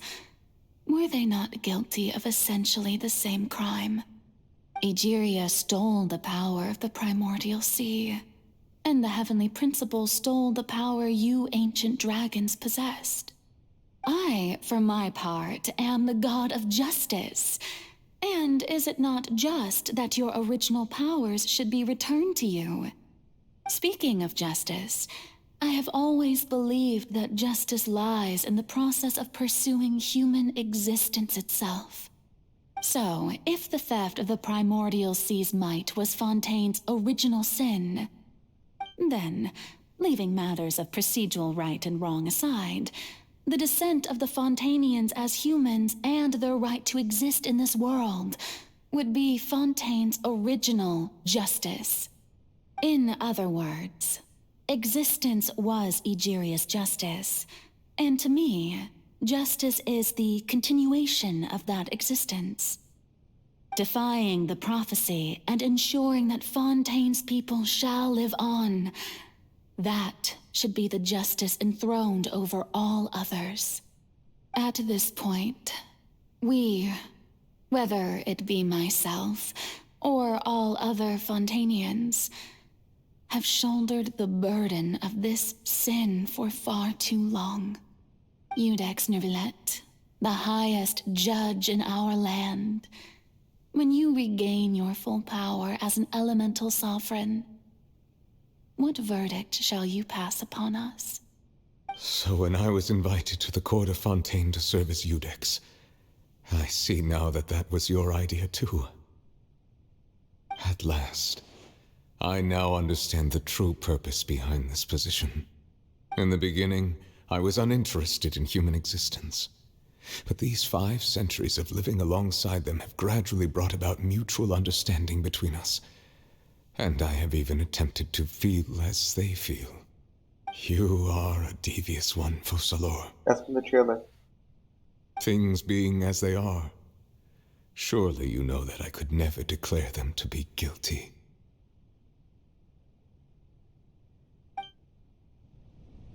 That scene? Oh. The hour of my execution is almost here. For the sinner, the curtain call has come. I know I may not sound it, but faced with death, I find myself a little afraid. Perhaps this is one thing both gods and humans have in common.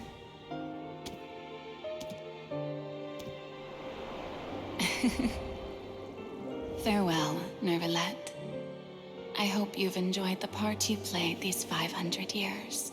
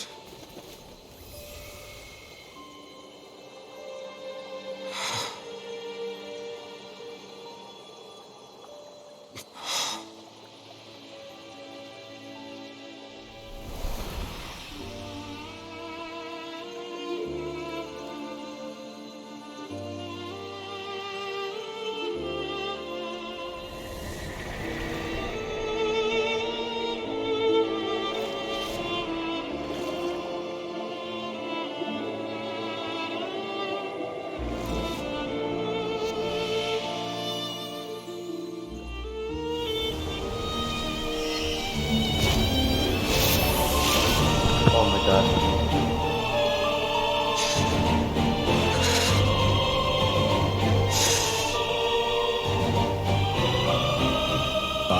Judex Novelet, hereby declare, people of Fontaine, your sins are forgiven.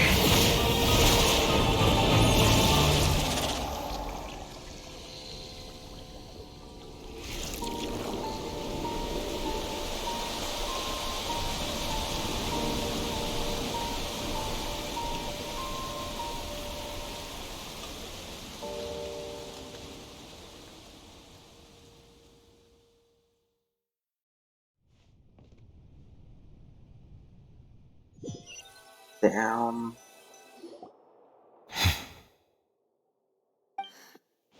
What just happened?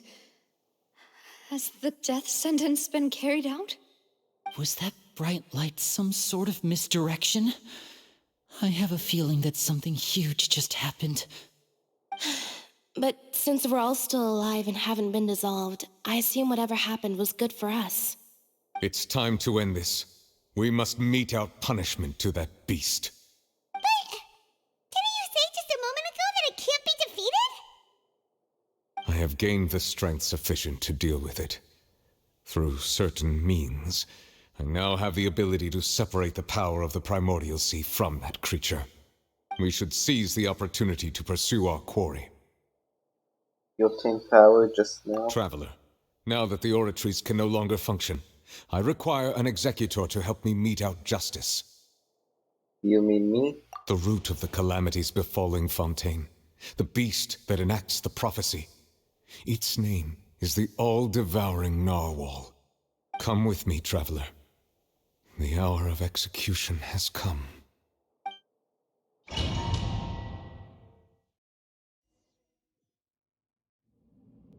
Oh my god. Was that Skirk? That was over there?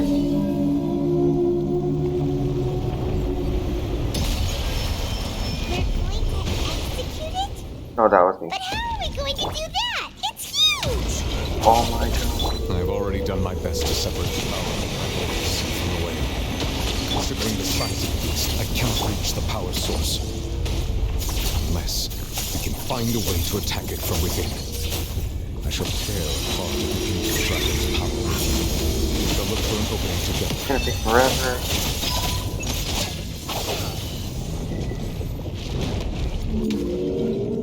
I can feel its sorrow turning into hostility.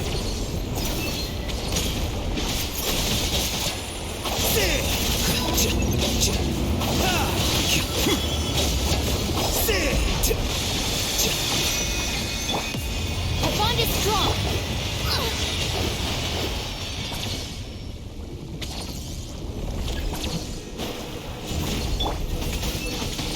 The all-devouring narwhal cannot resist its instinct to devour. Continue to trigger its hostility. Chance will present itself.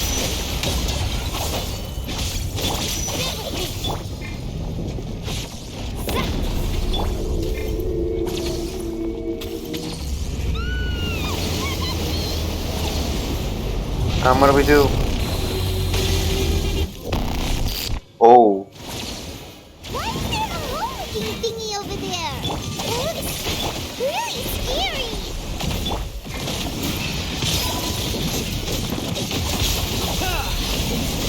Wait, what if this is her? You know? Could this be her foul legacy? Manifest the authority.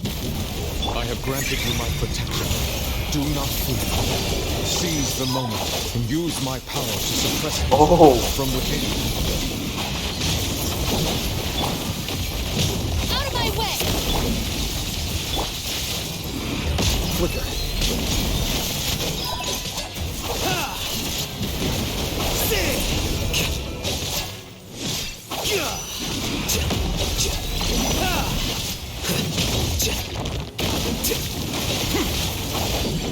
Dissipate. Let me scry.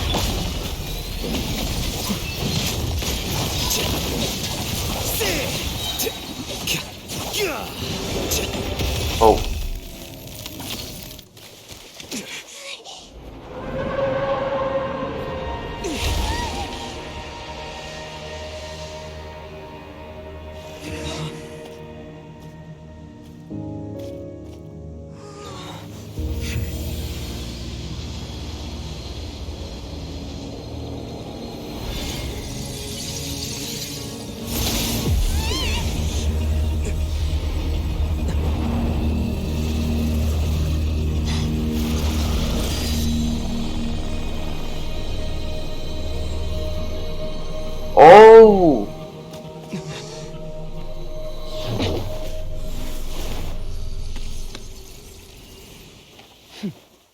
Oh!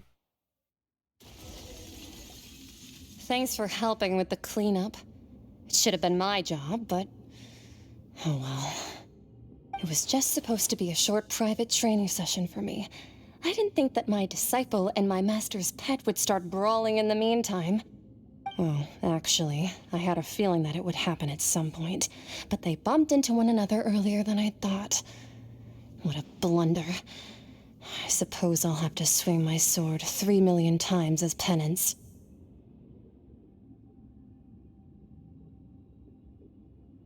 Yeah, I want her to be playable so I can pull for your master's pet. Power. Who are you exactly? Paimon has an idea. From what she said earlier, she must be Child's master. Skirk, right? It's just that he gave us the impression that she was the less talkative person. I simply did not have anything to say to the weak.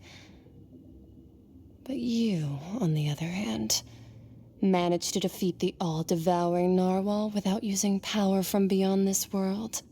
So you may speak to me as equals. What sort of person would take the all-devouring narwhal as a pet? I have to agree. It's a strange use of a planet's primordial waters just to raise an all-devouring narwhal. That kind of power is wasted on it. It's not cooperative. It eats too much. And I have more important things to do with my time than pet sitting. The only thing that creature has going for it is its looks. All in all, it fails as a pet. Miss Skirk? I think you might have missed the point. The point being? Well, being that this pet almost destroyed an entire nation. So what sort of person is your master? Well, Child's master's master. Wait, is that right? Oh, right. So you don't know him.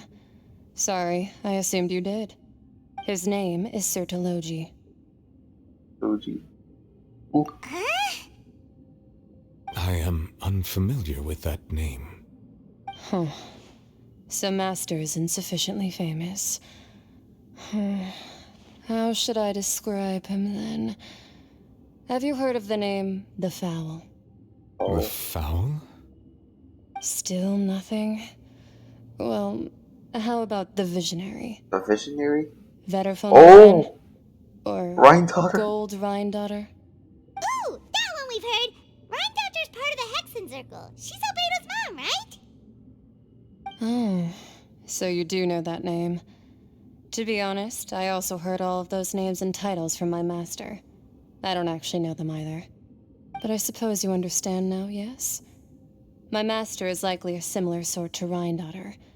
They are both pursuing some form of perfection. Wait, didn't you also mention a visionary person? Paimon didn't quite catch their name. Actually, never mind that.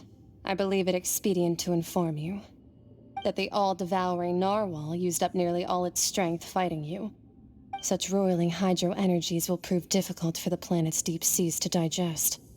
As such, the fontaine back on the surface has most likely been thrown into chaos. In other words, the prophecy that you've been fretting over should now be in full swing. What? No, there's no to be surprised about Paimon. It is not. It is natural. After all, the prophecy will surely come true. We knew this and accepted it. However, Not to worry. Focalor has already managed to deceive the heavenly principles.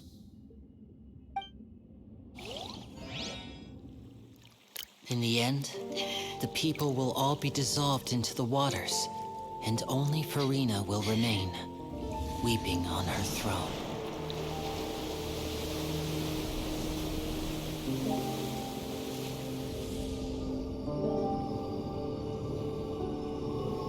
Only then will the sins of the people of Fontaine be washed away.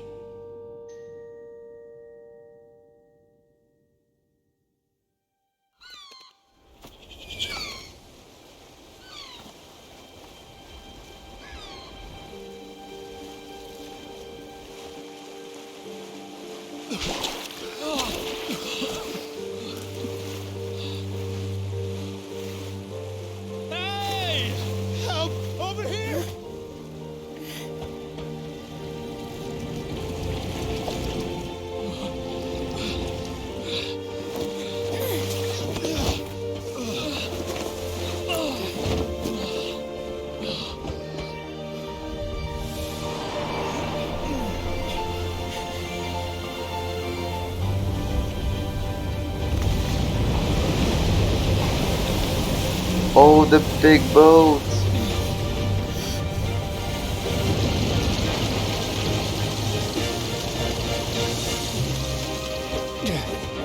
Hands, initiate emergency rescue!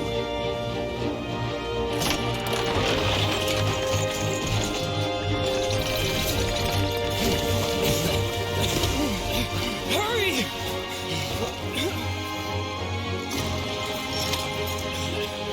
Hey, lend a hand!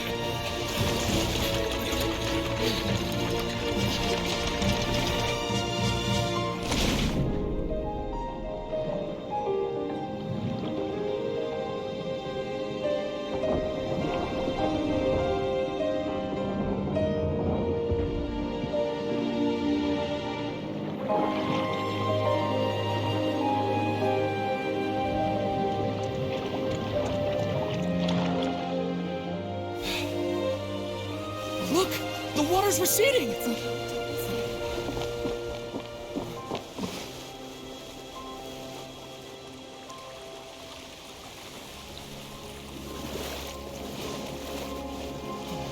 It's a miracle! Water's receding. We didn't dissolve. The prophecy was wrong. The prophecy was wrong.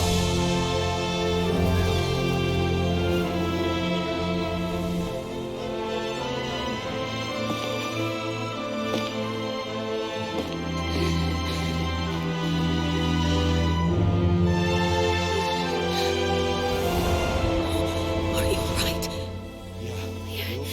We're saved. The prophecy was wrong.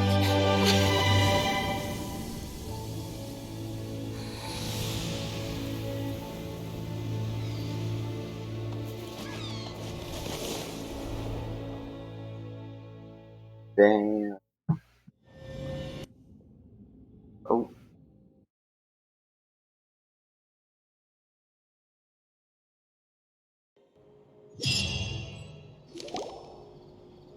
The soil renewed. The Spina di Rosula attacks post-disaster rebuilding. I recently visited Poisson to meet with Miss Navia, spokesperson of the Spina di Rosula, and we spoke about Poisson's present and future. Old soil can still give birth to new bloom, Miss Navia stated. Hope is like seeing a small cookie when you're starving late at night. You just need a little of it. Skyship Winglet, Booner Brain of the Fontaine Research Institute. The various disputes that have arisen on account of Mr. Edwin have suddenly become a shield over the Institute, with Jurier turning out to be a once overlooked hidden gem. People always call the first researcher mad, but few know what to call the second. And should that latter person achieve a miracle, they would find it all the harder to find a word with which to classify him and his team. Wow! Paimon barely recognizes the people in the reports. Are those really Jurier and Navia? They sound like real big shots. They might have been real big shots from the start. What do you think? Pretty enthralling, huh? The Steambird's idea was pretty simple. With a disaster just having passed, we would print a free edition packed to the margins with good news to calm people down. The value for these big scoops lies in their inevitable follow-ups. We'll publish further reports and go into the stories behind those people. Edwin's assistant, Jurier, created a true flying ship, while Navia is leading people in the reconstruction of their home. I'm sure that these stories could draw even your well-traveled eye. The articles do make me curious about how things will play out. Paimon's curious too! Wait a minute. Didn't we watch everything happen from start to finish? What's there to be curious about? And that's exactly why I'd like you to come conduct interviews with me. You're the best incubators of news, if you haven't noticed. And also, with you around, I'm sure I'll get to see that Duke. Are you sure? Hasn't he turned you down several times already? Oh, this time will be different. Come on, let's head to Poisson first, and then make a trip to the fortress. There are some things you'll only know when you get there. Okay. Ooh, Tears Among the Stars. I wanna see that. So where's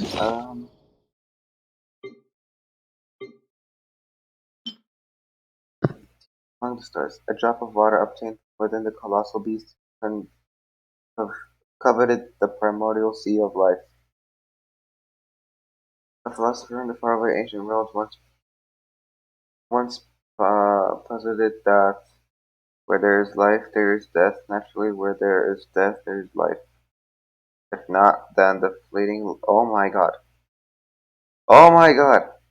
The fleeting light cannot resist the eternal darkness, and all winters into nothingness at the end of time. The rules among the stars dictate that nature must be conserved, but the laws of the universe have never been conserved. In a sealed box, destruction always overpowers new life. Millennia upon millennia of prosperity are but an instant in a span of billions of years. The greatest of proudest achievements, the proudest accomplishments in time and all will tarnish, decay, dissipate, and ultimately fade into oblivion. Thus there are things floating among the stars, once adorned with countless prestigious titles from innumerable civilizations, shedding tears for their ordained demise. The tears stream down out of desperation, out of hope, because all desperation and hope alike will be utterly extinguished along with the innumerable stars. The tears stream down out of sorrow, out of joy, because both will eventually scatter to the cold, dark, endless void. Every tiny yet beautiful silhouette and every moment worth remembering will fade with time, even stars. And then there are these so-called gods that are determined to save everything worth saving, and devour everything that should be devoured, until the end of time, until the sea of stars recess into nothing but dying embers, until a newborn world moves for the first time in the stomach of a whale. There will be no more sins, no more sadness, and no more tears, because everything died with the ancient stars. I have learned nothing from it, but this is cool. Child's vision. There have been many poorly written applications lately. I guess I'll. Yet again, I thought that we would get here in the Just have to reject them Archon all. quest. Is there more Archon or finale?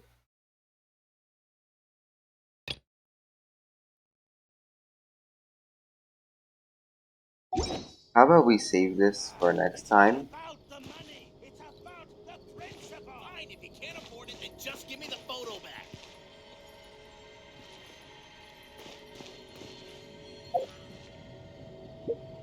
And the long-awaited wish.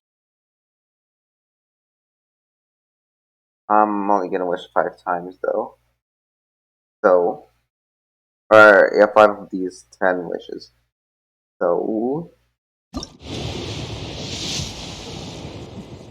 4 star. Probably. Another wish. 4 star.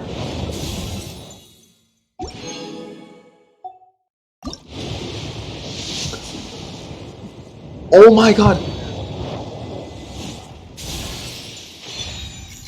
Wait.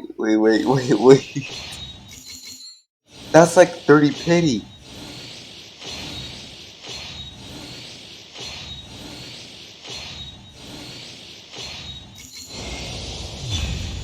Let's go! Let's go!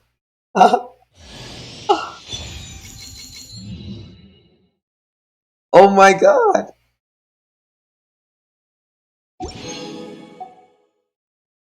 I still have that much left!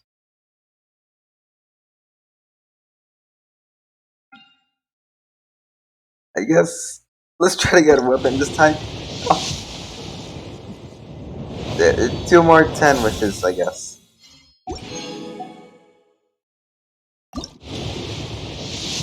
Oh my god.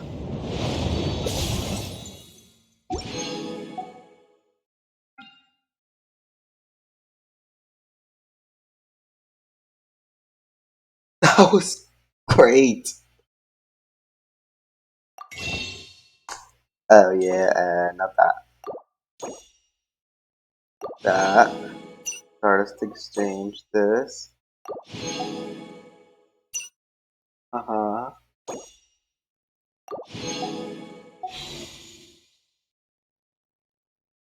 Oh my. Book learning alone is not enough to call. This is why I wanted to make 50 wishes.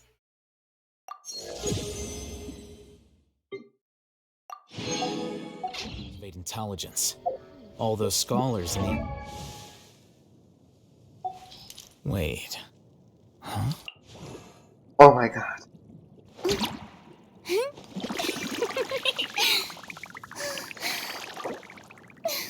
Level up.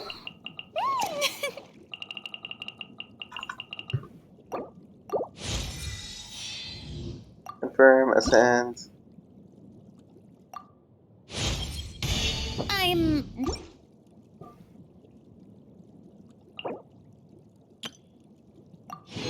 What's this? Level up.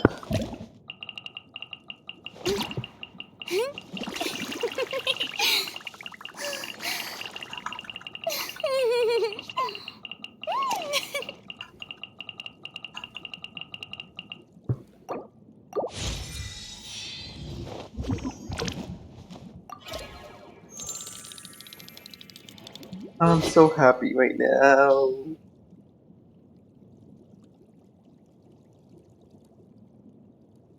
I don't have a good sword.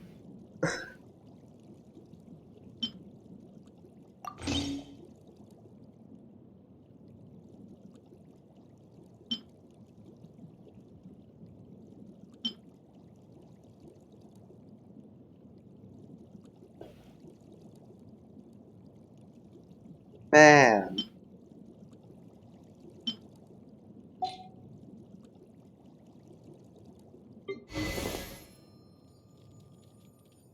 Oh yeah. Let us just level up the ones. Just because I want the things. Confirm. Oh, I forgot about ascending them.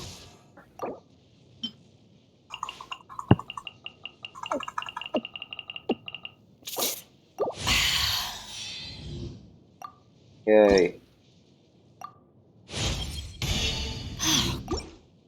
Alright. This. If you ever want to trade tactics, I'm always ready. Okay. Wait. Oh my god.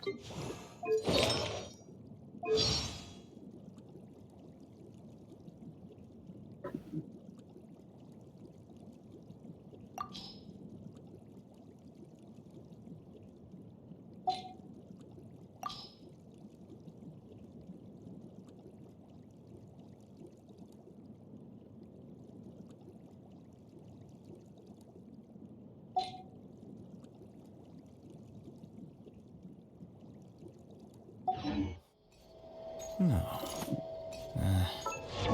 What? Oh, Kali.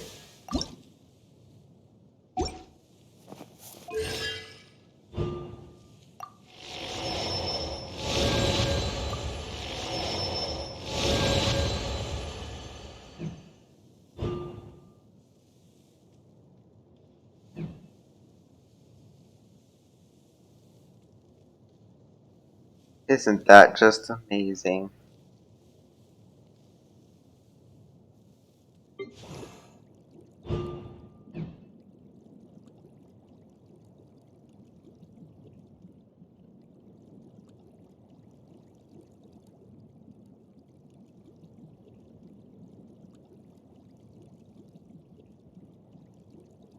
I mean, she would be the Archon since she has like the constellation of her, right?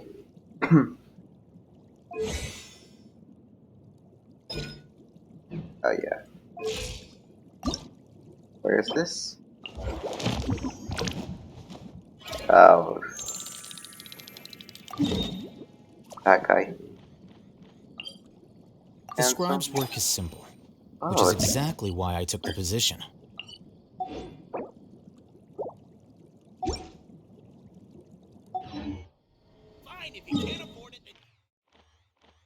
Was this just like expanded like this way?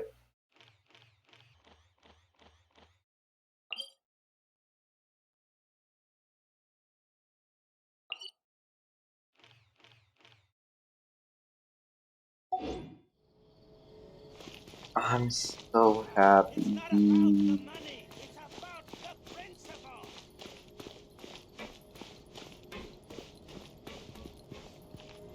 Well, I guess I'm ending it here. This 5-hour stream. Statue.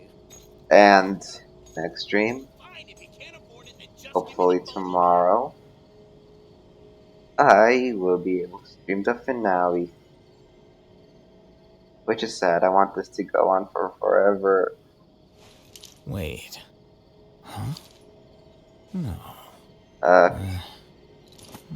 So, follow me and subscribe to me on YouTube. Toodaloo.